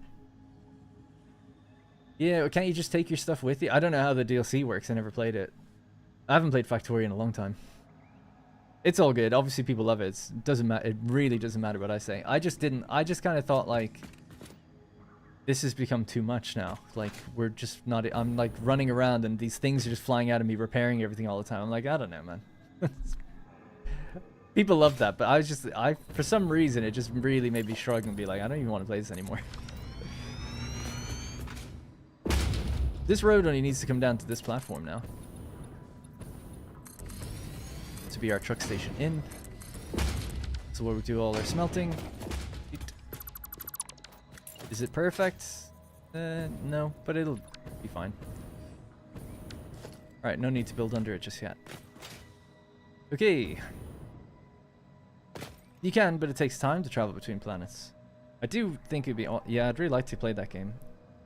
If I was to pick another factory game to play after this, it'd be Dyson Sphere. The best factory game, I think, in the world is Factorio, though. I just finished watching the last episode of your Satisfactory series. Love to keep up the great work. Keep them coming. Thank you, Michael. I like the haha just thrown in there at the end. My problem with trains or roads is just how clunky it is to build them. Trains are easier. I wish I could build roads like I build belts. I agree, yeah. I actually don't think trains are easier. I think the build process for doing both is the same. Trains, the problem for me with trains is you can't blueprint the connection. So you have to run the length of the train to line up all the rail. And then you got to put down your signals. Like, come on, man. Like, give us a better way of doing that. I'll be building trains in this world, though, soon, actually. We're almost at the point where we need them. Start doing some higher volume projects. Right, so anyways, we're going to be making fluctuators. Very simple. Took forever to do it for some reason. 10 per minute. Let's try to get a little crazy. Do we... Please... I was going to say, do I have manufacture? I do.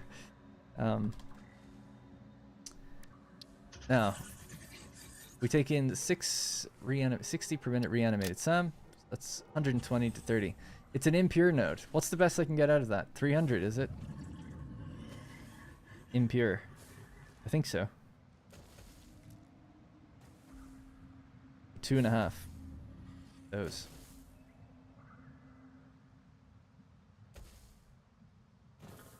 Okay. The 2.5 times 30. Our limiting factor. 2.5 times 30. 75. Hey, Farmer Scott. The 75 reanimated SAM is all I have. Jesus. So it really will just be like one. I make my first factory for basic materials for smart plating. I only have 6 nodes near each other. Both. That makes sense. This was... I'll try not to just get distracted too much here. I would recommend watching the first part of my Let's Play. It answers that question for you. But I'll show you what I did in the first part of my Let's Play. I know Let's Plays aren't for everyone. They're long. But I argue mine would save you time. Anyway. This is what I made. So, it's... I built it in the desert. It took me just over an hour.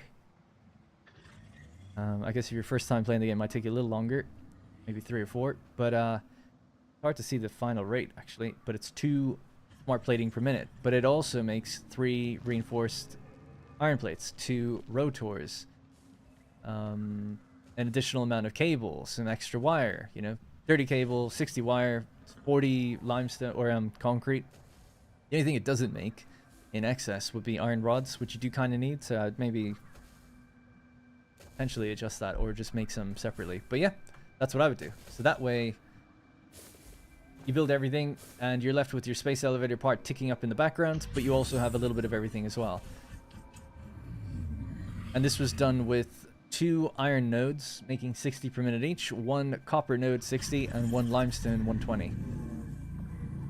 There you go. These are available, by the way, if you just go to whatdarrenplays.com/satisfactory and then click into my desert series.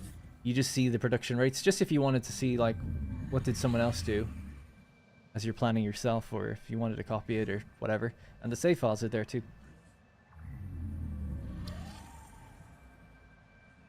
There's no sheets either, is there not? No, there's 10. Not much, but it's there. That is quite a low amount though, but yeah. At least there. Alright, so 75 divided by 60. 75 divided by 60. We can make 1.25 machines. So, fluctuator. 1.25 times 50 is 62.5. That's all the wire we need, but we're getting it from iron. I just have to write this down. 10. Apparently I have no...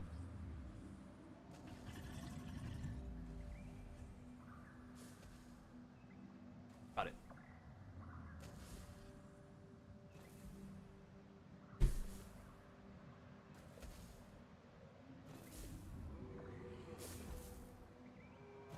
Saw the new video and love how it turned out. Sorry, Farmer Scott didn't reply to that. Thank you. I appreciate that. Thanks.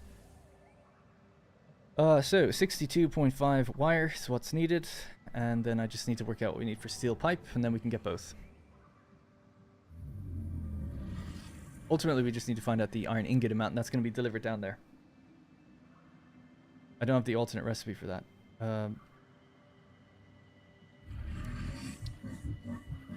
30.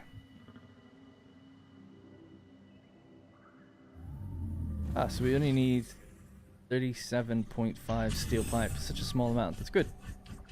We don't have much space down there. Okay. So, now we look at the wire recipe. Wrong one. And we go, how much iron would that take to make 62.5? Tell you what, instead of closing this every time, we'll just open up a calculator. Go. So you get 22.5 out, so 62.5 is what we need, divided by 22.5 means that you need 2.7 recurring machines times 12.5 input. That's our input. We need 34.72 recurring. 34.72 are iron ingot. And then I have to look up the recipe for this because we don't have it in-game just yet. These iron wire, I think it's like 100 iron ingots in or something. Or iron steel pipe, iron pipe.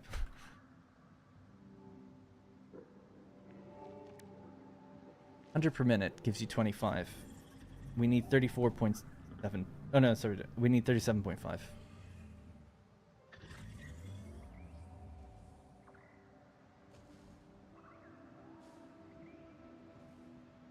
Great. 150 then. 150 ingot. Cool.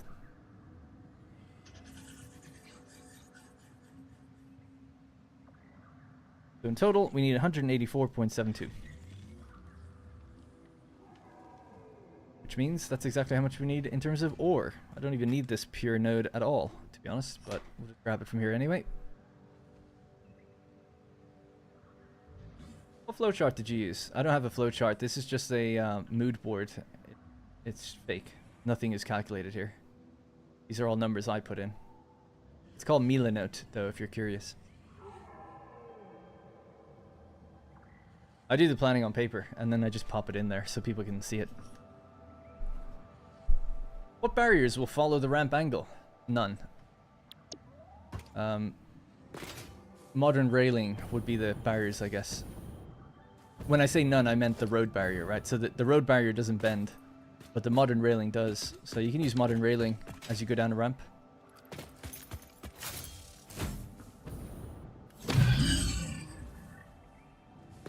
Alright, so 184.72. We call it 185, but we'll try to be accurate. It's... Actually, do we have a Mark II? There we go. 184.72. There you go. Good enough. And then we need to smelt that, so... Do I have any other smelting recipes? We do have the pure thing. I'm not going to bother with that. Unless, is there water like nearby? Super close? There is. We're going to tear this place down because this was built before 1.0 and there's kind of... Not that it matters, but there is like this thing in the way now. This wasn't here before. So this, you know, it's a bit weird. Plus, this place is just coal power, so not a big deal turning it offline. Doesn't make that much power anyway. This plus the steel factory are probably the only two I'd removed. Everything else in the world I think can stay. So yeah, we could just turn around one of these water extractors.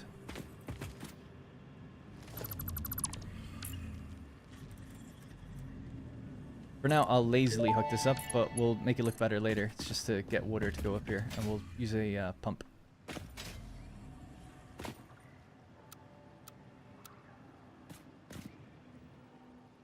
Pipe is too long. Horizontal to vertical. Wow. Oh boy. Okay, forget horizontal to vertical then.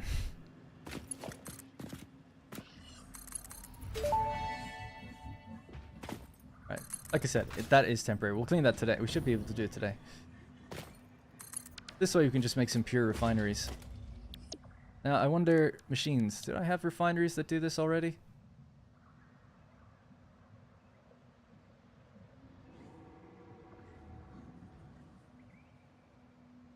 Doesn't seem like it, but this stuff comes with some things baked in already.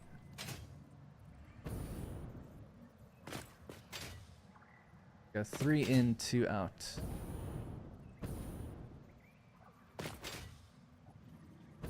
Sure. Don't know how many of these we need. I'll just build that in 1 second. 184.72. So let's have a look at the recipe. You get 65 per minute. So 184.72. Oh, I'm gonna divide it by the wrong thing. God.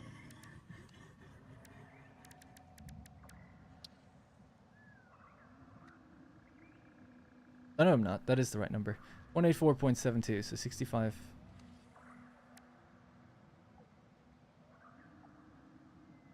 $2.841846. God, such weird numbers. I know why, though. And then we have to see how much ore that would require. 35. So the amount of ore we actually need is just under 100. Hey, Dr. Tendy. I need such a long specific number. 99.464615. Have I done something wrong? This seems like really weird, but I think it's because of the wire recipe, right? Like the wire seemed to go into iron wire was a really awkward number. It was like 34.72 recurring, and that gave us this like very specific thing. Well, I don't like the reason I don't like things to overfill is because then your power comes on and comes off, and it'll fluctuate the line. I'd rather have a very consistent power line, all the machines to always run at 100. I don't know. I just think that's the way it should be done. Because then you get predictable power lines, I guess. Not that you need it. You have a max consumption line, so I guess if you always stay below that, you're okay. But to know exactly where you are, I think it's just good. Normally the numbers don't get this crazy, but I'm being very specific. You could also just set up an awesome sink and let it continuously roll over into it. So we could say, okay, you need 99. Let's just set it to 100. And the extra ore eventually will go into an awesome sink. But because it's a small amount, it would be like 1 every minute. So then what would happen is the awesome sink would turn on and off, and you get a jolt of 30 megawatts, and then that would go down. So I don't know, there's always something, but or you could ramp it up a lot, and then it would always stay on. You'd just be wasting a lot of ore, but I don't know. It just is what it is. Now, what was that number? That's the 99. That's the ore that we need.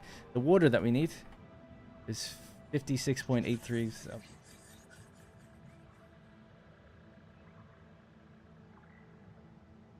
Alright, I'm just going to write water on that and ore on this. And we'll see.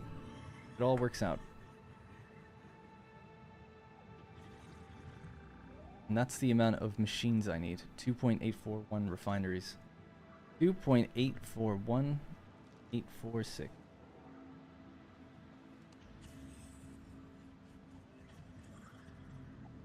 Okay, cool. So, that means we just need 3 refineries. So 2 divided by 3 means that their clock speed is that, times that by 100. That's the clock speed we need on each refinery.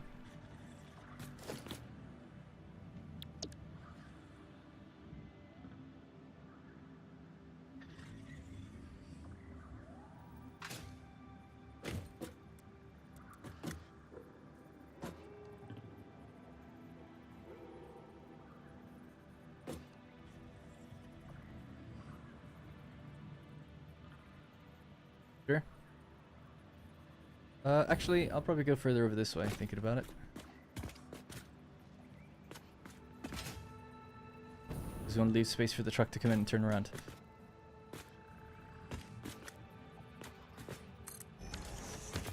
And the water could maybe come around the other side instead.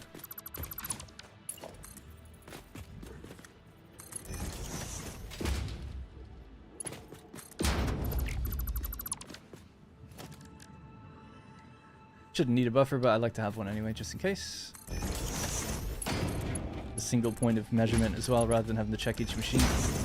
Very cool. That can stay as Mark 1. That's Mark 1. Now we can just set the amounts to be that number that we had here. Copy that. Paste it in here. Bonk. Here's your setting. Now you can just roll down between each machine.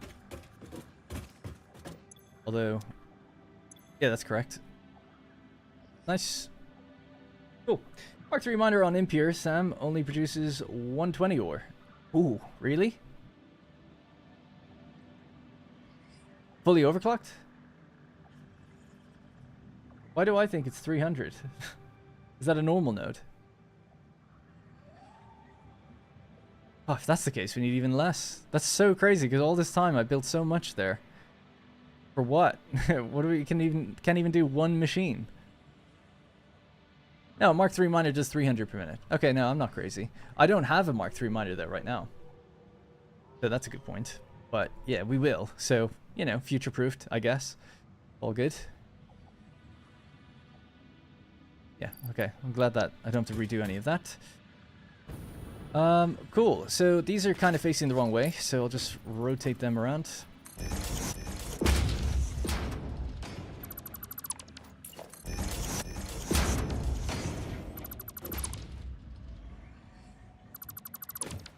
And we'll just reassign those. So they need to be Mark II, I guess. Nope, still Mark I.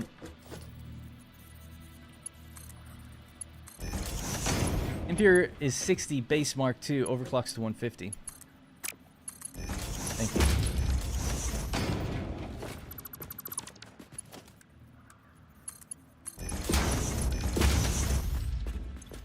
Alright, almost ready. Just wondering, so I don't know where the truck's going to come in. Technically drive left side on this, lefty.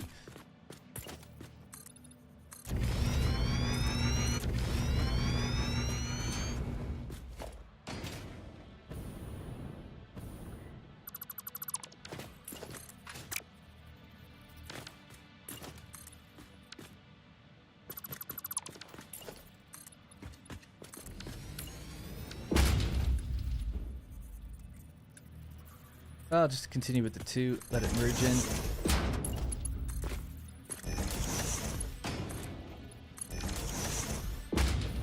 Alright, cool.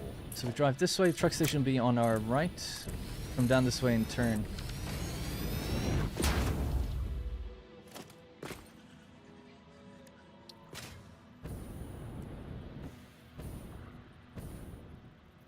Yep.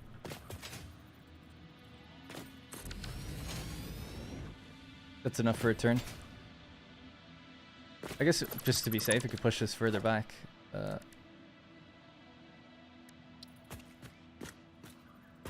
Actually, I can't really. I'll leave it where it is.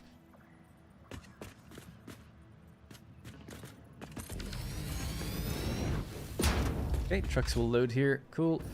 Right, so let's figure out the pattern here.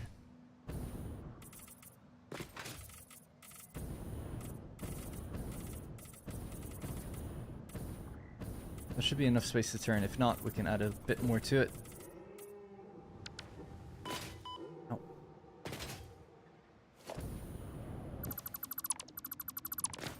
I would say a half foundation.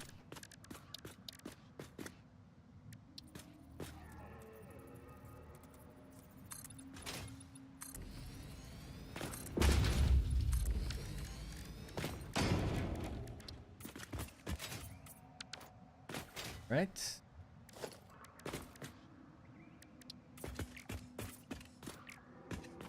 This would probably have to be half foundations as well if you want to make it look good. Or look a little bit better anyway.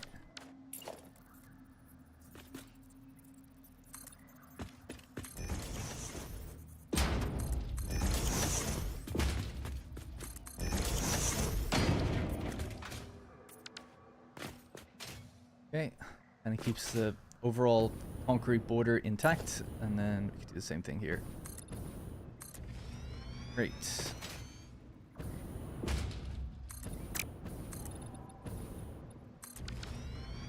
Mark 1 is 75. Here, just to end any debate. Here we go. So let's look at an impure. This tells us right here on screen. So miner Mark 1 on an impure, fully overclocked 75. 2, is 150 and 3 is 300. So the best you're getting out of it with a Mark III miner fully overclocked is 300. The default rates would be 30, 60, 120. On a medium node, you go up to 150, 300, and then 600. And then on a pure node, you'll go from 300, 600 to 1200. That's it. I use trucks and tractors a lot. They're so efficient now with rocket fuel. Oh, nice. Hey, can someone confirm, do trucks go faster on different fuel types? Like with different fuel types? Do they behave differently? Someone in my comments was saying they do. I didn't think that was true. I know it's true for drones. Major says yes. Really? Big if true.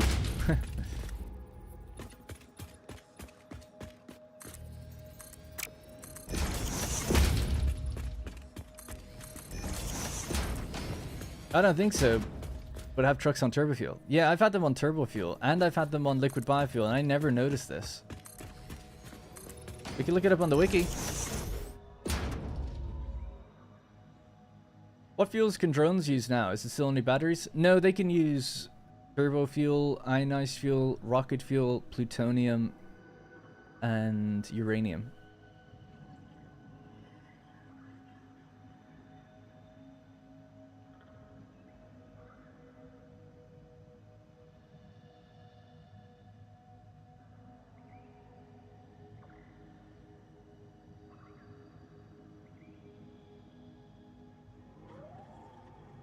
Where was that page we saw before where we saw all fuel?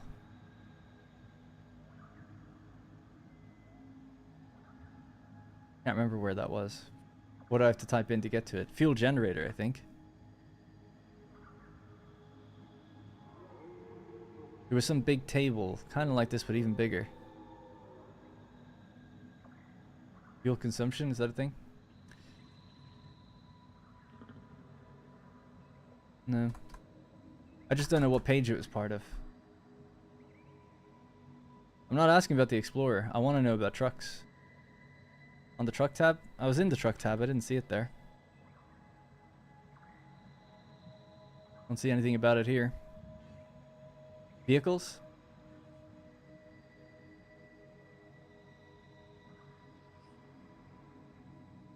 Fuel consumption. Max speed. I don't know, guys. I don't think so. I don't think so. My bet is that it's not. And I just saw it in a comment and I was like, really? Like, I don't think so. Let's go to drones. Drones definitely had a table. Because they do vary. Different types. Drones must use batteries, packaged fuel, turbo fuel, da-da-da-da. Right under fuel consumption. Fuel consumption. Fuel table. Expand. Got it. Thank you. Truck. Alright. Maybe I'm wrong. Truck at 75 megawatts. So their fuel... What are we looking at here? It just says... Oh, the burn time. Oh, this is how long fuel takes to burn. I'm wondering if it goes faster. We all know that the fuel burns differently. That's not a question.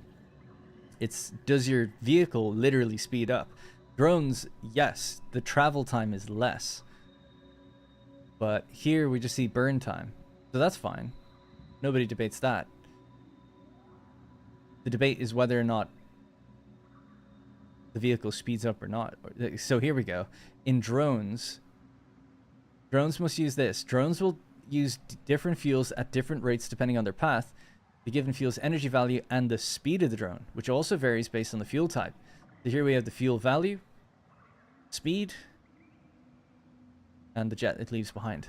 But yeah, so you know, we had drones running plutonium or uranium, so it was 42 speed. You could see them dart off super fast. I don't know if that's true here, but let's see. Fuel consumption. Expanding. So on the truck again. I'll just search for the word speed. It has a higher maximum speed than the tractor. I don't think so.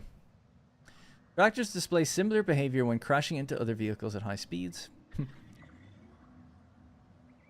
Yeah, don't think so. You could do a test if you want, but pretty sure it's not the case. You have to set up a truck race. Could do. I have a long stretch of road. Should we just... I'll finalize this build and then we could run the test. Mythbusters. Satisfactory Mythbusters.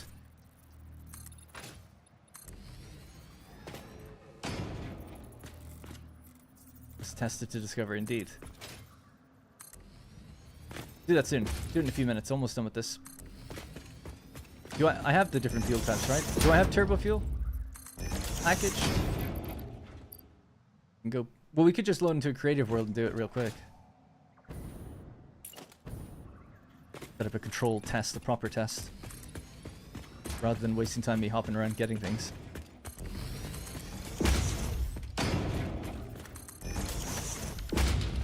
Alrighty, so there's our truck space. This is a little too far forward. Just gonna move it back so the legs doesn't creep through there.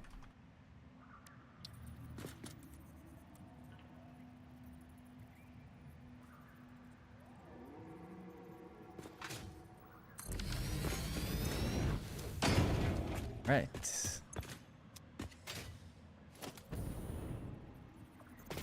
I have to build this fairly close.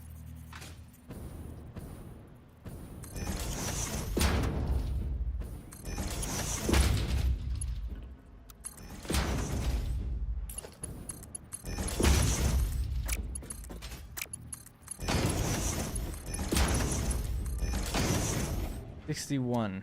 Okay.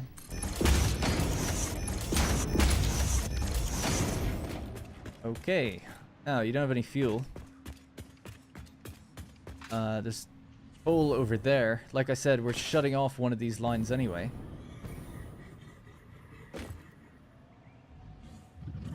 I don't know which line, but I guess I assume this back left line. I'll have to trace the coal back and then redirect it somewhere down here. In the future, we'll just be delivering biofuel here, but it is what it is. Till then.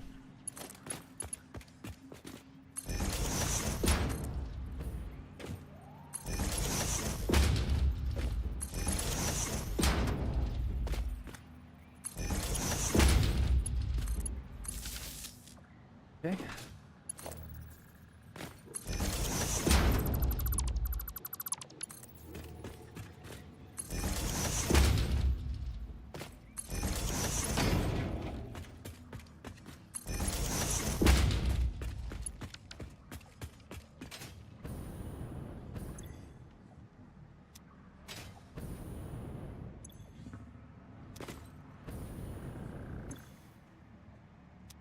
All right, great.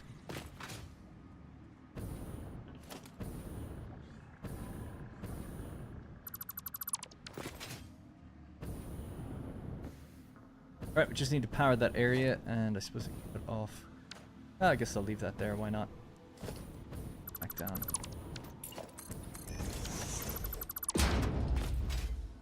I'll do some sort of better walkway a little later, and then we have to put concrete underneath those.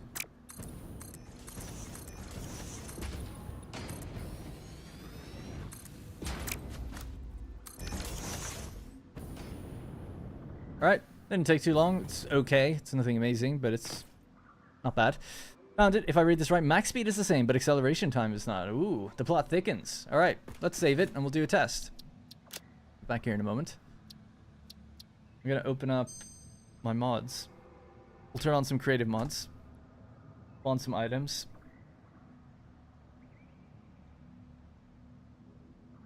And run a quick test. See what's going on.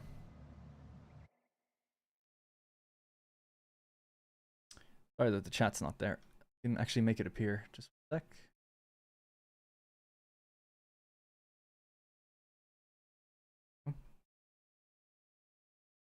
Okay, switch to this. Apply default mod list. Hop back in. The music on. It's Mythbust. Let's find out. We do a poll and see who's going to be right and wrong. I mean, it won't tell us, I suppose, but we can all pretend you were right. But we can generally know how much of you were wrong.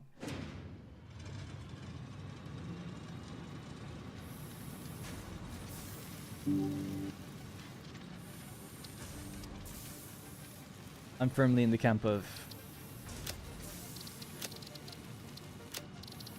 no, that it won't do anything. Maybe better with lots of turns. Alright, so.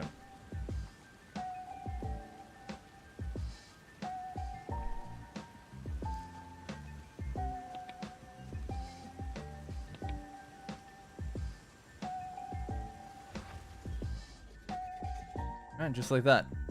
Flying. Alright, I'll build a long stretch of road. And we'll leave markers just along the desert. Nice big open area. And then we'll drive it with a truck with, like, I don't know, a certain amount of fuel. We'll do a straight line first. We'll try turns after that. I'm not going to do vehicles all start at the same time. We'll drive it ourselves, but we'll time it. And then we could look at the footage side by side if we wanted to as well. That could be another way of seeing which one accelerated to a certain point first. So we'll create like a line and say like, this is 5 foundations. Like who reached 5 foundations first? Who reached 10 first? Who reached 15 first? Something like that. That's at least my idea. But...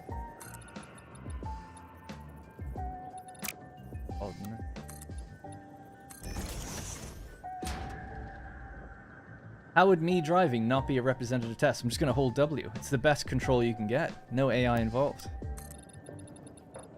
I would think. Should I do asphalt? No, we need to be able to see what we're working on. I'll just do regular concrete.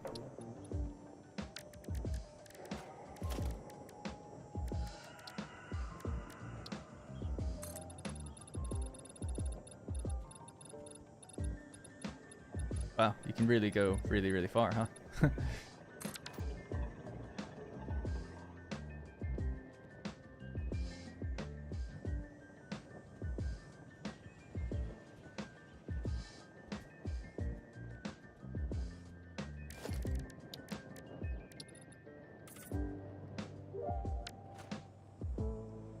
Alright, this will be our start line.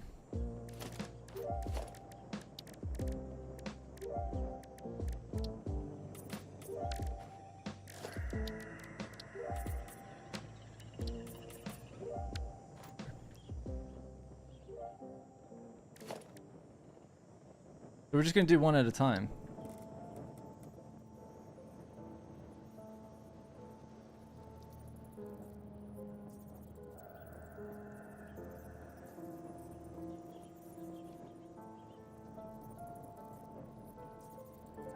Okay. Choose what fuel we give it in a minute. So let's count these out. Go. This is the 10 meter mark, 10 foundation mark. That's 40 meters.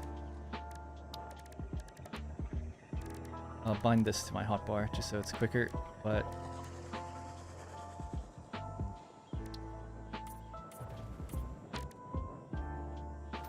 do biofuel as a baseline? Okay.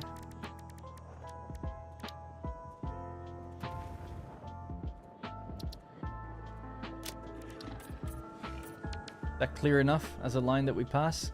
Like I said, if I record it, we could look at the footage back on the stream and everything. That'll be the first line. So that's 10, right? 10 from the start point. It's technically 40 meters. So just do that a few times over, so. This is the next 10.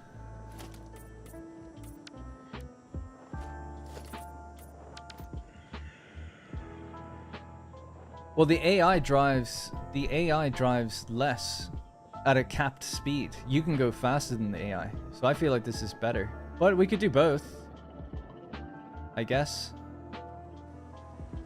The way we could make them start at the same time is if 2 trucks were at 2 truck stations and they had the same destination and it was just in a dead straight line. They would set off at the same time if we gave power to the stations at the same time. So we could do that as well. But I think me driving is better. Just to see if the fuel types are different. I'm not trying to gauge what's the exact time difference is. I just want to know if there even is a difference. My argument is there's none, but I don't know. If there is, then we can get more granular and be like, okay, what does the AI do with it? We still want to continue down this path, but...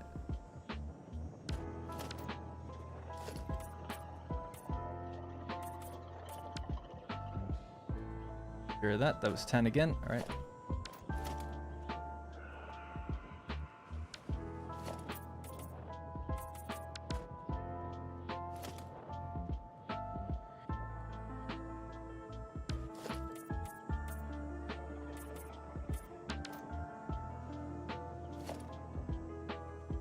Who has a stopwatch?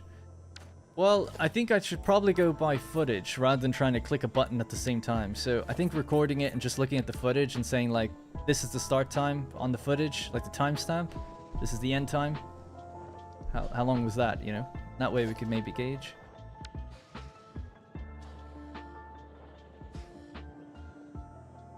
Alright, this will be the end of the line, I guess.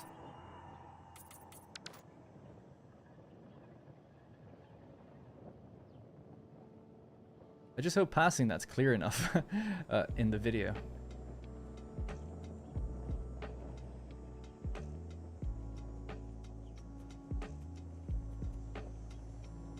I just don't want to do a Google stopwatch or anything because I have to, or like Google a stopwatch, because then I have to try and like click it as I'm driving and stuff. I don't know. I'd just rather go by footage. It's more accurate that way. I don't think any error for efficiency in accelerating. I'm just going to hold W. That's all I'm going to do. So I'm hoping that that's fair enough. You know, I've positioned the thing as close to the line as possible for the tire, specifically for the front of the tire to be in line with this. So it's like millimeters behind it. I can't go any closer. And I'm sure when I'm putting down the truck again, I'll get it in the same spot. But really, I'm just seeing, we should be able to see a difference. Like, it shouldn't be the question of a few millimeters like that, only if you're really comparing very specific times. When you put a different fuel type in a drone, you see the difference immediately. So what are we looking for, by the way? What different things do we need?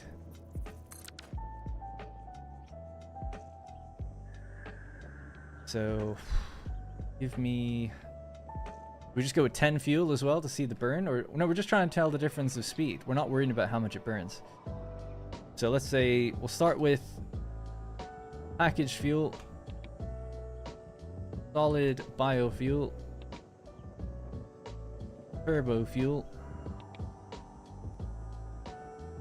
package, what's this, ionized fuel. We've got rocket fuel, ionized fuel, biofuel,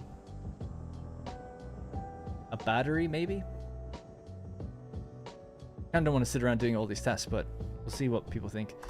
If we see any difference, then it kind of would be kind of curious to know. And my guess is people on the wiki would know this if it was true. What's the last one that I'm missing? The fuel rods? Am I gonna die? Maybe one of these. Okay. Oh. My inventory's full. I can't pick up anything. Good job.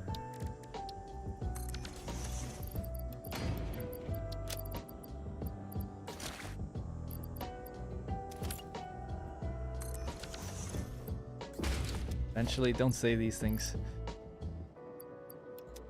Alright, let's try that again. If I type, yeah, there we go. Biofuel, rocket fuel, ionized fuel, fuel rod, turbo fuel. Okay.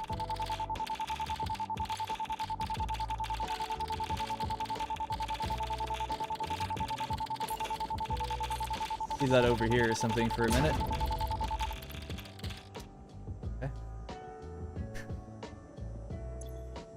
Alright. Why do I've only got one for everything?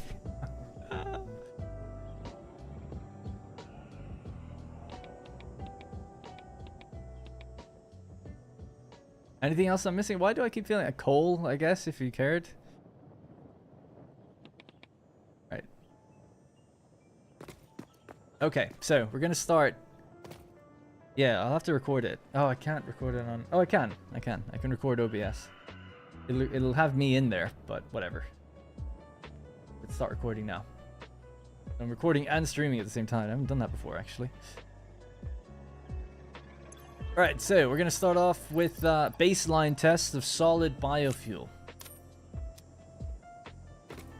Okay. I'm going to turn off, in case I'm ruining things. Let's make sure I'm not flying or anything like that. Okay. Sat in. 3, 2, 1, go. I'm just holding W. I'm not going to do anything else. And I'll do this to maybe most accurately see when we're crossing the lines. Riveting. So how many meters do we have here? Pulling to the right a little bit, by the way. I'm not going to make any turns though. We're just going to... There we go. Boom. All right. So there we go. We burned 5. I'm going to stop recording on that. Now, just for an immediate control, we're going to go with one of the best. We should see a big difference, right? We should feel that difference. See it immediately in the editor. We don't see any difference between the best and, quote, almost worst fuel. Well then, I consider that a test complete, to be honest, but we'll see. If there is a difference, then it does become a question of, oh, okay. What about turbo fuel? What about biofuel? You know what I should have done? I should have saved it where the truck was. That would have been good. And then we could have just loaded on straight ahead, but okay. We get this exactly where it was. That looks pretty much bang on to me. It's exactly where it was. Suspiciously perfect. Right, now we'll do... What should we do? Rocket fuel? Or ionized fuel? Even better, right?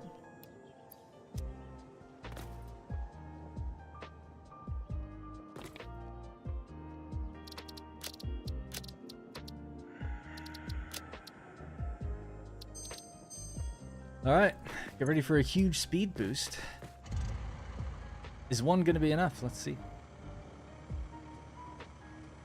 I'm going with... What do we have in here? Packaged ionized fuel. It's even better than rocket fuel, isn't it? Alright, 3, 2, 1. Oh, I forgot to hit record. I forgot to hit record. Failed test. Fuck me. Sorry. I knew I wasn't going to be able to get it as good as I did last time. There we go, that's right.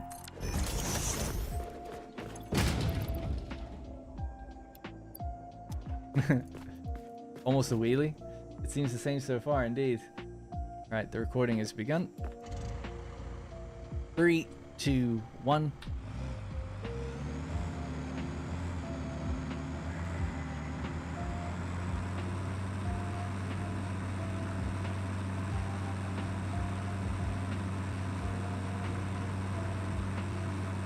No difference.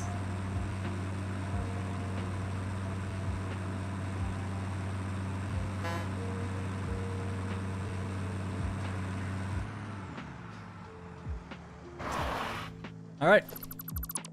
Let's go to the editing room. See if there's any differences. Exit out of this. Just game's not running.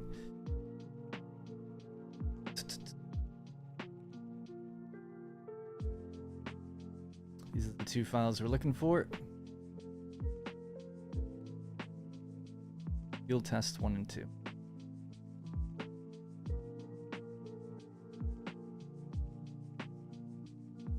We don't need to, if there's no difference here, then there's no difference with plutonium or anything. I don't think there was a difference, personally.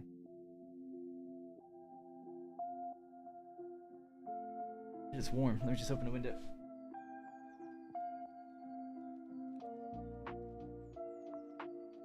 All right.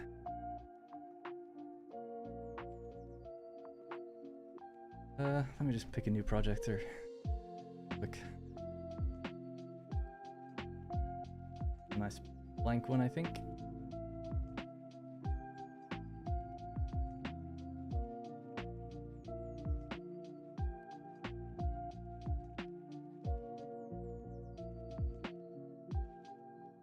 Right. One is substantially shorter than the other. Let's just mute myself on that.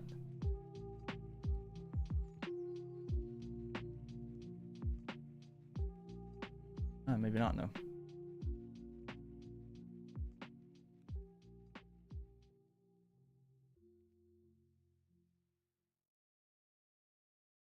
2, 1.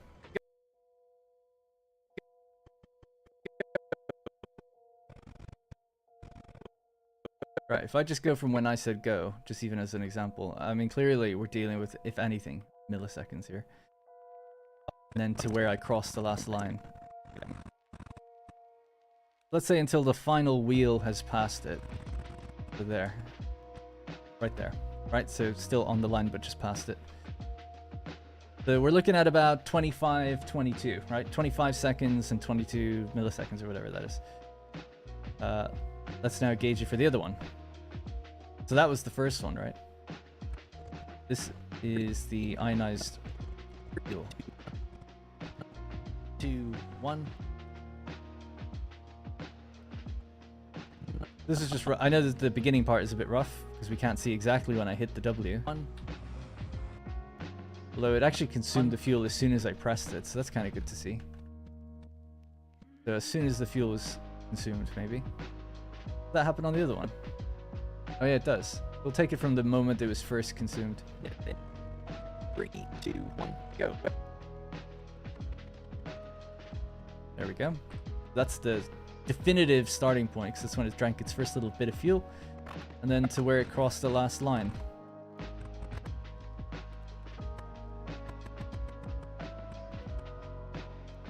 And I go even smaller than that. I think that's 1 frame, so we'll give it that little extra there. That is 22.12. Oh, but we did shorten this one as well now, so let's see. Oh my god, maybe they're slightly different. Let's put them side by side. One is shorter than the other. By like the tiniest amount.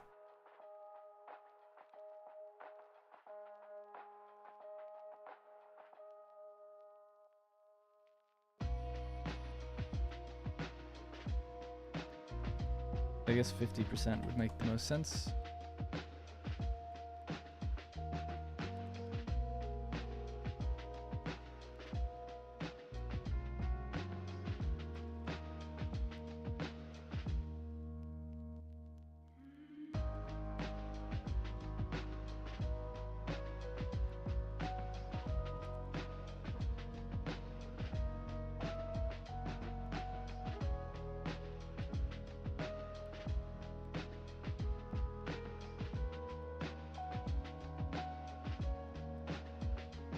Over distances, maybe it could add up. Maybe, yeah, could be possible.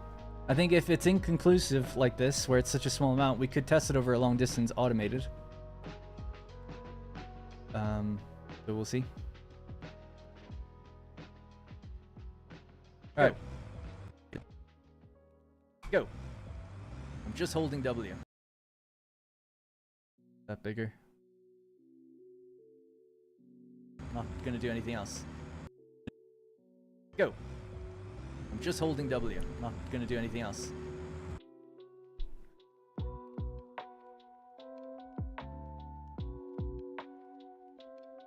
Oh yeah, the other thing we could check is how they ramped up in speed.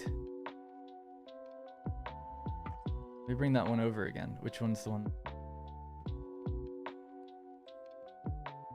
Alright, so we can see both speedometers.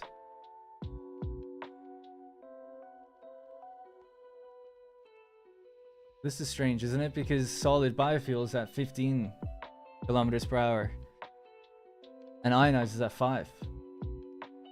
We're definitely hitting it at the same time. I'm pretty sure. Well, it's from the second that they're consuming their first bit of fuel. So I'm taking it from that. This was like the first frame that the fuel dipped down on each.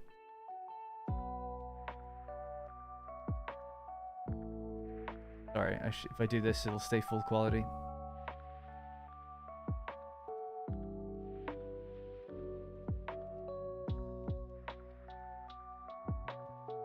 They both have the same max speed. I don't know, man. I don't think so. I think the difference in finish might just be my test.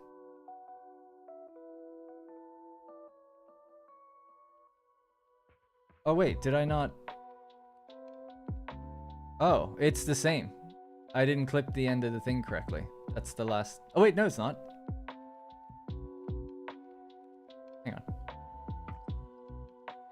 Ah, okay, yeah. Clicked the wrong one. Clicked the wrong one. They are literally the same. Now it makes sense. I clipped it a line before. There we go. Myth busted now, for sure. Sorry, Major. No more tests need to be done. You guys can do your tests now. That is conclusive for me. So from the second they both consume their fuel, it does seem strange that one says 5 and one says 17, but I think it's because the tick rate at which that number updates is based on time, and that just happens to be a different time interval for these, if you know what I mean, right? Imagine it's like every second the game updates the speedometer, but that's an independent time from you in the truck. It's just every second this will update, and we just happen to catch it at different seconds, that's all. But they're the same. They're the same. I don't think it's distance. I don't think it's anything. I mean, why would it be? Look at it. It's the exact same. I know it's not that far, and we only ran for a few seconds, but do you really think then one starts to pull ahead? We don't see any evidence of that here.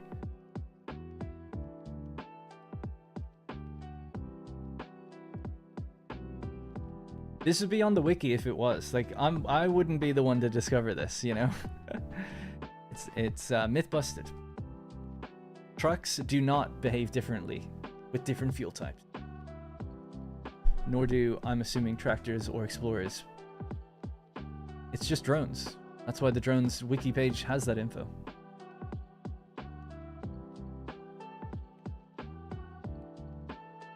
Fun though, fun to check it out.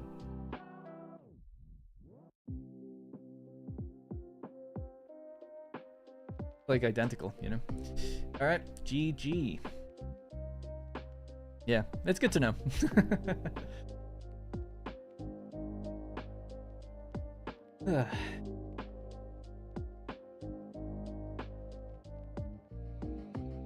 No, I'm on the GG wiki, not the old wiki. It's on the new one.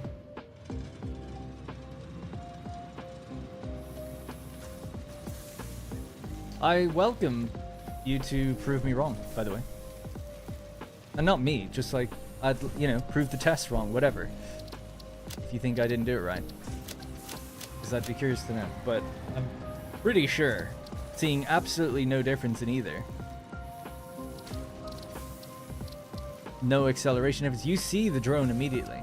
You put turbo fuel in a drone over, or sorry, you put like plutonium in a drone over a turbo fuel, and it's like night and day. In fact, it changed so much that my logistics had to change in my other world because of it.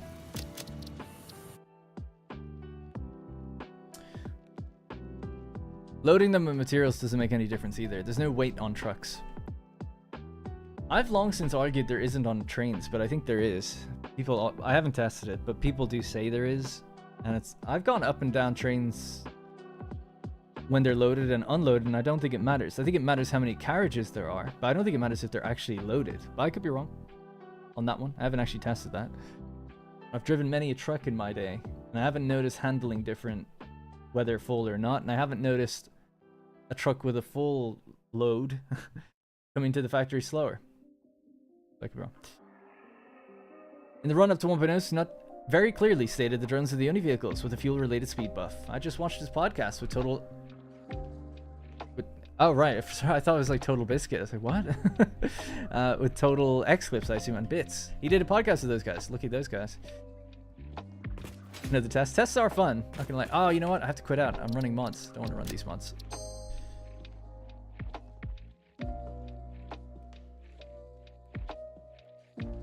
How much time do we have left? No, just gonna get this factory up and running, then I'll be back tomorrow. But tomorrow I'll definitely be doing more than building roads. I guarantee it. Get on to bigger factories. Now that we have the sloops in place, largely. Yeah, look at progression. Aluminum is next. Maybe we could start the aluminum factory next. I think sulfur and stuff would be a bit boring. Not necessary. It's more like a supplemental thing I wanted to do. But I think starting on the bigger project would be fun. It's like, let's figure out and build a new large aluminum factory. Like a big one. I don't know if I've got the full power to turn it all on. I'm thinking big. But we could turn on a part of it. Until we get more power. When am I going off? Normally at the 5-hour mark is when I like to end. I've been going 7 or 8 lately, but it's at 4.5 hours now. So another 30, maybe 40 minutes. Really just whenever this gets done. I like Satisfactory would like to point out that I'm improving my English thanks to your videos. I am French, so thank you and keep it up. No problem, Alex. It's an interesting way to learn. Like 7.0 version big. I don't get the reference for that, but I don't know how big. I need to look around, but certainly big. I don't know. Look at the recipes I have. Look at the recipes online. See how many bauxite nodes there are. I don't think we want to get every bauxite node in one factory, but maybe like half. But maybe all. What else is bauxite used for? Why not bring it all into one big place via a train? Do something big, huh? And thanks Bob Sanders, by the way. I feel like the difference between fuel trucks, tractors, explorers is the burn rate. It is, I think so, which basically means it's distance. So if you burn through your turbo fuel slower than biofuel, you can go further in a truck. And I think that's all that matters when it comes to road-based vehicles. The speed of a drone actually does matter because the cargo container is so low that if you can get to where you're going faster, your throughput is higher. Especially since drones are one-to-one, with one port to one port. So that actually quite matters, I think, and that's probably why it is the way it is. Whereas with trucks, not as important. Has some effect, but not really. If it had speed, I mean. Anyways, right, cool. Are we back? We looking good? Good. I always just want to check. No crazy mod? No. Alright, so we hooked all that up. It needs to be hooked up to power. We need to redirect some coal to give the trucks fuel. That'll be a temporary measure. The coal we're going to steal out of this place. In fact, we could just break in. Because it's going to be deconstructed. Do something else here. In the future. But for now, we could just take one of these lines of coal. I think I'm going to take this line. Later. And we'll just lazily bring it over here. Let's be lined up right there.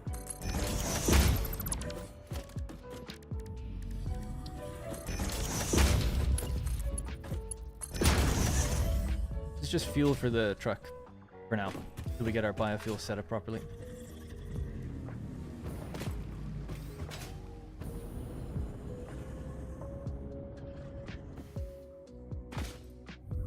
Need a pump on the water as well.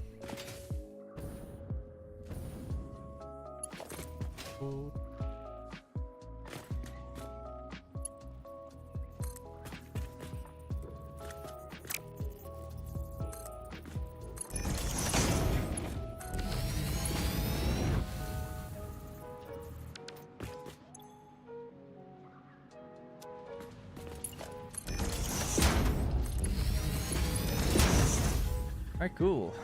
Almost ready to go. We have our output thing here. To gauge the height temporarily. Just gonna bring this to here.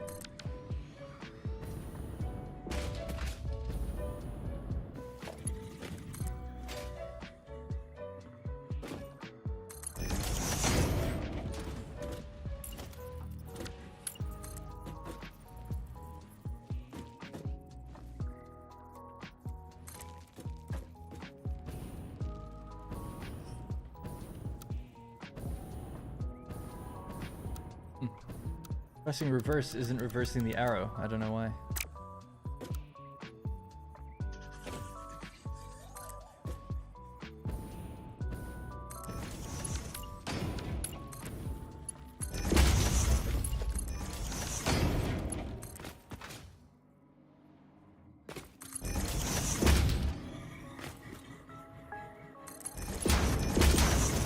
Alright, that's coal. Bed. I think we can power this stuff now. And give it the pump. Bet they tested a speed buff on trucks and had a bunch of issues. They had enough trouble navigating on autopilot now. That's true, actually, yeah. You know what? That's a great point. Trucks... That's a brilliant point. That's definitely it. Because trucks will just, and tractors or whatever, will follow your path. Yeah? As long as you made the path, that's okay. If you started throwing in fuel types and messing with acceleration, they're going to take corners differently. So you couldn't have that. That'd be really messed up. That's a great point. It could be as simple as that. It's like, well, why would we?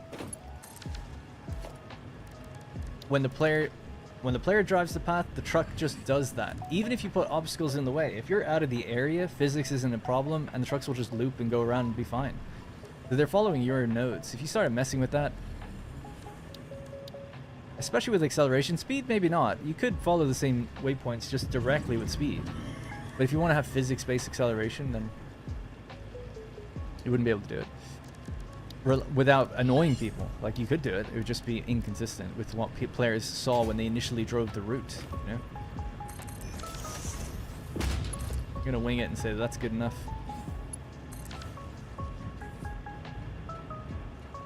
What do you think? 20 meters? Do I have a Mark II pump, actually? Oh, I do.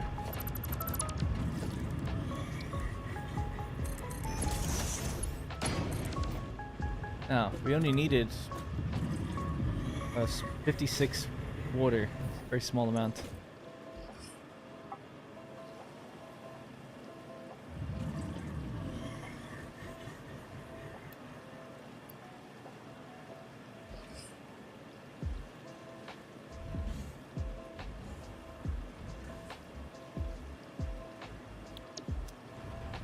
Alrighty.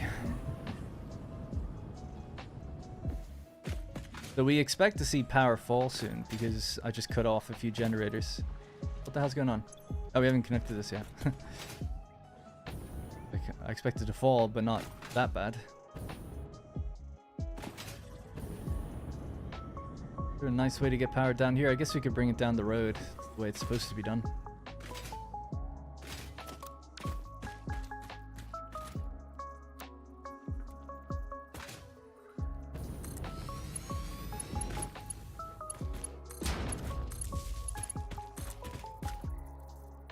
Always bugs me that you can't build a power pole underneath a power tower directly. It doesn't let you.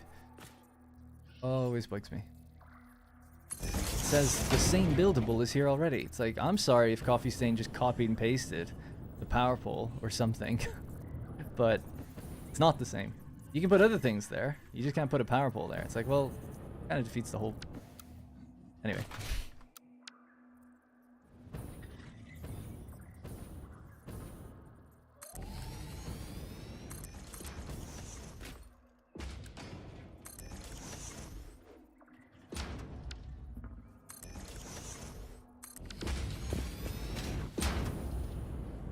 Alright, cool. Oop.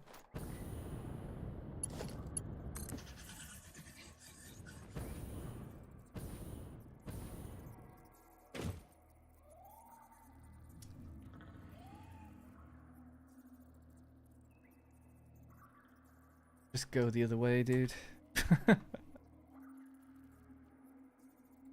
Yeah.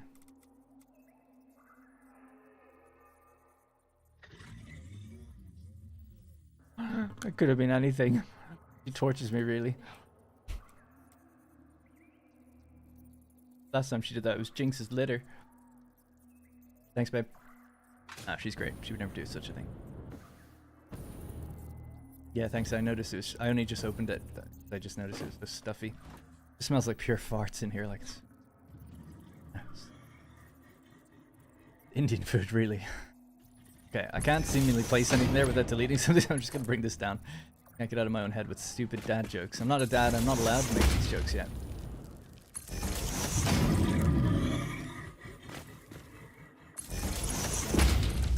Alright, finally. The place has life. We can drive this route and deliver stuff in. I haven't built anything on the other side. But at least this is all set up now and ready to go. I guess we need an awesome sank somewhere. Probably. For overflow. Although in theory you don't need overflow here. Consuming it exactly. I'm not going to drive it yet until the train, at least the truck station's on the other side. So we'll just fly down really quickly and get that set up next. That jokes are awesome. I know, but I'm not entitled to them. I'm like, it's like stolen valor, you know? I'm not a dad. I'm a cat dad. Well, I feel like I'm a cat dad, but I was gonna say I'm a dog dad, but not only is my dog no longer with us, but I didn't see him, I wasn't his dad, he's my brother.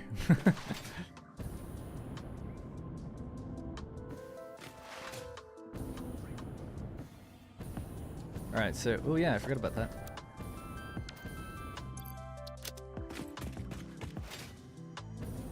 I make them all the time, I'm not bad. Or not a dad. If you make dad jokes and you're not a dad, it just means you make bad jokes.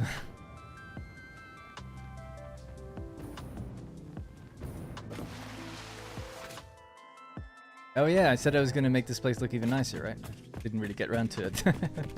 Not yet. Where is the time gone in this stream? It's gone by so fast, I haven't done anything.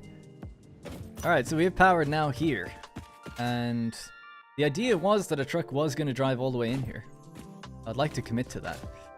So somewhere here has to be the drop-off point. So we're bombing the crap out of this place. Well, to be... Yeah, screw it. I was gonna say, I could get stuff out of this, but I mean... Our containers are all backed up anyway. Alright, good.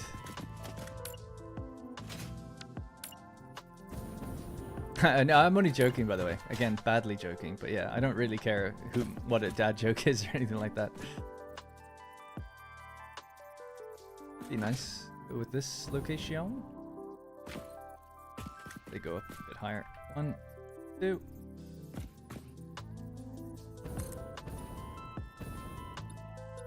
Not too high. Ramp into it. See our little platform here. Yeah, it kind of is too high. Let's go down further.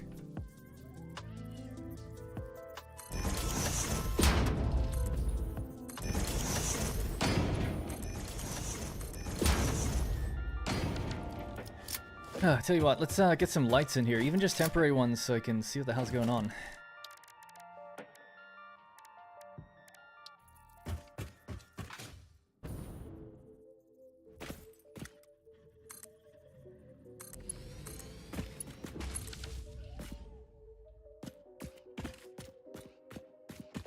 Surprisingly not that, I thought it'd be much brighter when I first saw it.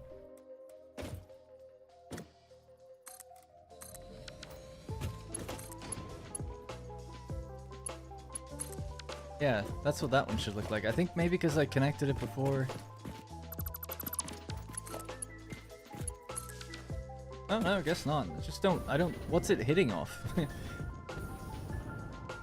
It almost looks like it's just hitting something right, like nothing right in front of it.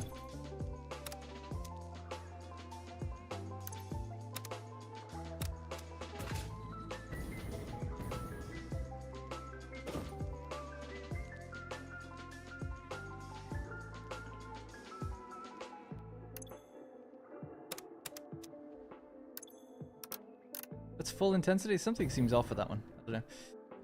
I'm using the mod Infinite Nudge. We've adopted nods for this playthrough now. Just a little bit of quality of life stuff, because I don't want you guys to go through the pain of watching me struggle to build a bridge for another 20 minutes. I did earlier.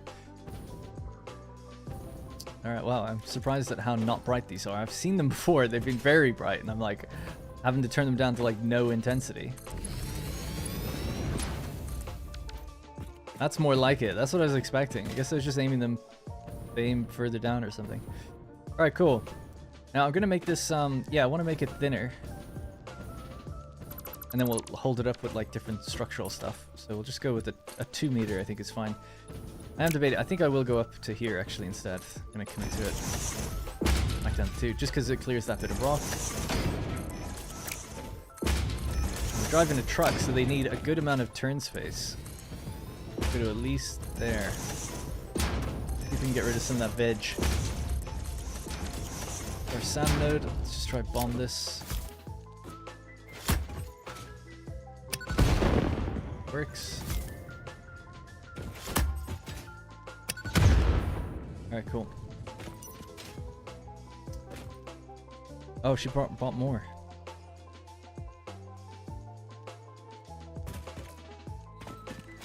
I have Lumen on.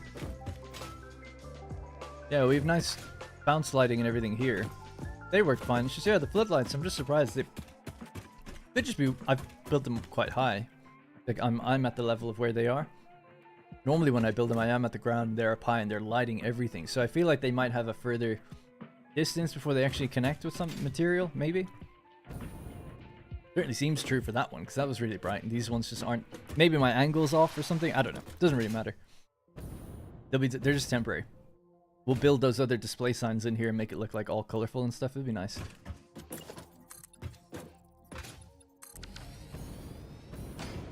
Right.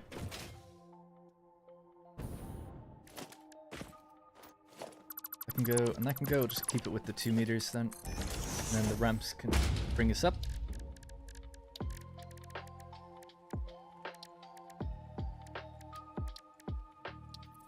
And I need to unlock in the... I need to get some tickets, or... Oh yeah, we have power here now.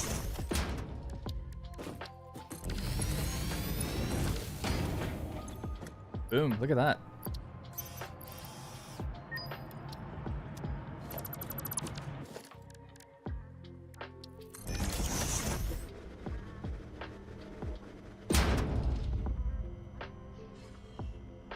You get the... Oh, no, I can't actually, not yet. Could have gotten it before though.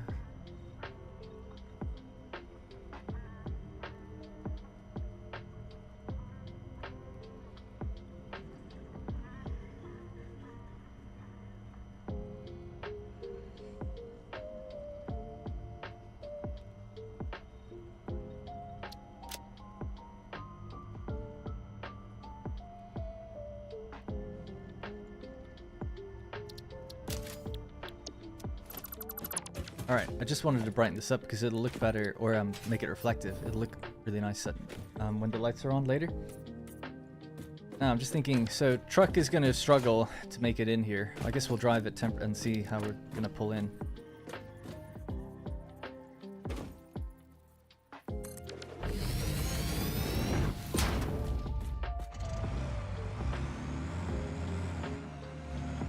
Now I technically drive left-hand side in this world, so maybe... We could just drive here, hit the truck station immediately on my left, and then just bank around. So I'll just need a little bit more space there to turn, and then that'll be it. Okay.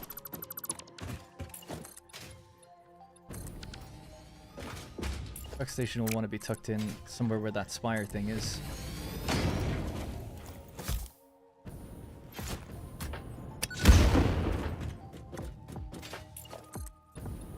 And I'll do a mixture of this floor, but also the scaffolding kind of floor, and that might look a little bit better.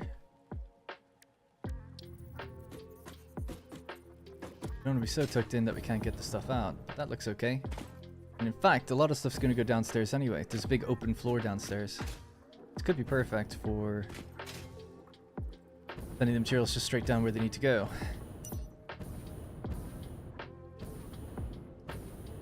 I'm going to use that big open space. We'll figure it out. So this needs to come forward there.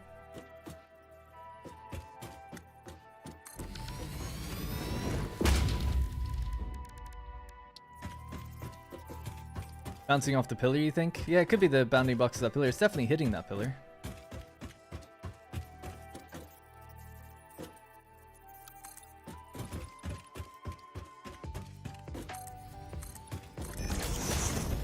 Won't commit too hard to the cosmetics until we actually get the truck route in place, and then I know what needs to stay and what needs to move.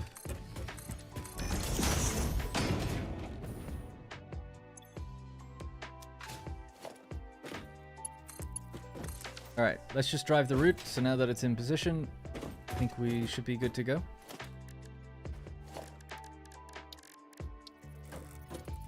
I'm be running on a full batch of coal. I wonder if we can make it actually with... I don't even have enough coal with me, so I'll just have to use biofuel for now and swap out the fuel type.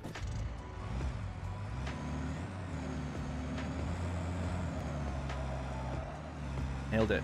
Alright, I'll start the recording to be safe on the road, because I just don't trust starting a recording down in the middle of a cave like this. We'll make this reflective material as well. I'll put those side lights in, it'll look good.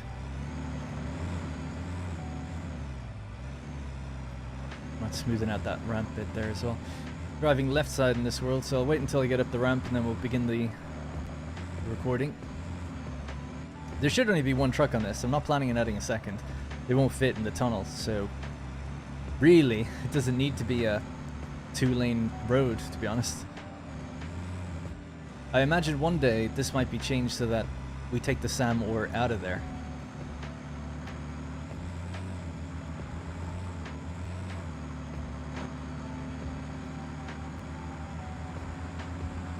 Streaming at least another 20 or 30 minutes. And every Wednesday and Thursday.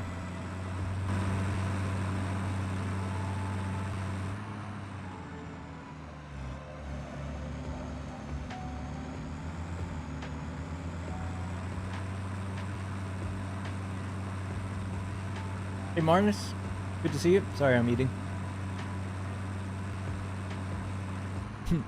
I'm just reading that. Dad jokes are more of a state of mind.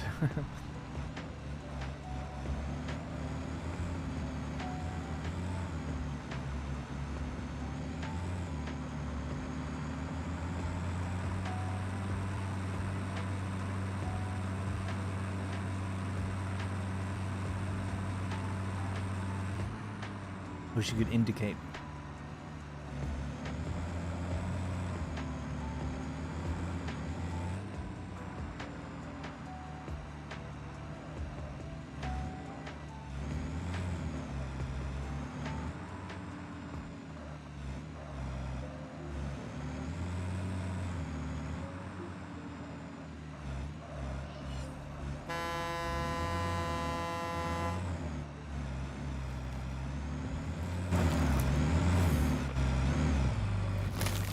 Jesus.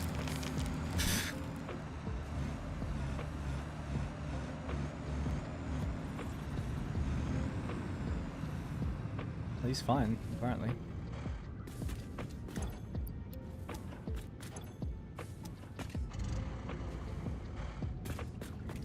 There's a bug in the game where you have to like interact with things before you can. Alright. Looks like it's working just fine. So do the Mark III belt instead, I guess. He's fine, he made it away. I could just hear his... I know it was the vegetation, but it just sounded like his bones cracking. Which isn't funny.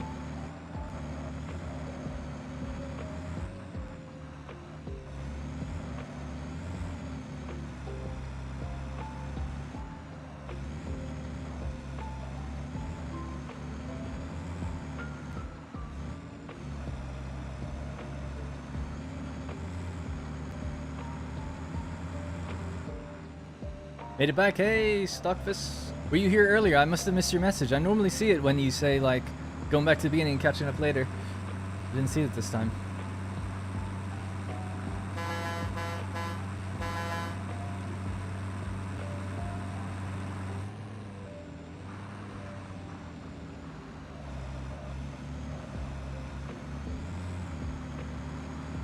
Yeah, you're here. Oh, sorry.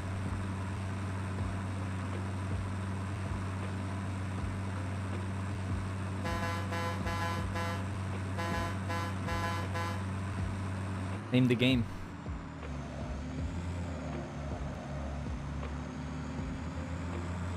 Favorite factory game? Mine's Satisfactory because of the graphics. Yeah, I often tell people that too. I feel a bit bad saying it's because of the graphics, but it's more like being in first person, being able to run around, interact with your machines and stuff. Building realistic looking factories or factories that are somewhat believable. Oh shit. It's okay. We'll correct it. Delete some nodes. It'll figure it out.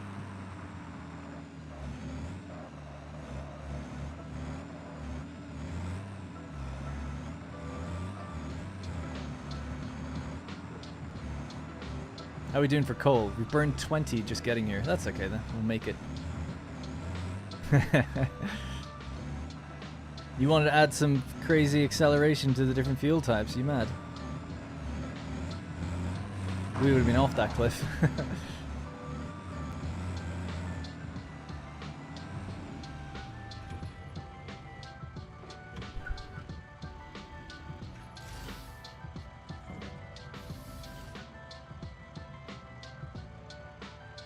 Did I miss the myth busting? Yeah, we myth busted. There's no difference. Truck is never going to be able to do that, but it'll probably just warp when it tries.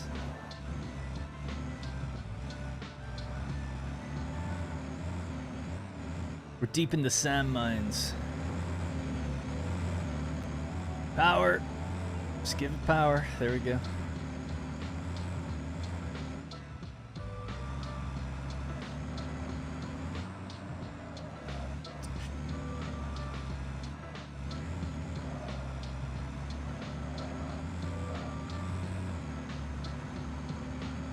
This is brilliant.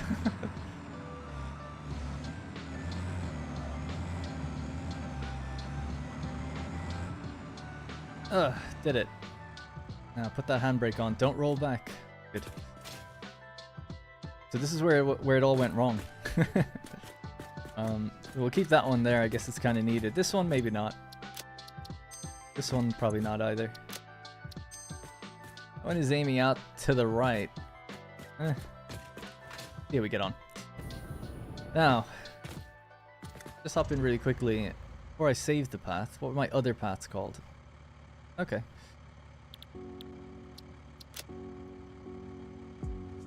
So this would be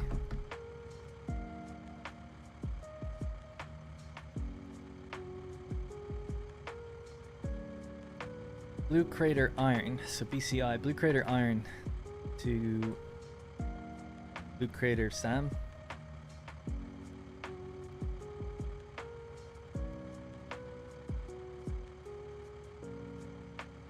Nice.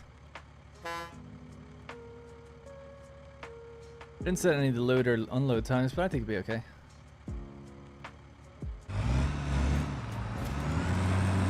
And he's gone.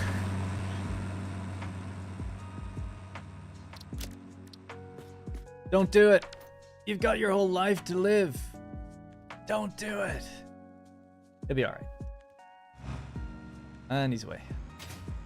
See? Nothing ever goes wrong with them. They always self-correct. That's the important thing. I would say that we have now done iron refinement, and we've brought the iron down to the cave, so now it's just SAM refinement in the cave. We know how many machines we need, I think. We wrote it down somewhere. Like two and a half machines or something really small. That we have to make it into... Oh yeah, we can clean this place up a bit too now.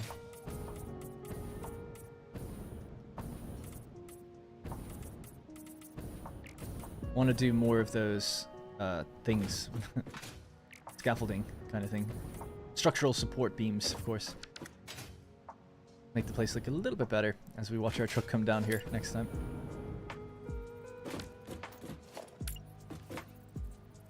And because we've got infinite nudge, we can nudge it exactly where we want to.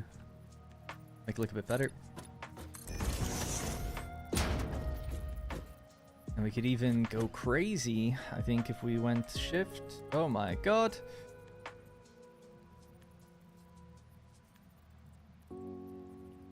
Like that. Oh, you bastard.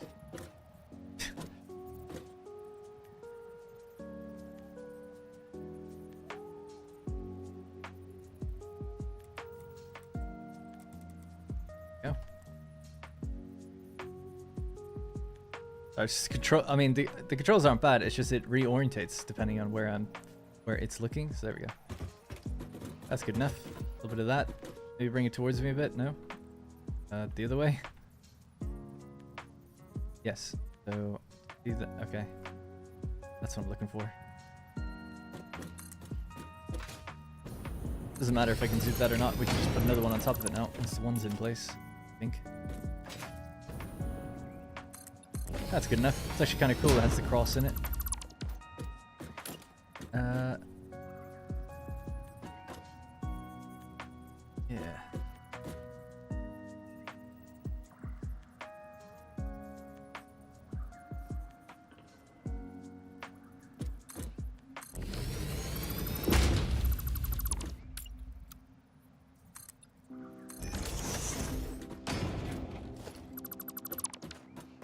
Good enough. I mean, you could... I don't know why I'm doing that, because you could obviously actually just use this one, which is the same thing I was looking to do anyway. But yeah, kind of cool to play around with. Alright, we'll just do that near the rubble as well. Just a couple more of these. A bit quicker though this time.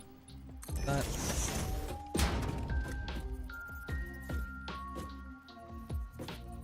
Having a few of these in place and then having the lights near them will look cool, I think.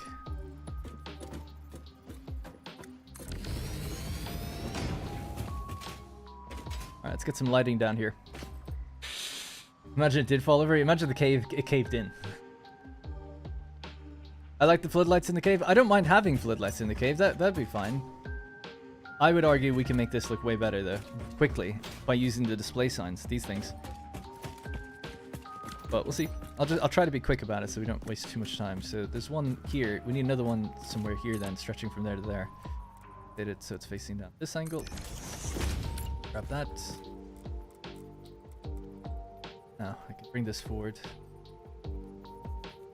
Probably have to rotate it. It's a pretty finicky one.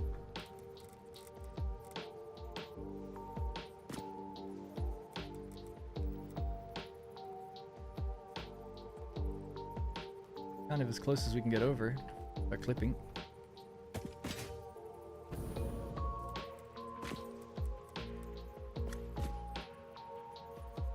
Oh.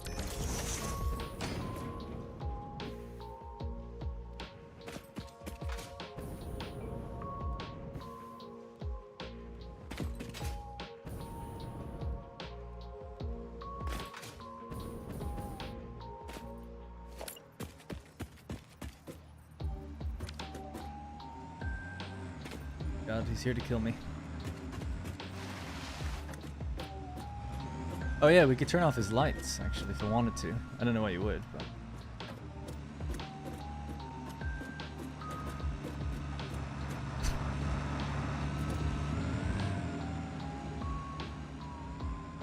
Nothing wrong with that. Nothing wrong with that. Good job. I tell you to wait up at the other place longer because you didn't even, you only had 750 on you.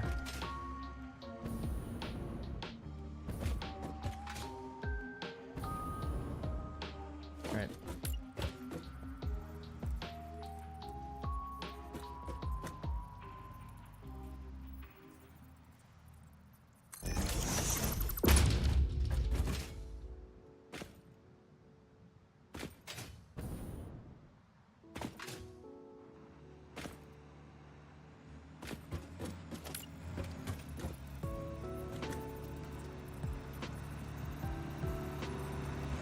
Don't kill me.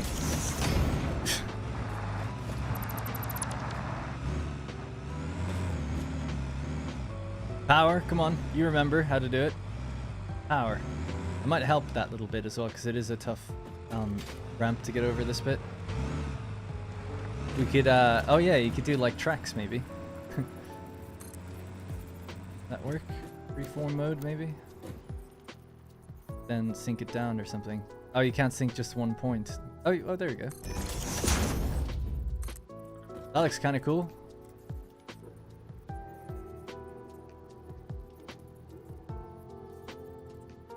Yeah, don't do that. Yes. I grabbed this point. We went out default mode. Then I try to latch onto that, bring it out this way. Down. That be aligned? Kind of.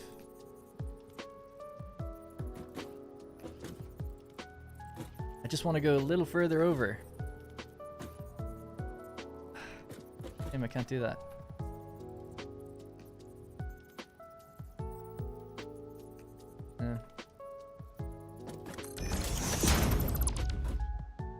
It's okay though, you know.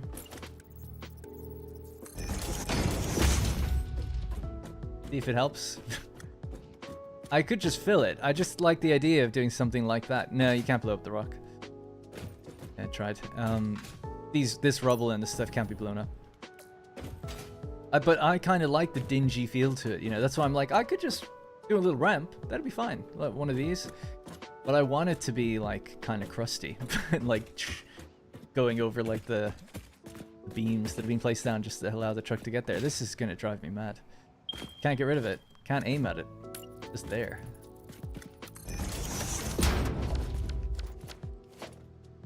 can barely aim at this one. Right, let's do a few more of these.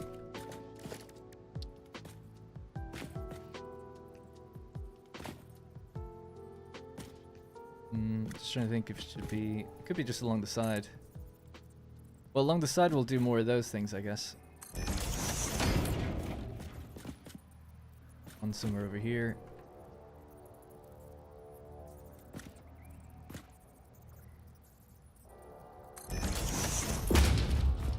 One somewhere over here, maybe.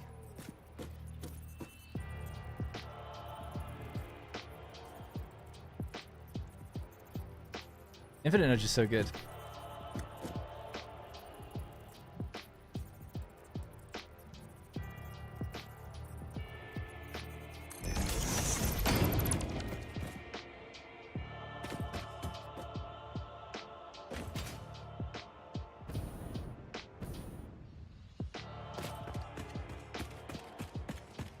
It's coming together. If it really bothers you, you can always... Yeah, no, that's probably what I'll do. Delete it in the calculator, yeah. Because it does really bother me. Or I'll just change it to asphalt, you know? I can't change the material.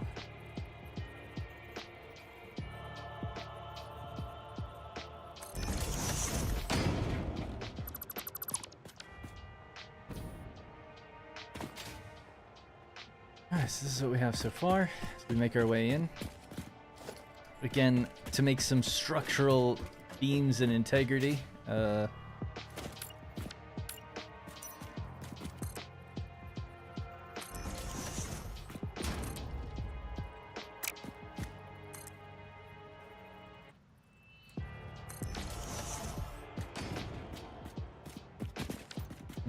Maybe. Thinking we could put the frame walls on those.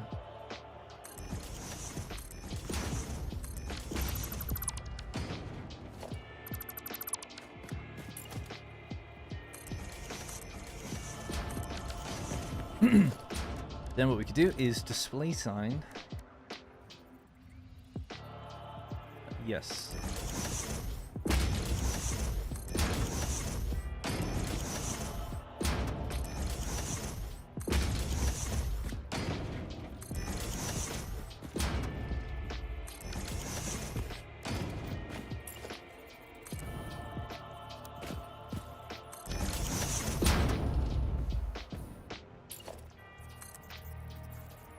The hell?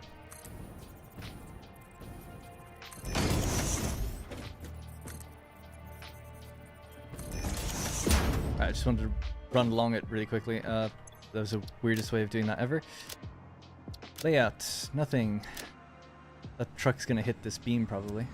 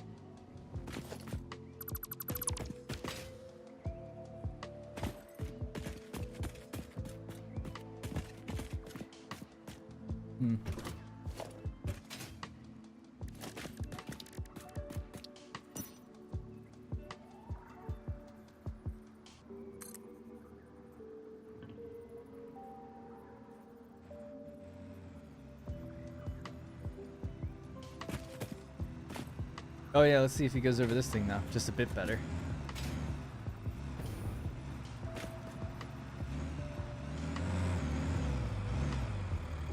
It's really that rock, I guess, which is the problem.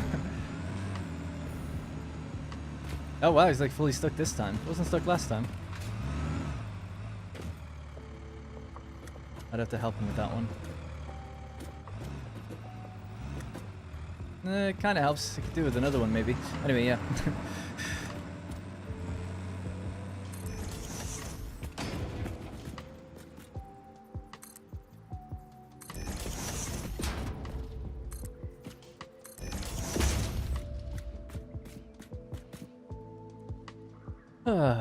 Creepy cave. Get you some integrity. Oh yeah. The music got creepier. Yeah, I don't know.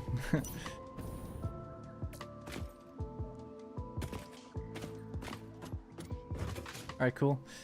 What else? Need some more of these just further in now. Another one maybe around here.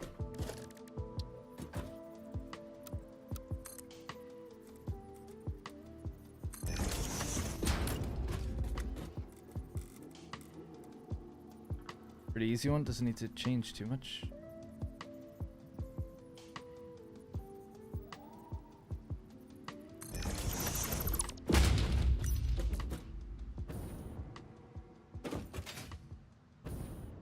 Ah, damn.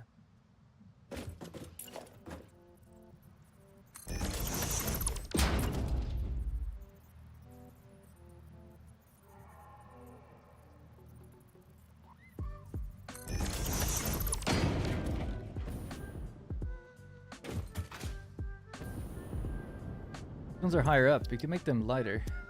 Or brighter, I mean.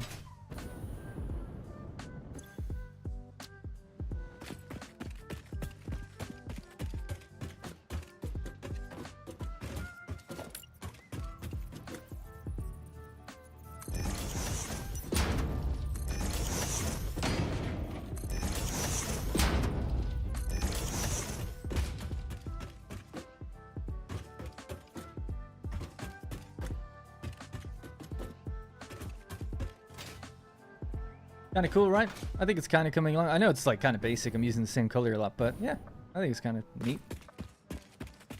Something anyway, to say that we tried.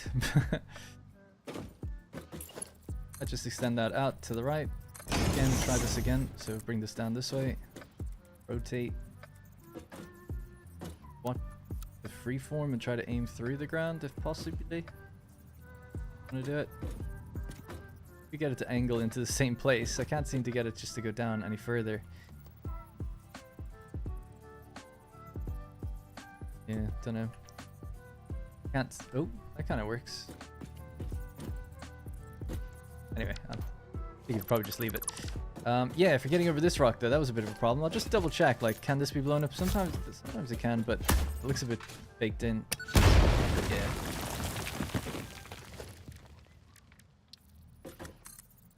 Again, I'd be happy just doing some of this.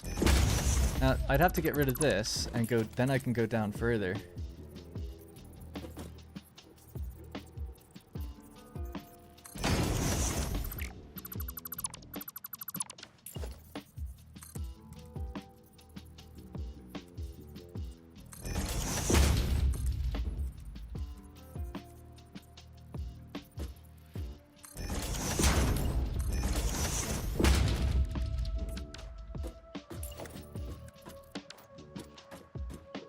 Might work.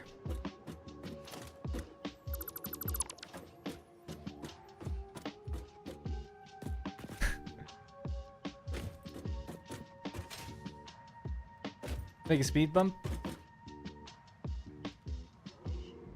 Well, I don't know what you mean by a speed bump. You mean a ramp? Or a road barrier or something? Can't see the ceiling frames? Yeah, that's the only thing. They're quite dark. They need a light on them to brighten up what they are. I was going to do that a few times over, like another one here, for instance, or... Oh, it has to snap to a foundation or similar. Making sure that it's in frame of light would be good, but it has to go above the light, really. Or in front, actually, would probably make more sense, I guess. Then it'll just snap in, and we just go across. Cool.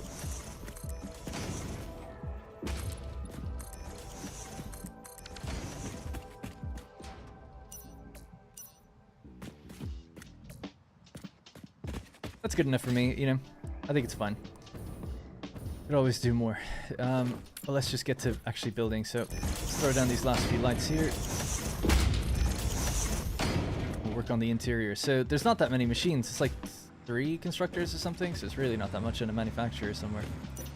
I'm wondering, can I turn off your lights? I'm kind of just curious to see if that's any better or not. I kind of prefer it without the lights, because the light's just so bright as it comes in.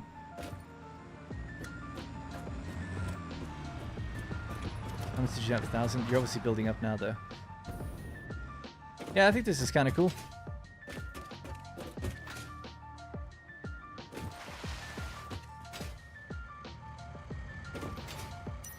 Alright, so this place is super big.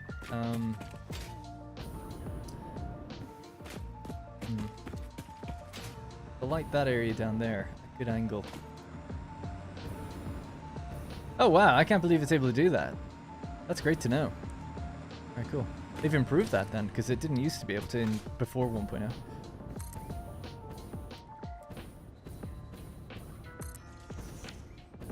Alright, now we could do the really big sign. Do the same kind of thing.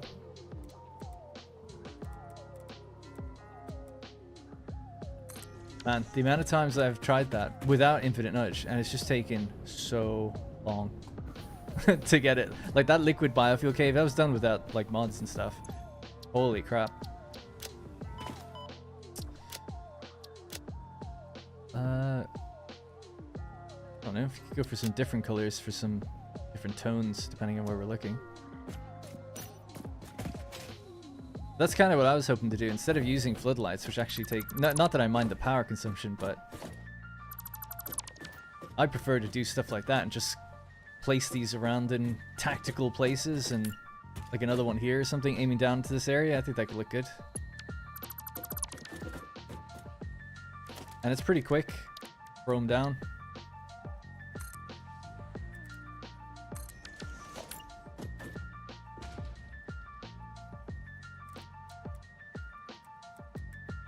Especially with infinite nudge, it's like so good.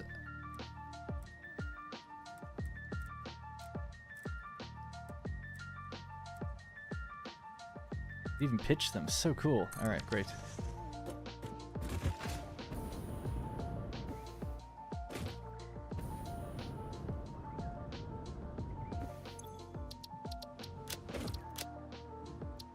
Save the other one, but this one could be a different color, maybe a more bluey, purpley color.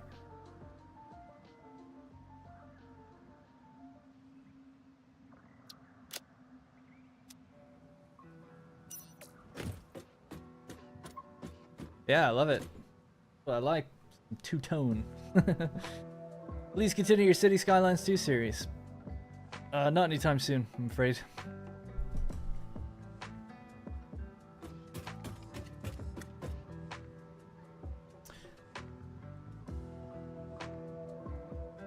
Yeah, that's true. I agree.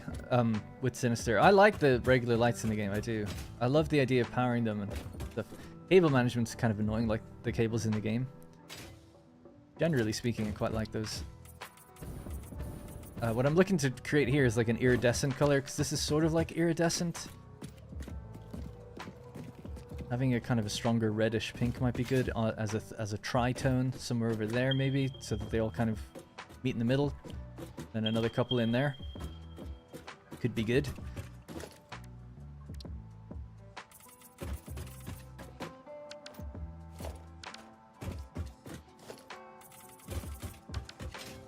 Right, stick it with that then, or stick with that.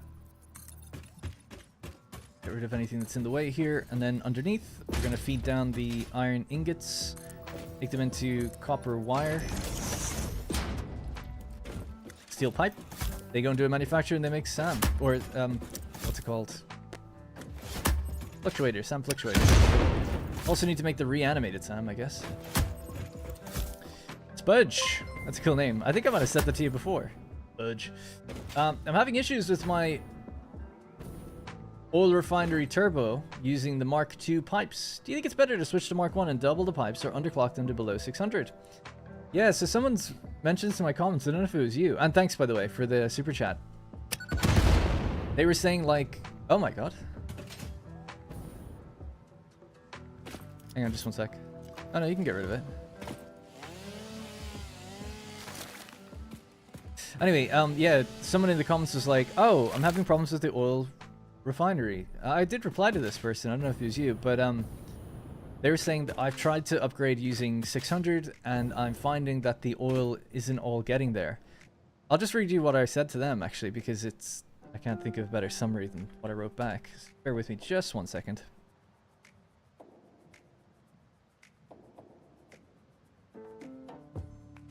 This music's actually quite appropriate.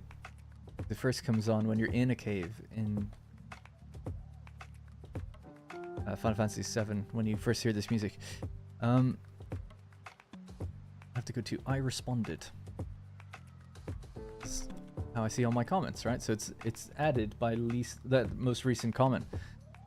So I read my comments because, well, actually on phone it's the easiest because it's just there, but I should just filter by I responded.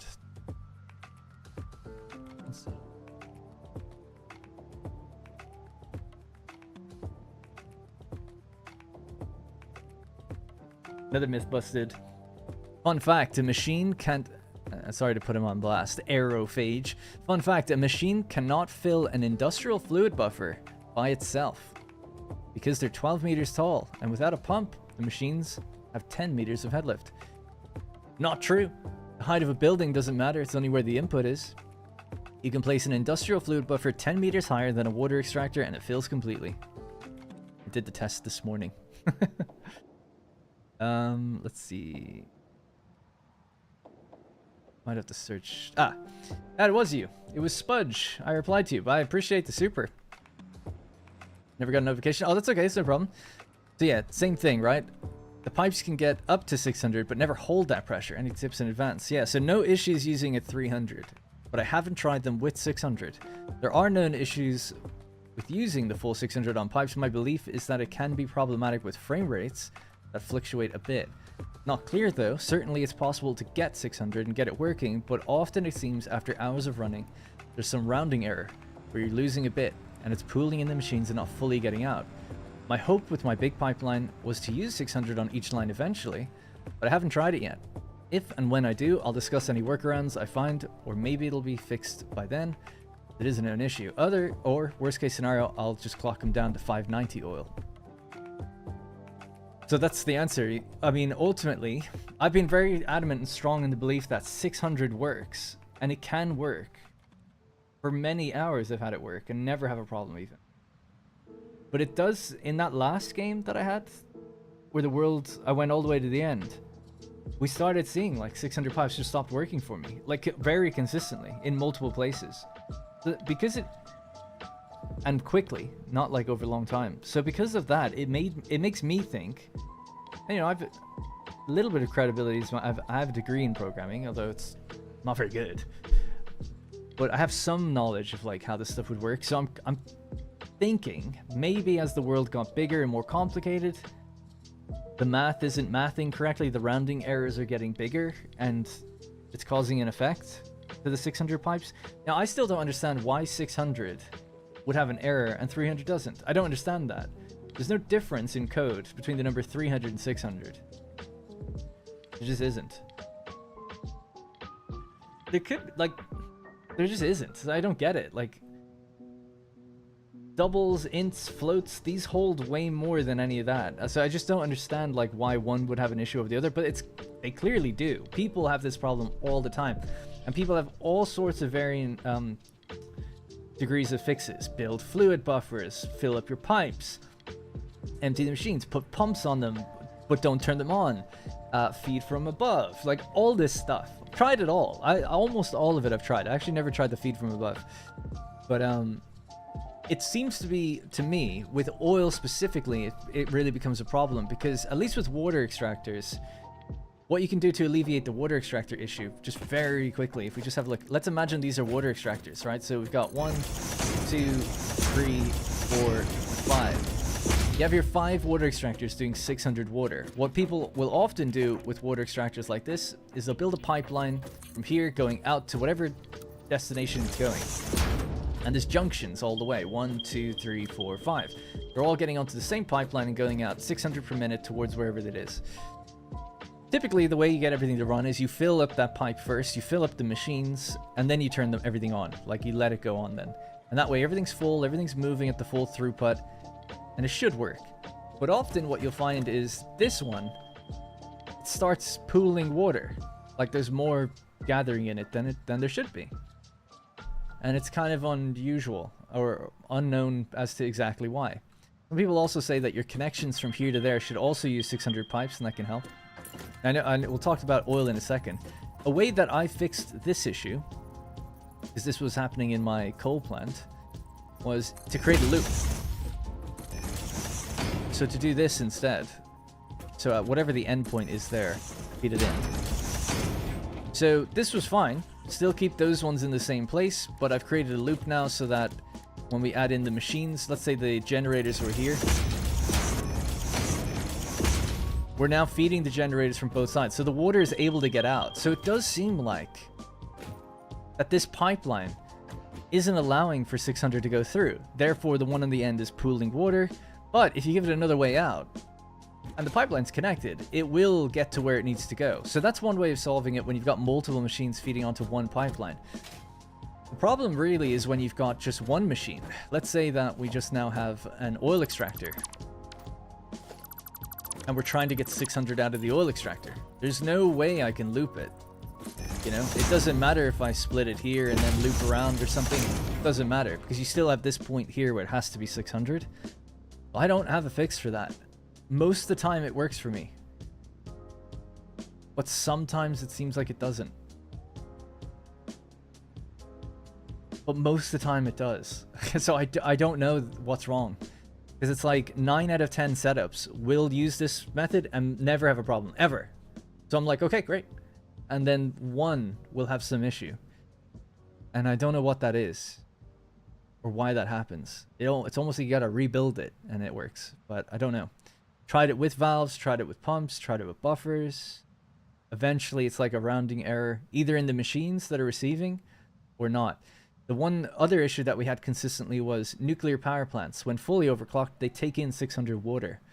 And I noticed that as I start my game, the power trips every time I load in. I've managed to fix it with power storage and other things, but it seemed clear that the 600 water is just not getting in fast enough. Like there's a hitch in loading. Game's running, but its frame rate drops significantly. And then on the catch-up frame, it just doesn't catch up correctly. There's a rounding error or something, and it's not working. So I don't know. It's a bit of a mystery, and they're trying to figure it out, I guess. And people are trying to even nail down exactly what the problem is, because it's different for different people. But because of those problems, it makes me, as a player, say, I don't trust 600 pipes anymore. I was really adamant before that, like, it can work, because it did for me. And I have a good PC, so maybe it's the only thing where it's like it is frame rate dependent, and it doesn't kick in until you're really taxing it.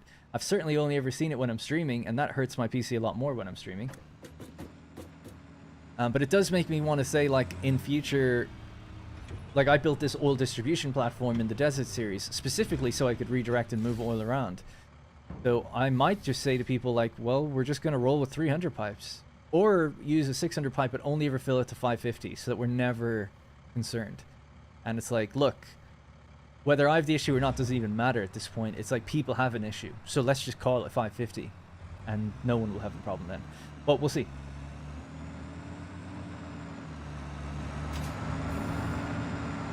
Anyway, that was a bit of a rant. AC Young, greetings, Darn. Just dropped in to say hello, and we'll start stream from the beginning. Thanks, and hey, and see you soon.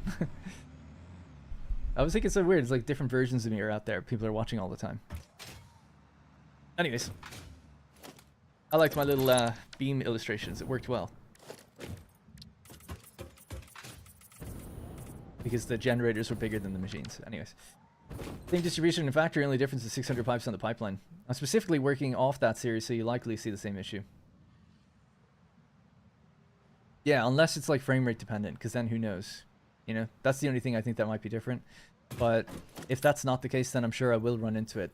What I would be doing is filling up, if you have the oil distribution platform, fill up those buffers, fill up your pipes, and wait until the oil gets completely backed up in the extractor.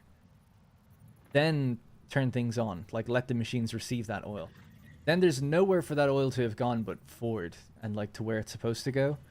And if it's still running, if that's what you've done, it's still running short, then yeah, it's like, damn, you know. But it's been reported like a lot. It's not just us. There, you know, it's not the build itself. There's something certainly wrong.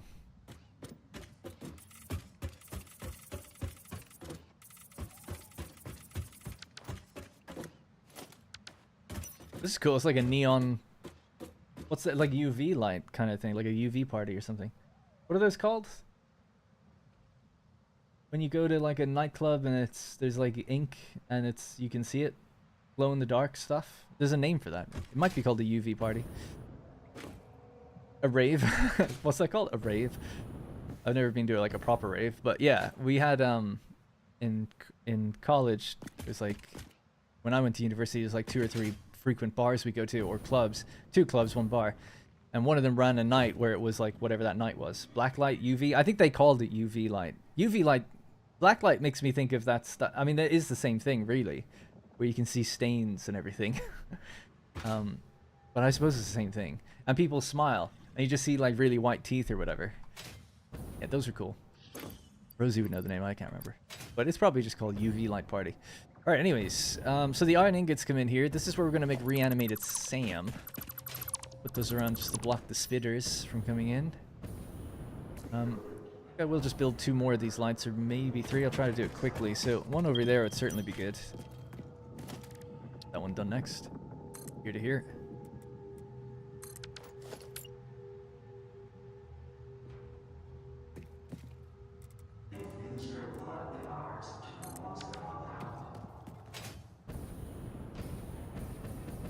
Thanks for your advice. Yeah, no problem. And sorry if it doesn't work, because I didn't test it with 600 really. I've had pipes work with 600, so I just assumed. Damn, I copied the wrong setting. But why don't I just do it anyway? But yeah, certainly my goal was to use 600 eventually.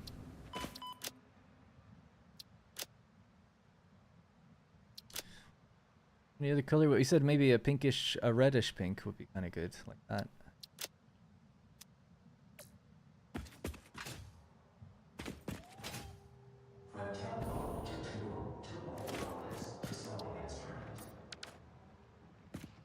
Cool.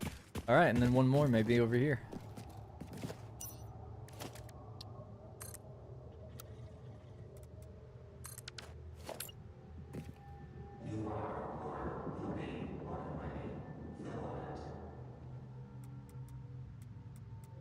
Call me.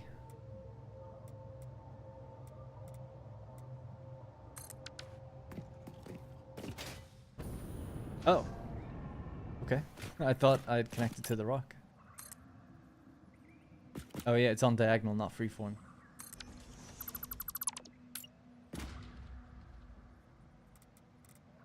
I forgot to rotate the beam. And just rotate her.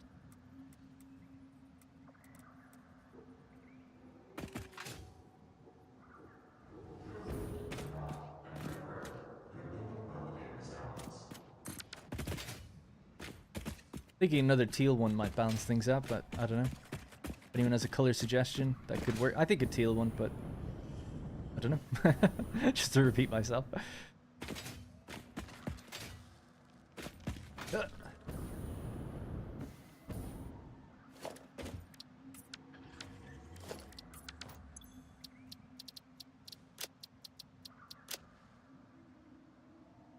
I like the pink. I don't want 2 on top, 2 pink on top of each other though. It has to be a different color. It has to be one of the colors not touching, which made me think that's... Well, let's have a look at both, I guess. But teal or a new color was really what I meant.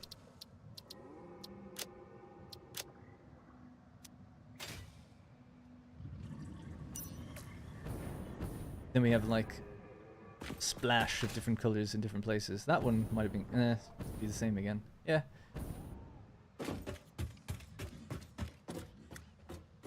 Like another pink one there would be good. That would probably work. Alright. Leave it as is. Yeah, it looks alright. Pink does look really good. It reflects that well.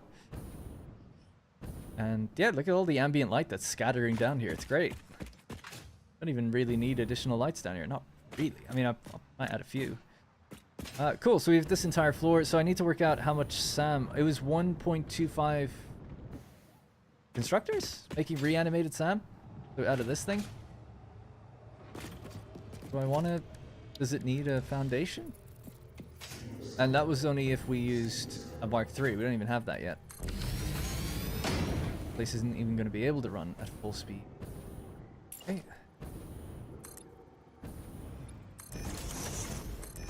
Maybe something like that would be kind of nice so we can still see the ore.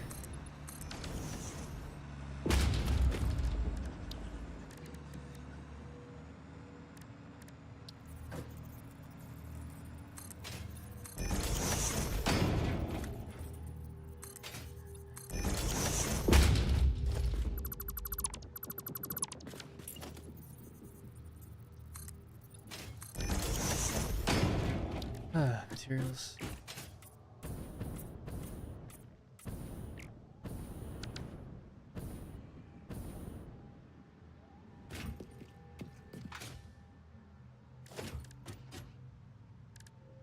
Want to get crazy.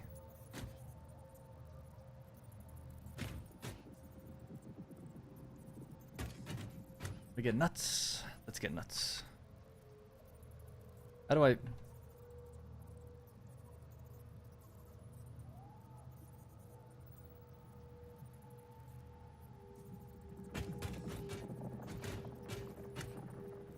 Hearing the creaking and cracking is pretty cool.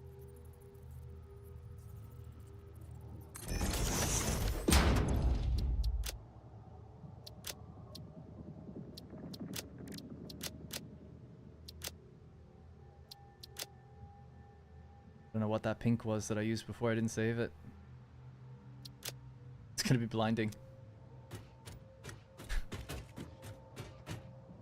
Interesting. That's weird.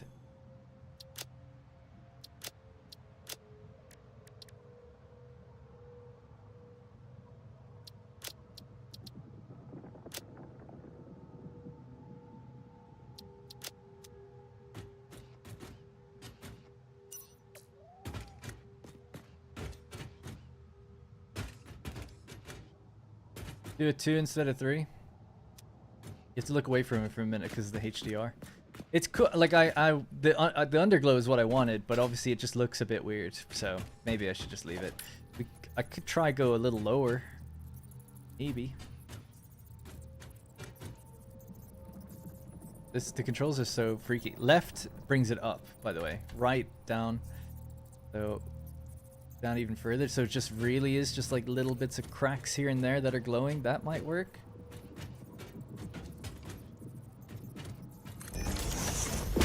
Okay, I can still interact with this. That's a good sign. Oh yeah. Now we're talking. Hell yeah.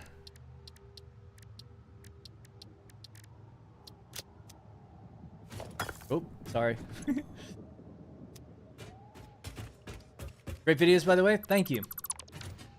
Just fish.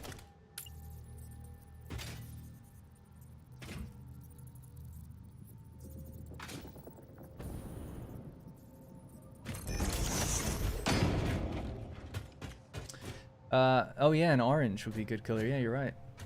That synthwave look.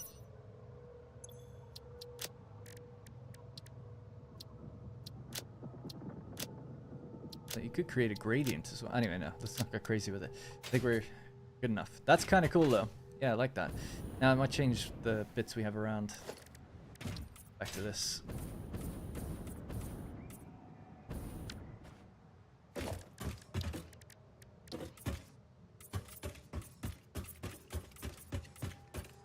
It's subtle, but it's there. We know it's there. And maybe some railing.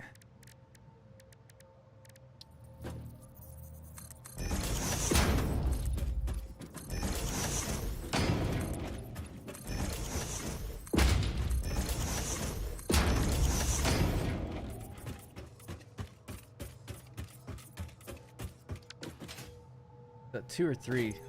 3, wow.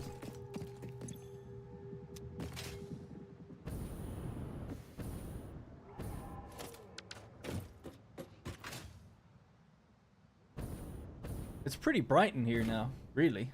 Shame about that, but oh well. Can I get rid of the leaves bit? I don't think so.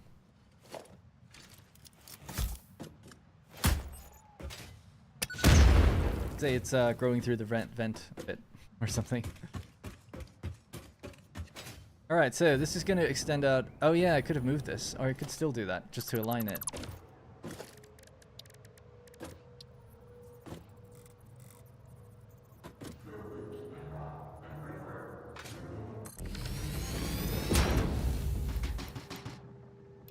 150. So we're going to be running at half production, basically, for what we spec'd.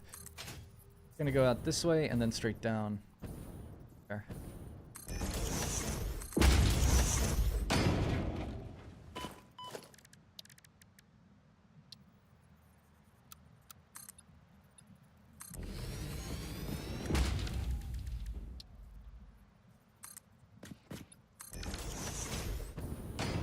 Okay, and then a floor hole in the center of this. This will be our workspace. So I'm just going to clear a bunch of these things.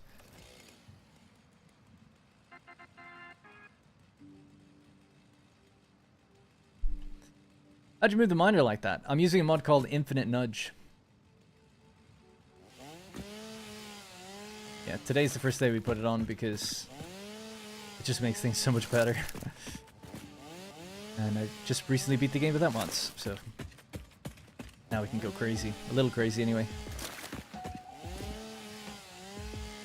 Get silica out of this place. Oop. Not pressing anything.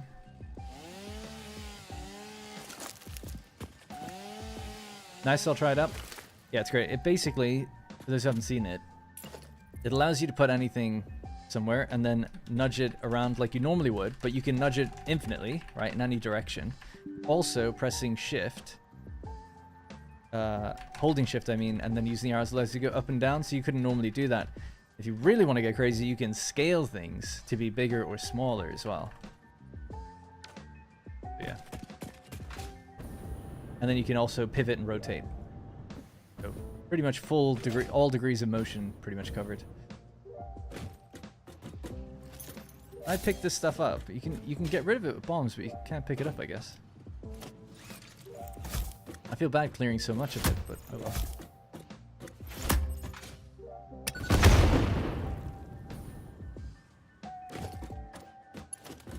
Right.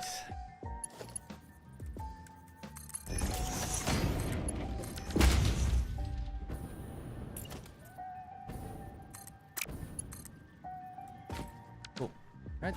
So a bit more to clear down here, then just a couple of constructors, then determine the layout so that we can get over to our... Over here is where the truck station's going to come down.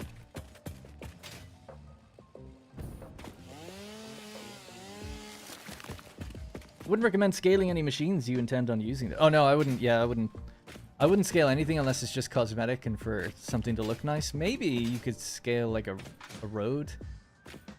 Something I actually don't know. If you put a pattern on something that's scaled, does the pattern increase? That might look good for roads. So let's say that's a normal road, and this will be a fat one. Oh.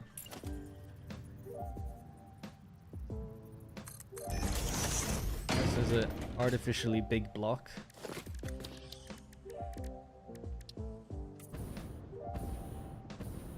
Yeah, I think so.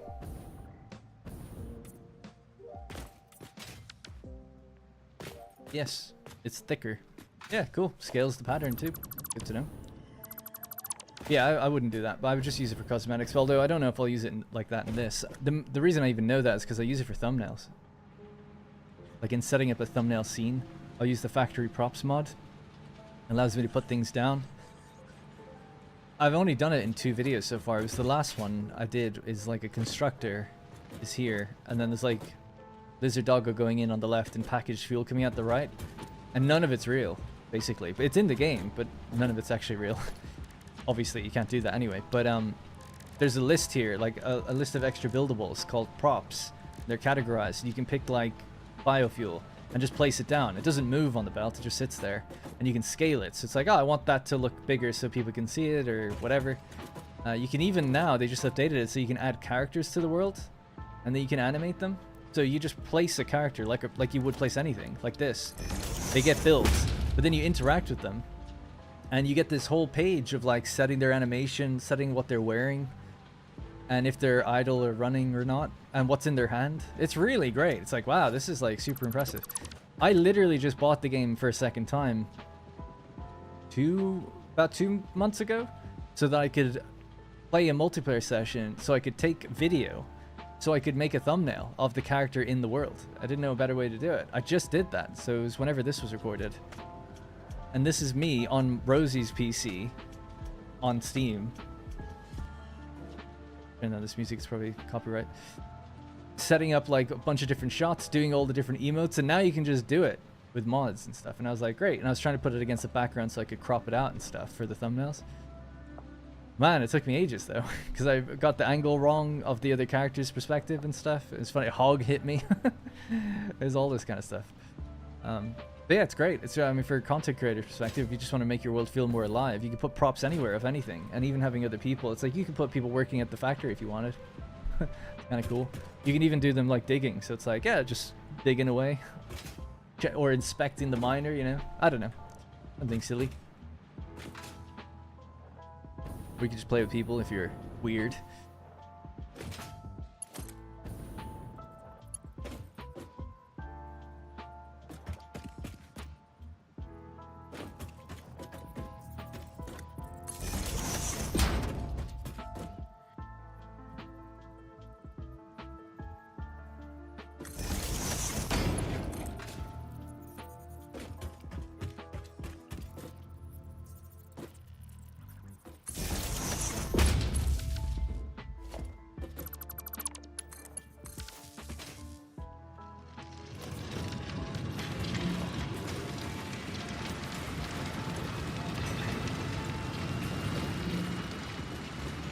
I thought maybe a reflective material might look good on this because of the extra lighting we put in below.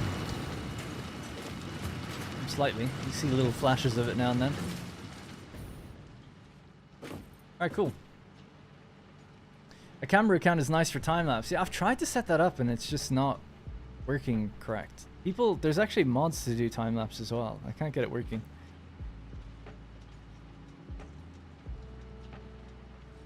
Because there's one that's like really heavy. You go into like some console and it opens up a timeline of like a video editor basically, but it's in Unreal. But I can't understand it. Like I know these things really well, but I don't understand. It's different than editors I'm used to, so I just don't get it. And then I thought like, oh yeah, we could just put someone. I can't. So my video files for recording episodes, like. It's too long. I can't take like a Rosie's PC for 6 hours and just sit there on a time lapse. Like this is 2 hours 40, and then all these recordings are just the last video. So from here to there, I think all of these ones. So 102 gigabytes. You know, I don't know what the total length of all of these are. That's 5 minutes. This is 1 hour 15, 24 minutes, 2 hours 39, 12 minutes, and then 2 hours 46. So those are all the videos that went into making that last video. So how much of it needs to be time-lapse? Not all, everything, obviously, but even if I just sat down and do the cosmetics, the cosmetics I think was this one.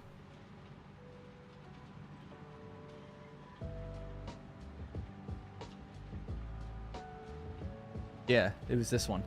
So that could be kind of time-lapse if I could take Rosie's PC for like 3 hours. Or how long was it? Oh, see, I wouldn't know how long. I'd be like, yeah, I need your PC for 3 hours and record, and then I'm gonna record. By the way, it's not a PC, it's a laptop, so it's not even gonna look that good. Can't run the game at max anyway. I don't know. It's not gonna happen, I guess. That's what I'm saying. I would need a second PC. I used to have a second PC for recording, but I got rid of it because it was too much hassle, basically. Yeah, I was trying to use Fix-It Cam. There was two. I'm sorry to go off on a tangent, but there was one where you could literally place cameras in the world, and you can set it to take screenshots, and it builds up a sequence. So it's like, oh, every 5 seconds take a screenshot, and that way you can build like a slow frame rate camera. But obviously, with all of the time passing, it creates a time lapse, and that kind of worked. With Infinite Nudge, it might be better because I could position the cameras better. There was something wrong with it when I tried it, and I remember thinking like, I'll come back to that. And then I tried the other one that was more complicated. The other one's really cool because it actually uses Unreal's rendering pipeline it would basically look like trailer quality footage, which, like I said, it was a bit overkill for me. Anyway, must be the longest video stream I've ever taken just to build a few machines. I need to get back up there, see exactly where the thing is, throw some bombs down, clear those last 2 pillars, build some foundations. Oh yeah, we'll be doing an aluminum factory. I'll have to decide.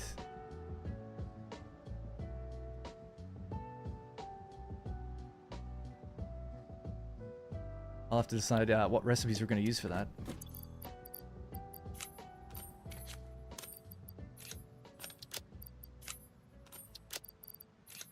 And the stuff we destroyed. Right, so this is the output. Don't need a buffer. Don't think. It'll just indicate to me where we need this. So. Okay. Thankfully down here is like pretty flat, so easy enough to work with.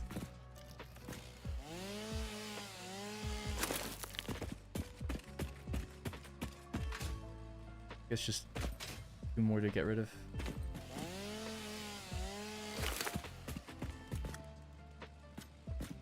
Thanks, Sinister. Oh, you're telling... yeah.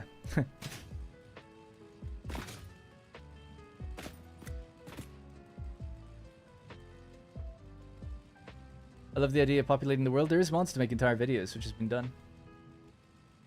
Yeah, I think that's the one I'm probably talking about. It's like Cinematic Cam or something it's called. I genuinely just can't remember. Alright, let's clear this place. Those things weren't being cleared by bombs for some reason, so...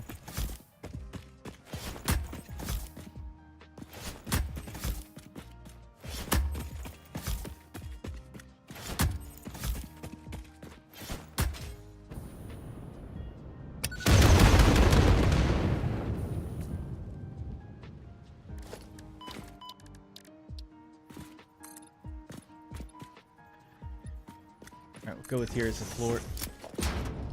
Might change it to concrete down here as something different.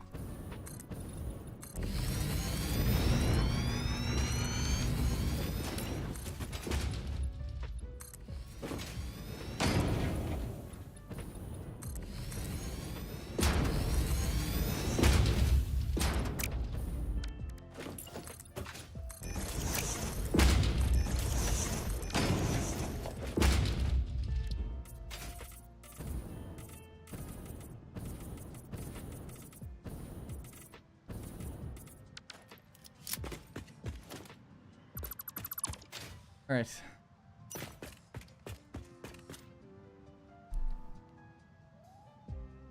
But what was it? 1.25 constructors, I think. I just want to double check that, but I'm pretty sure. Reanimated Sam. If we had 300 per minute. That doesn't seem like it. 300 divided by 120. It'd be 2.5. Got it. Okay.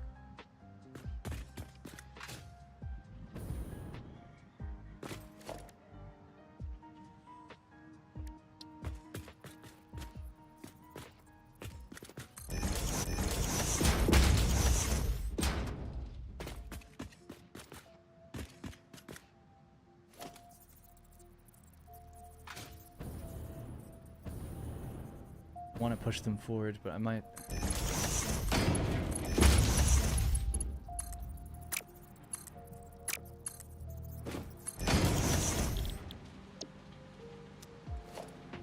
$120 per minute, is it? Damn. You can get away with that. It's just that after you first put it down, you can't change it, so gotta get it right.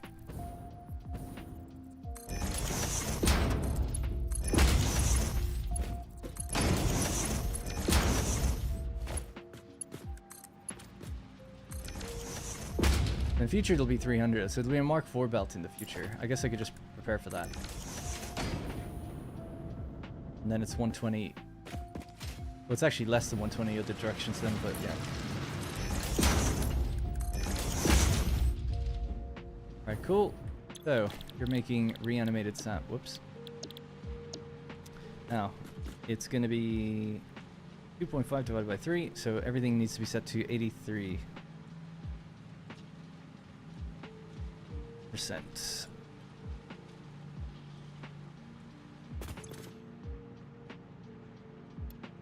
Okay, copy that, paste it onto the other two.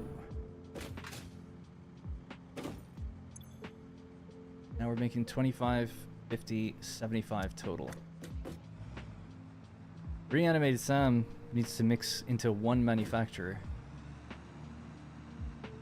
Yeah. The manufacturer is going to go somewhere here. Probably.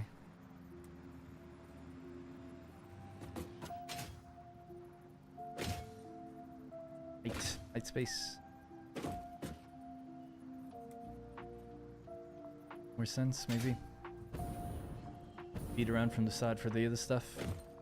I'll think about it, but we'll leave that here for now. So ultimately, we have to pave this, and then we need to make the iron wire and the iron pipe. But I don't have the recipe. I'm gonna have to run and get a hard drive or something, because we can't turn it on without it, which would suck. But I mean, I've only got so much time. Each one takes 10 minutes, so we're just hoping to roll the right one.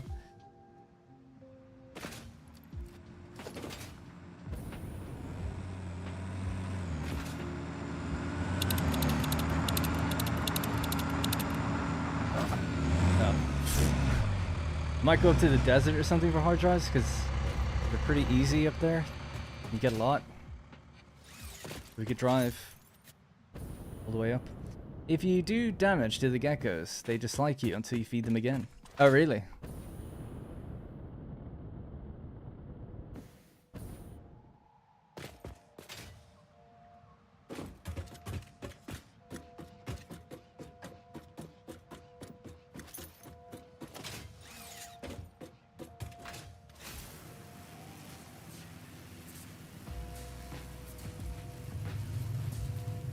To find fast hard drives that are just not too far, not too difficult to get.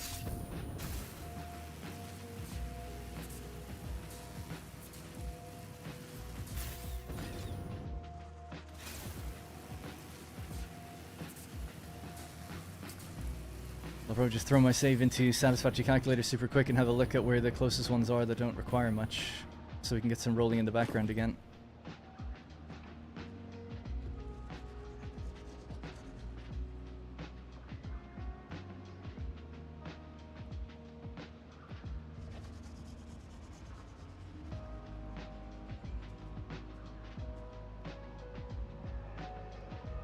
Actually, if I've gotten the hard drive, I've left a mark on it.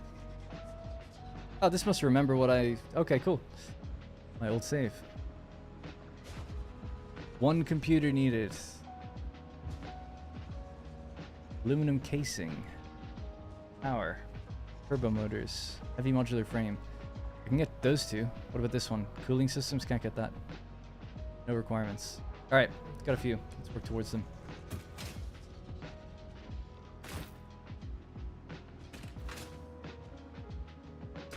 Geckos despawn. Replace those foundations on the overhang with metal frames to make it look like a drudge. Yeah, that could be kind of cool. I agree.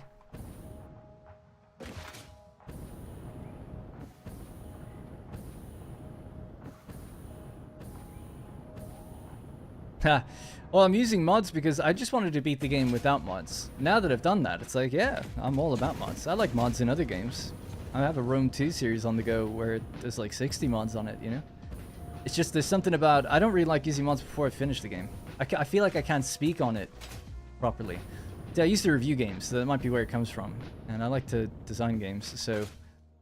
From a purist perspective, it's like, well, I didn't fully get the intended experience if I threw on things that changed it before I beat it.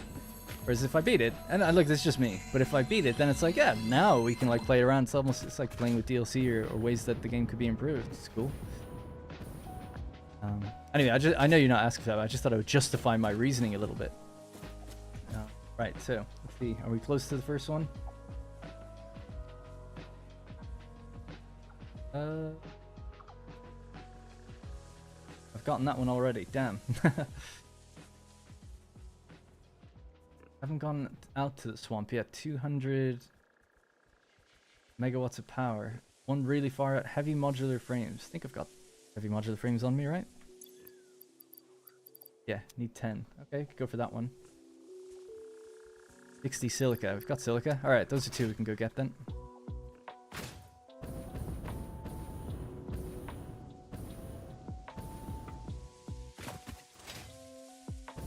Yeah.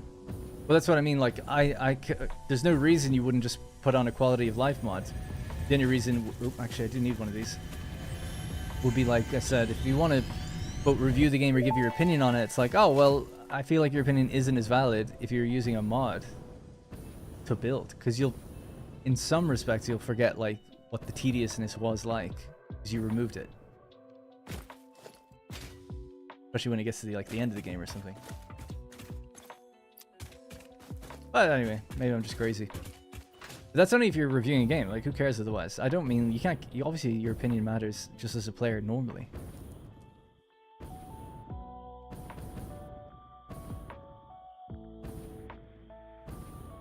This is the one that takes 200 megawatts of power. I didn't want to bring power with me.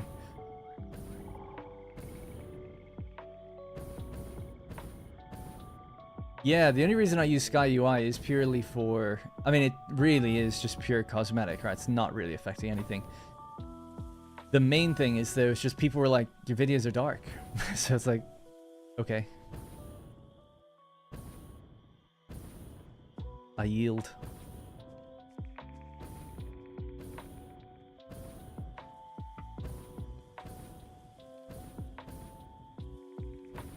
$200 megawatts is just a bit too much to be building biomass burners, in my opinion. I'm just too lazy to do it. I'd rather just run to ones that don't need anything.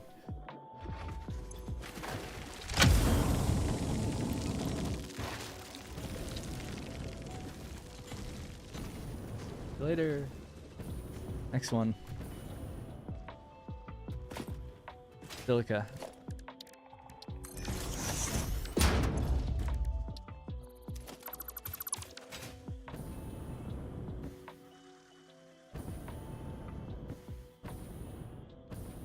It's just 3 burners.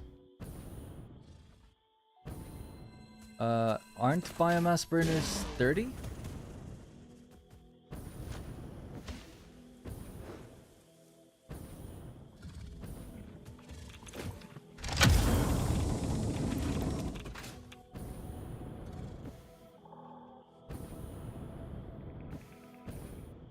Next one. See, I'm doing this way faster than if I stopped and got burners and then made sure I had biomass to feed into them and stuff. 40, 4, 8, 12. That's still not 200.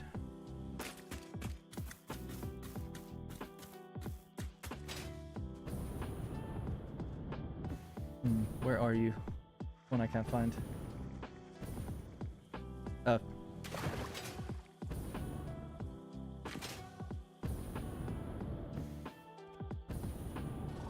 Oh, this is a tough one. Oh no, I can't get that one. Not right now. Radioactive hog, a regular big hog, the big hatcher.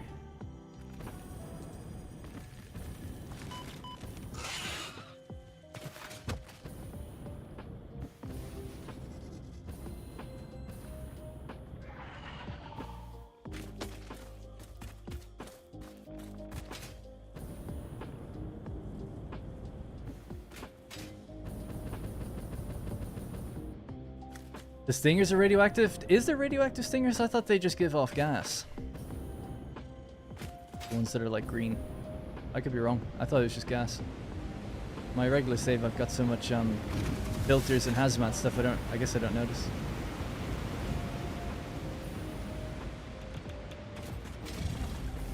Oh damn. I don't have filters or anything in this save.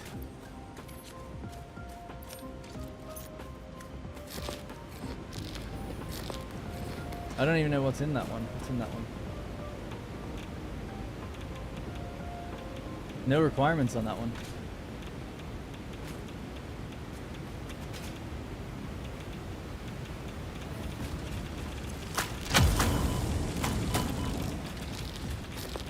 Fuck yeah. Alright. Next one. Crystal oscillators, we just picked some up.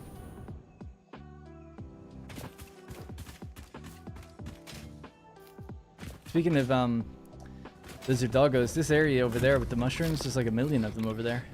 And they all follow you. Or they can do. Right, so next one is somewhere over here.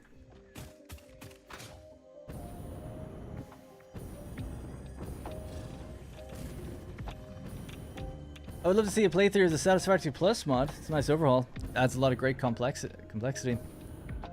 Yeah, totally. Yeah, I'd be down for doing that. That actually could have been an interesting new stream series. It's like, okay, we're gonna play with that mod, but I guess someone said it's not updated. Sinister, I think.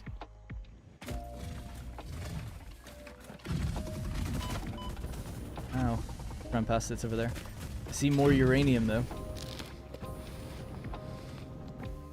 I didn't check actually what the requirements are for this. Oh, I did. Crystal oscillators. Oh. That's not crystal oscillators. I'm in the wrong place. No.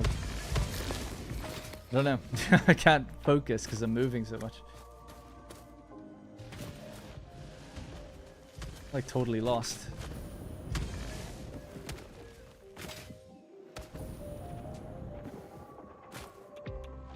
Leave me alone for a second.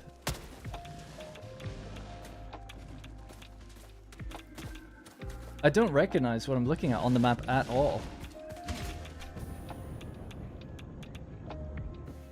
I'm like right next to a river, but there's like a giant mountain that I just don't see. I'm obviously I just can't see it. I'm being attacked so fucking constantly wherever I go. Alright, give you peace. Okay. So, I'm in the Bendy River. There's one with no requirements actually like right above me. Literally right above me, I think. Just somewhere here. I get that one. One I was trying to get. Oh, I was here. It's down there. That's why. Okay.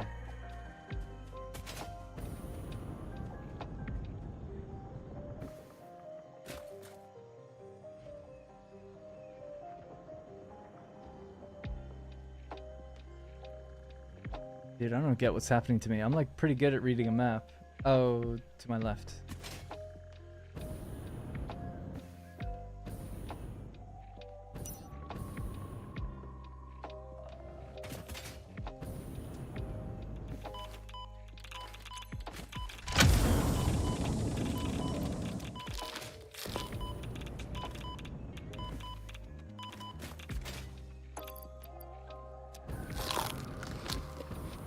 Alright, one more to go, and then we'll have enough and I can go back to the facility and we'll just keep unlocking things as we're going. Already got this one, but I want the oscillators that are just sitting there.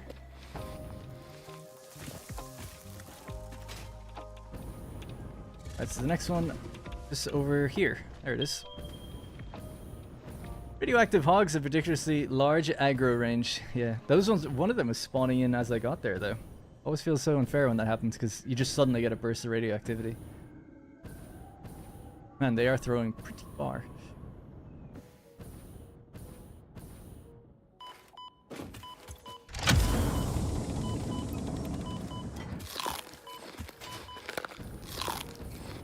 Alright, good. Oh, didn't mark that one. I think I marked the other one. Anyway. Alright, there we go. 5 hard drives. No biomass burners needed. In record time. Go south. Let's go home.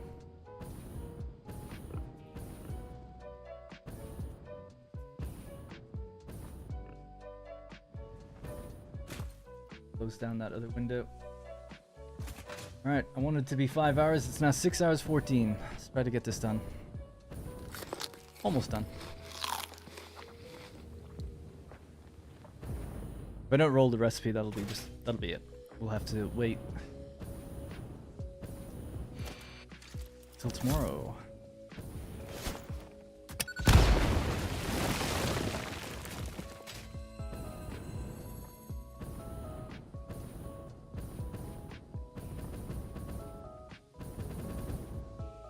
I put the first hard drive in. Oh, you think it's done by now? Yeah, I didn't see.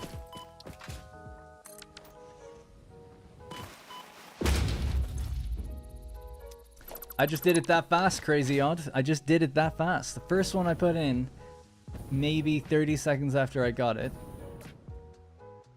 It took me like, what, 8 minutes to get those. I know. I'm a pretty good gamer.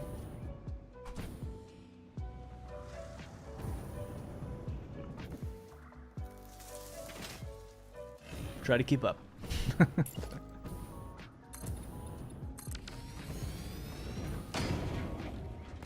Missed that, was checking the mod list, I guess. That's it's no problem.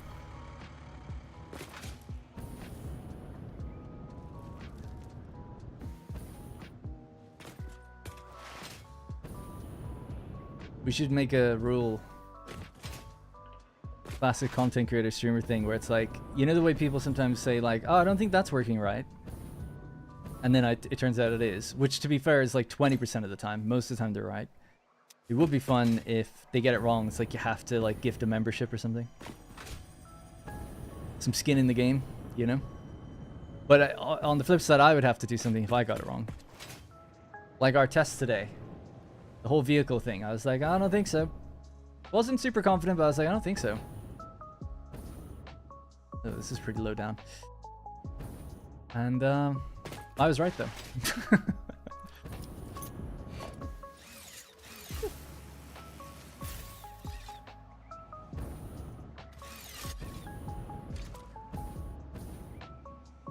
Now. Oh, this place looks so nice. Here we are. Beautiful. Alright, cool. So, you want me to make this look more industrial?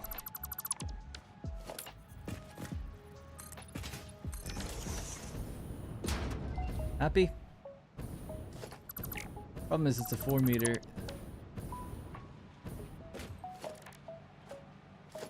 I know it's done. I'll check it 1 sec.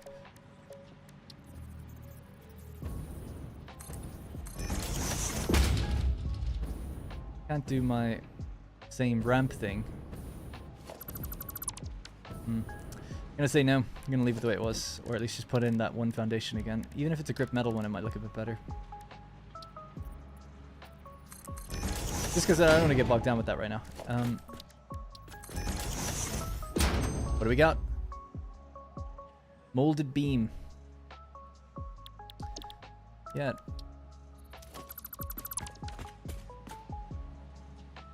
Gamers list of achievements this stream: Radioactive Man, Roadkill, Builder, Road Constructions, and Samwise. I think some are missing.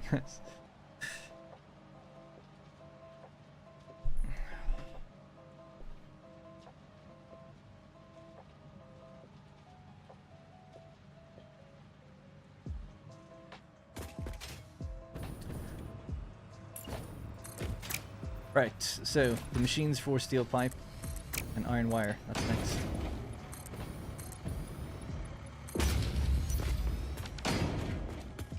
See if we can leave those mushrooms alive.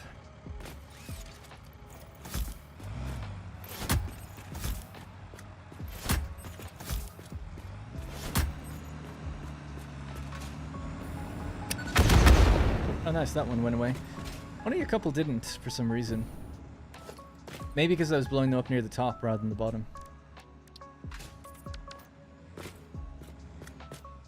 So I'm trying to work out the layout for this. The iron that's going to come down is 184.72 ingots per min. 150 of that, so a clean 150 goes into the steel pipe. And that's just 1.5 constructors. And then the other constructor, so it's literally just 3 constructors. I'll just check the wire constructor is correct. Oh, actually. 6, that needs 3 as well. So 5. 5 constructors out of the iron. So that's here, that's okay. Bring it down, have these in the line somewhere here, facing it that way, aim to the left into the manufacturer. Bing, bada boom. Something like that.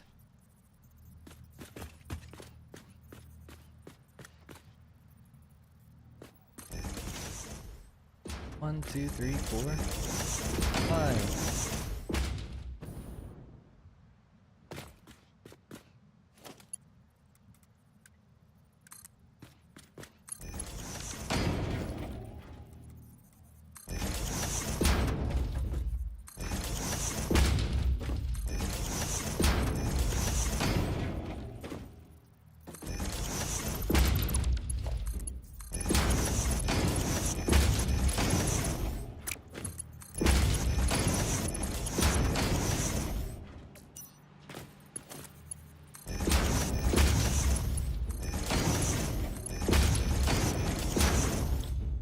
Okay, so 1.5 steel pipe. I can't set that, so we'll just leave those blank. And then the other ones are iron wire. Can do. Now we need 34.72 recurring. 34.72. Well, that's our output. I was looking at the input actually, but yeah, divided by 3. 11.5733 is the record. Okay. Oh, no. That is the amount of iron that needs to go in. Okay, cool. So 11.573 whatever, divided by 12.5 is our clock speed. Number. Cool. In you go. See you later. Copy. 1, 2, 3.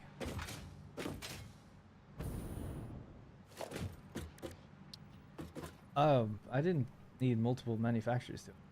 Hope not. Just because I can't do it. There's like no room for it.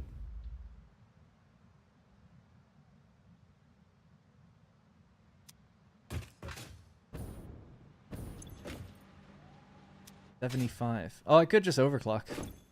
It's not that I don't like doing that, but we are tight in space. I think in this situation it's somewhat reasonable. 75 per minute. That's what we need. 62.5 wires. So 62.5. Why is my number so messed up? 62.5 divided by 3. Yeah, they should be set to 20.833 recurring. They are. Well, now they are.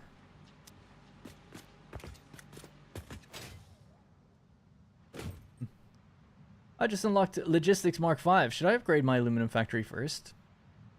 Build a new one. So you're at 480 per minute, now you're at 780. Yeah, I mean, if you can easily upgrade it, yeah, I would do that. If you have a new miner, or a new mining speed, or you're able to get more out of the miner for bauxite, or add additional miners onto whatever network you have. Yeah. Aluminum is super needed, so yes. You'll definitely use it all. I just feel like it's always used. In my experience. Used frames and heat sinks and all sorts of things. Bogdan, congratulations. Now what? Now you have to use all the ore in the map.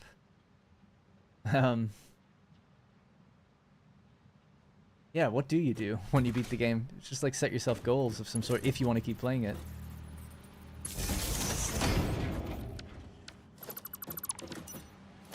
Little loop thing. Metal beams. So this can go up to... Oh yeah, we have a floor above us actually.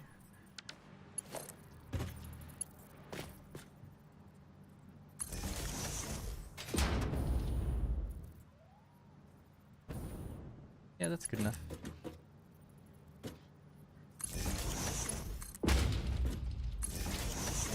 Yeah, either play with mods, start in a different place in the world.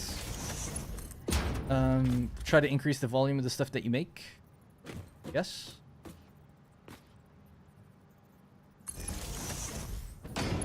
Make your factories look better.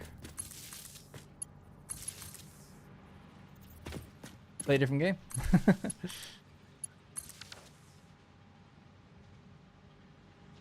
And get all the achievements if you haven't already.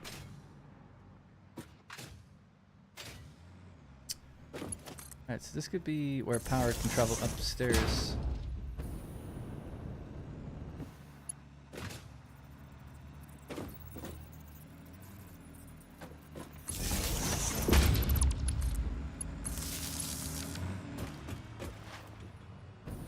Alright, cool. So they have power now. We'll make their iron wire. This is gonna move. The other one's still not finished yet.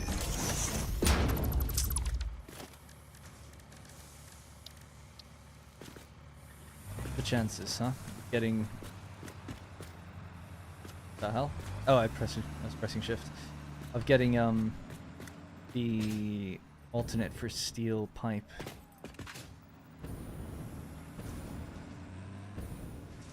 Room to come around. Move that there.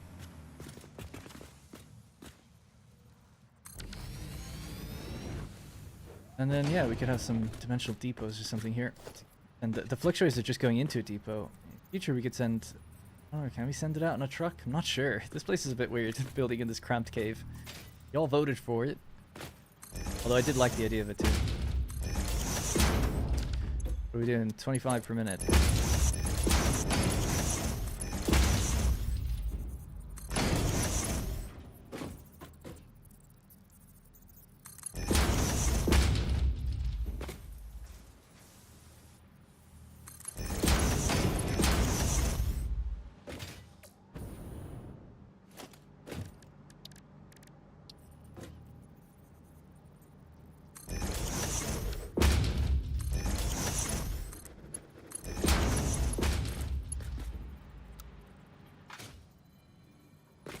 Straight belt doesn't want to go in there. Weird.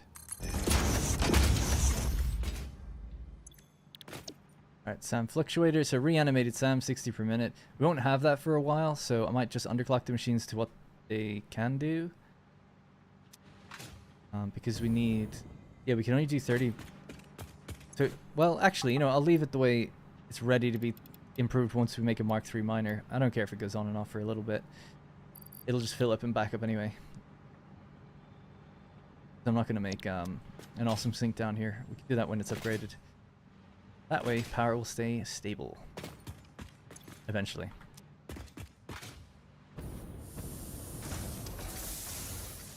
Cool. Alright.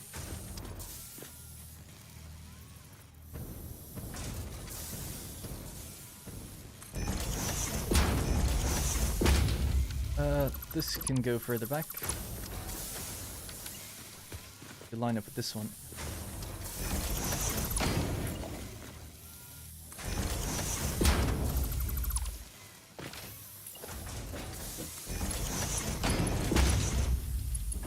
Why? Oh, because it's rotated the wrong way.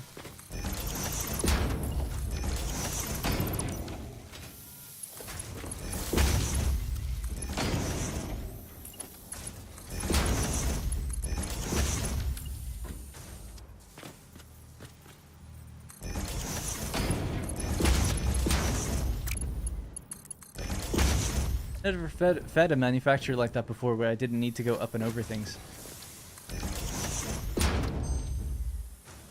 Damn. We'll re-roll these as well just in case, but...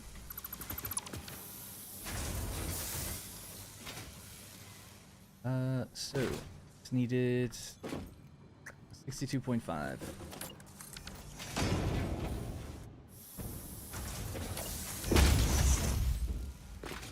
Alright, almost done.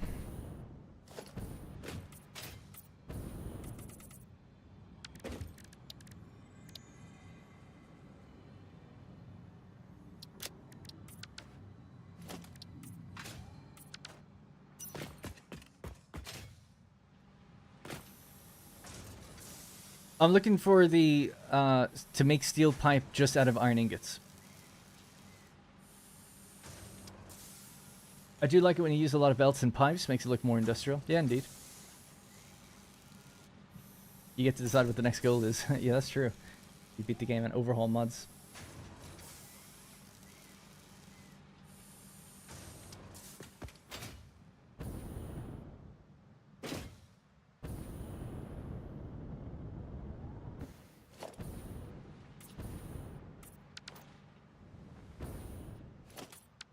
Alright, I'm kind of just waiting on the hard drive to tick up in the background. Is everything else done? The SAM refinement is... Oh, you have to hook that up to power. So I might give these guys a little beam.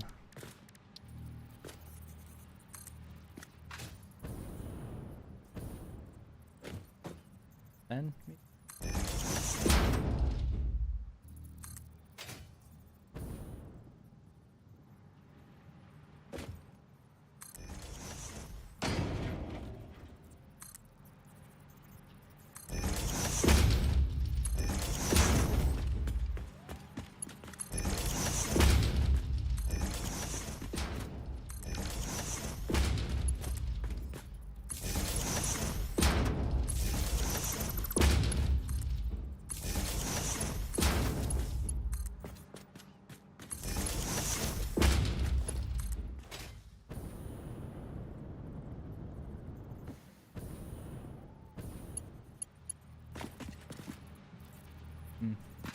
Bring this.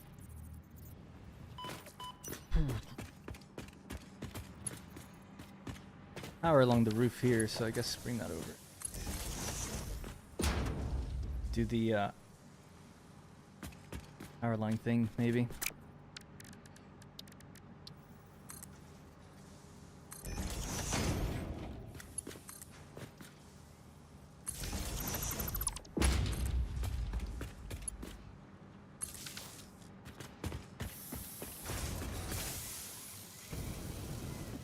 Coated concrete down here might be kind of cool.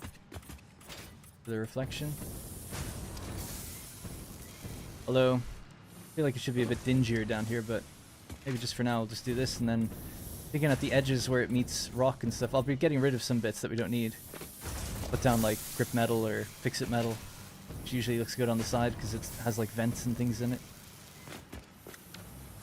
So like a half foundation cut here might make sense. Same on this side really, half foundation be good enough.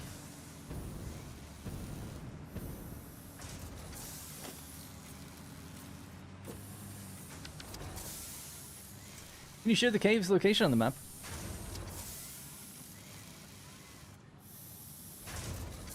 Yeah, I'll show the entrance in a minute.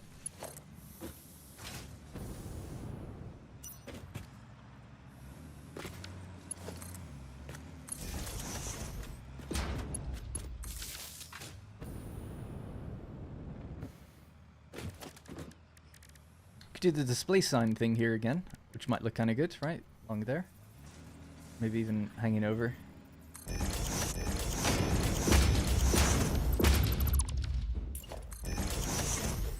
Kind of a like mind your head type thing.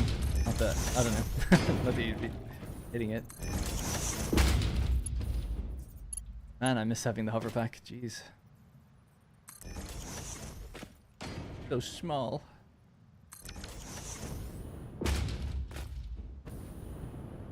That needs to be painted as well.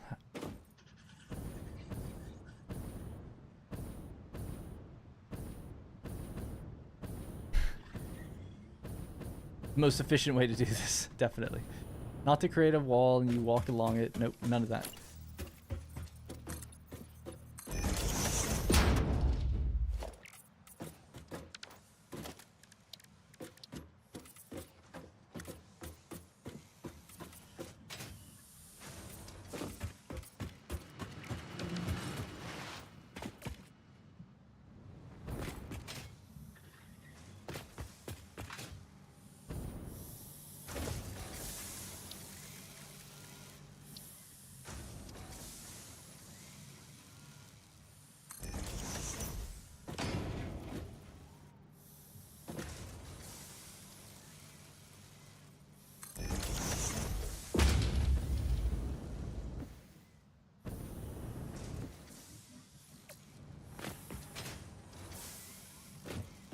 Alright, looking a bit better. Getting a little moodier.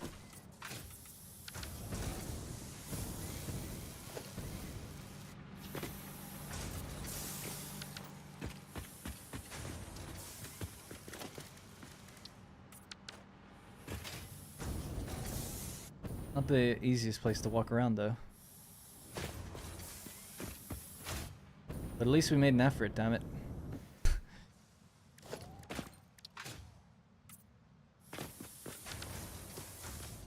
Oh, yeah, we're in Blue Crater, so we'll have a little drive in, or walk in. We need a staircase or something, although you could just walk around, I guess, walk down. Follow this place from the beginning. That connects to there, I might just connect that to here. Right, so. We have a truck delivering iron ore, or iron ingots down here. Should be here soon. Haven't seen it in a while. This is the cave here. It's covered in boulders. You have to like break it open. There's another one over there, but it's a separate cave. So yeah. Right there. Pretty awkward to get to. It's like very far down.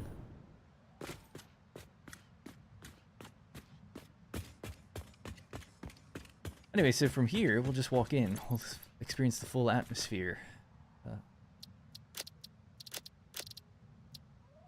if it's not the next hard drive, that'll be it for today. We won't be able to, unfortunately, make the fluctuators, but everything's in position. Just once we get that hard drive, everything will run fine.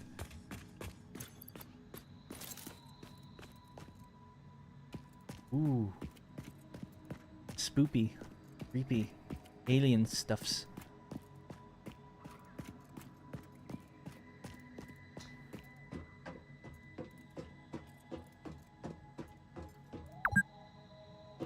Autosave.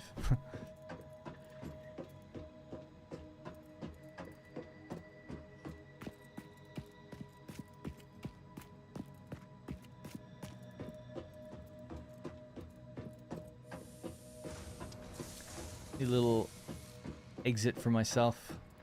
Walk out cleanly.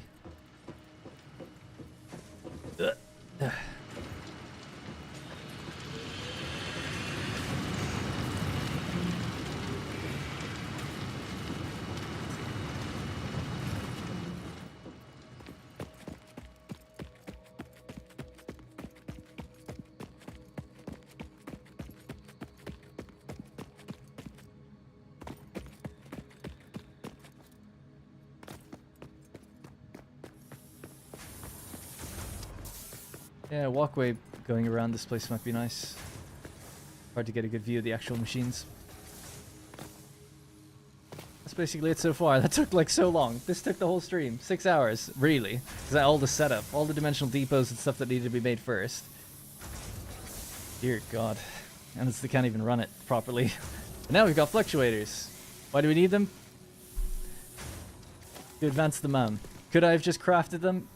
That's what earlier on someone was saying, like, why do you need these? And it's like, well, I don't want to just sit around crafting them for ages. It's like, well, probably could have crafted as much as I need before 6 hours passed by. And the idea was so that we could get this forwarded and this forwarded or this forwarded, you know? 3 and 3. We'll get these two next. Based on the fluctuators I had anyway. Building stuff is fun, yeah, no, it is. It's just funny. Compared to my streams where I was like, let's just advance, you know? This shows you like how long things can take if you take your eye off the prize, I guess. What do you think? Steel pipe? We're gonna get it? Iron pipe, I should say. That's what it's actually called, but it gives a steel pipe.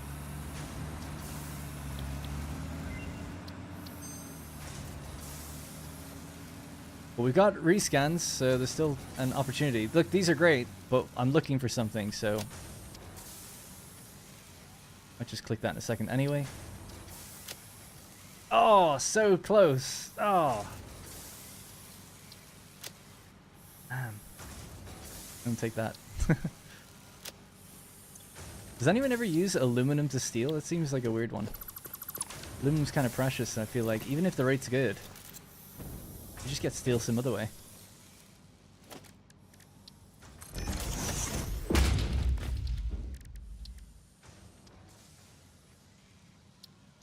Alright, well now I've got my own computer, or my own uploader.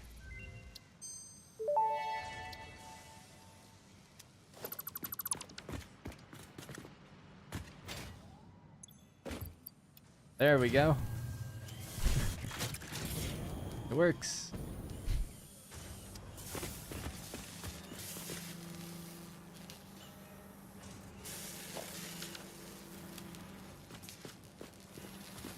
Anticlimactic because I'm just feeding it myself. Need a few extra lights and stuff in here to make the place pop. Pretty happy with how it looks though overall, like for considering this cave. I think it's okay. Considering I'm bringing a truck into this cave.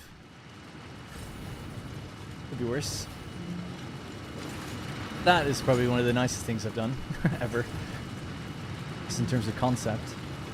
Couldn't really do it without mods, without a lot of playing around. You could do it, because you can flatten a TV monitor thing on a foundation. So if I just lowered the foundation down like here, you could probably do it and move it across, but it'd be awkward because you have to go through the terrain and stuff.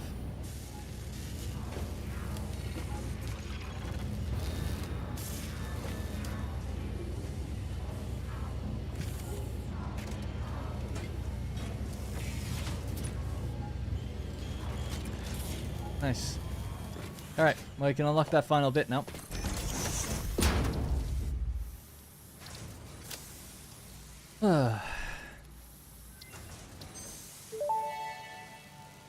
I'll have to go sphere hunting. I'll get some more before tomorrow at least then, so we're good to go.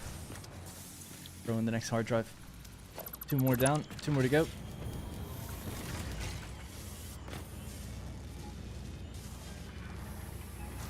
I was waiting, Martin, just till I got that last bit of tech, because obviously if it's researching a hard drive, you can't get the other piece of tech, so I was just waiting a bit.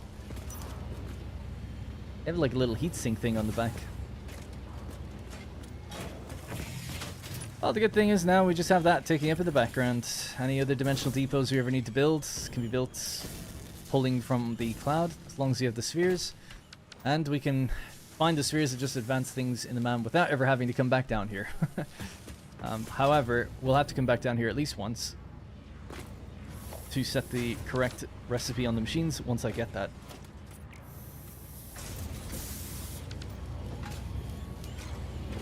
That's it. GG. We can mark this on the map, I suppose. Somewhere here.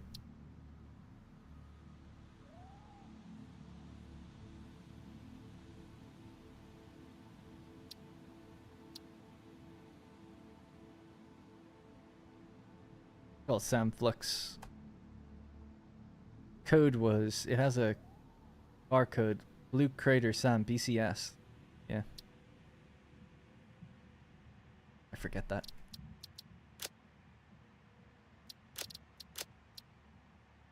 I might save that preset color that was used in that light there. Good light, or good color. And it matches, it pretty closely matches the ore when you actually step on it. Yeah, quite good. Myself, I'm using steel beams to do screws. I pumped everything into a blueprint. Just needs a little water, copper ingot, 7.5 steel beams, it puts out 45 rotors. Using all the worst recipes in the game would be a fun kind of thing to try and do. Or using no alternates, I guess.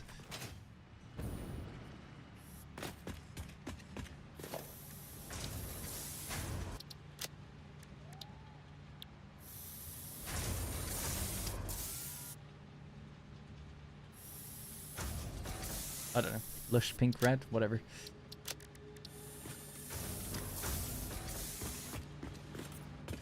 But yeah, I was going to use that just primarily for the map marker. Oh, it didn't save the...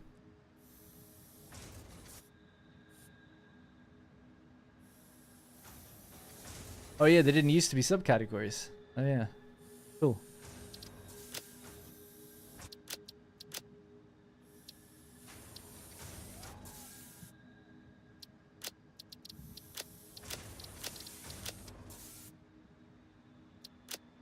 I feel like the purple might be better then. Are we closer to it? Nice. Alright. Now that is picked up from here, a little outpost. I'm just gonna drive back up to that and that'll be it for today.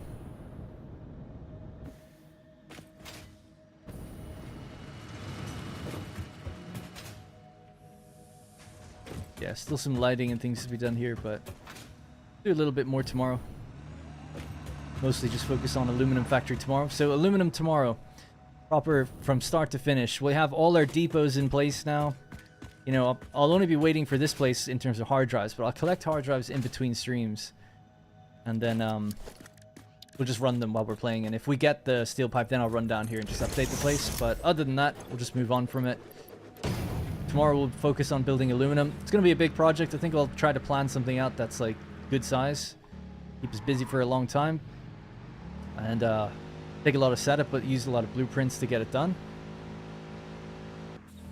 There you go. Struggling to get up the hill, I guess.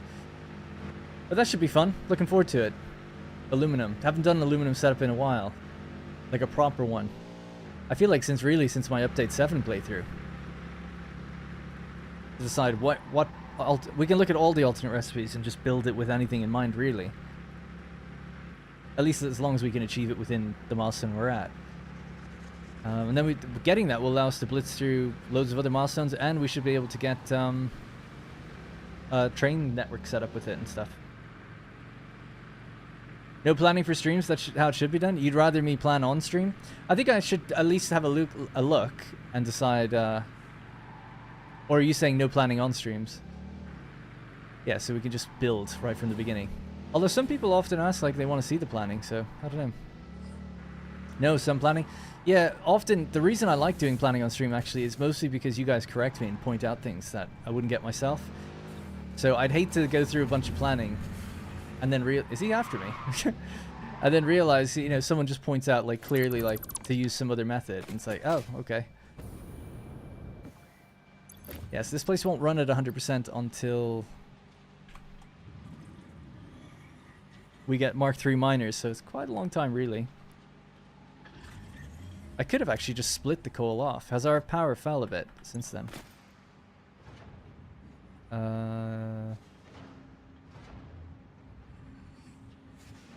Wow.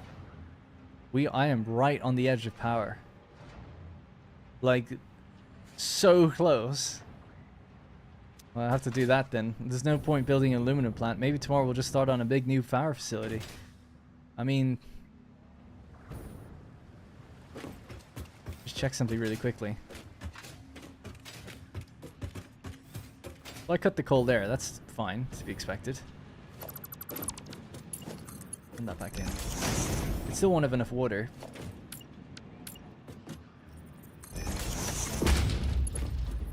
I could just shut down a couple of machines on that line rather than turn off everything. I certainly cut it really close to the bone there. Didn't really mean to.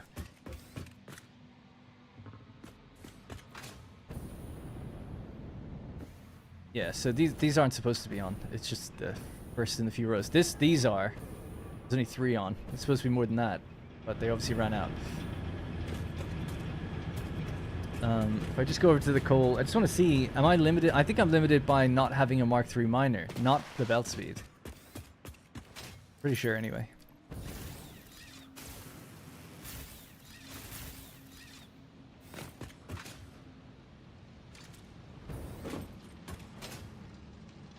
Yeah, it's already using Mark IV. We don't have a 5, so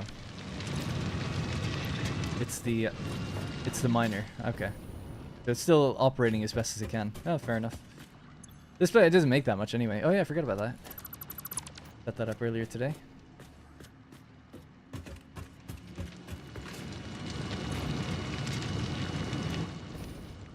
Yeah, it makes sense. It's getting backed up because it had nowhere to go. Cool.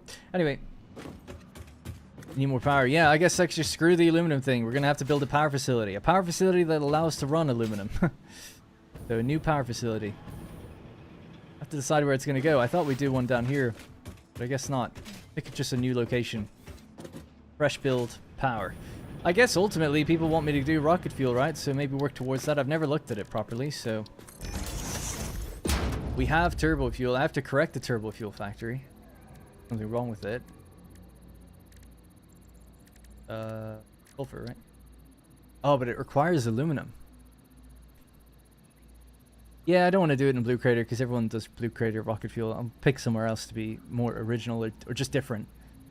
Just something different. If people have seen a Blue Crater aluminum build or rocket fuel build, then it's a little less interesting me doing it, I think.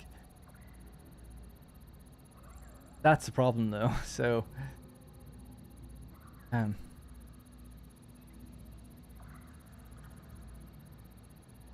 You could only pack it in aluminum containers. We've only just unlocked aluminum. I can't really do it yet then. We need an aluminum plant, but I need more power. I'll have to look around the world to see what can I like turn off that's not needed, you know?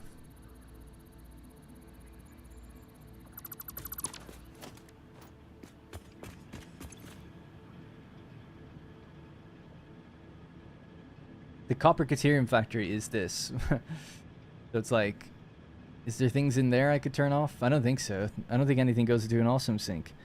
In the motor factory I could turn it off. I don't think they go anywhere. Like turn off the adaptive control units, all the space elevator parts. Just power it down, just to give us power back so that I can build aluminum. Get that up and running, and then using that aluminum we could build a big power facility, and then everything can come back online. Slap some more coal power plants together? Maybe. I'd rather not. How much do you only get 75 from each one? I kind of need like 10,000, you know? So it's just like... I'm looking to go bolder than just a few of those. These are all going to come back online, which will give me a little bit extra, but it's not enough.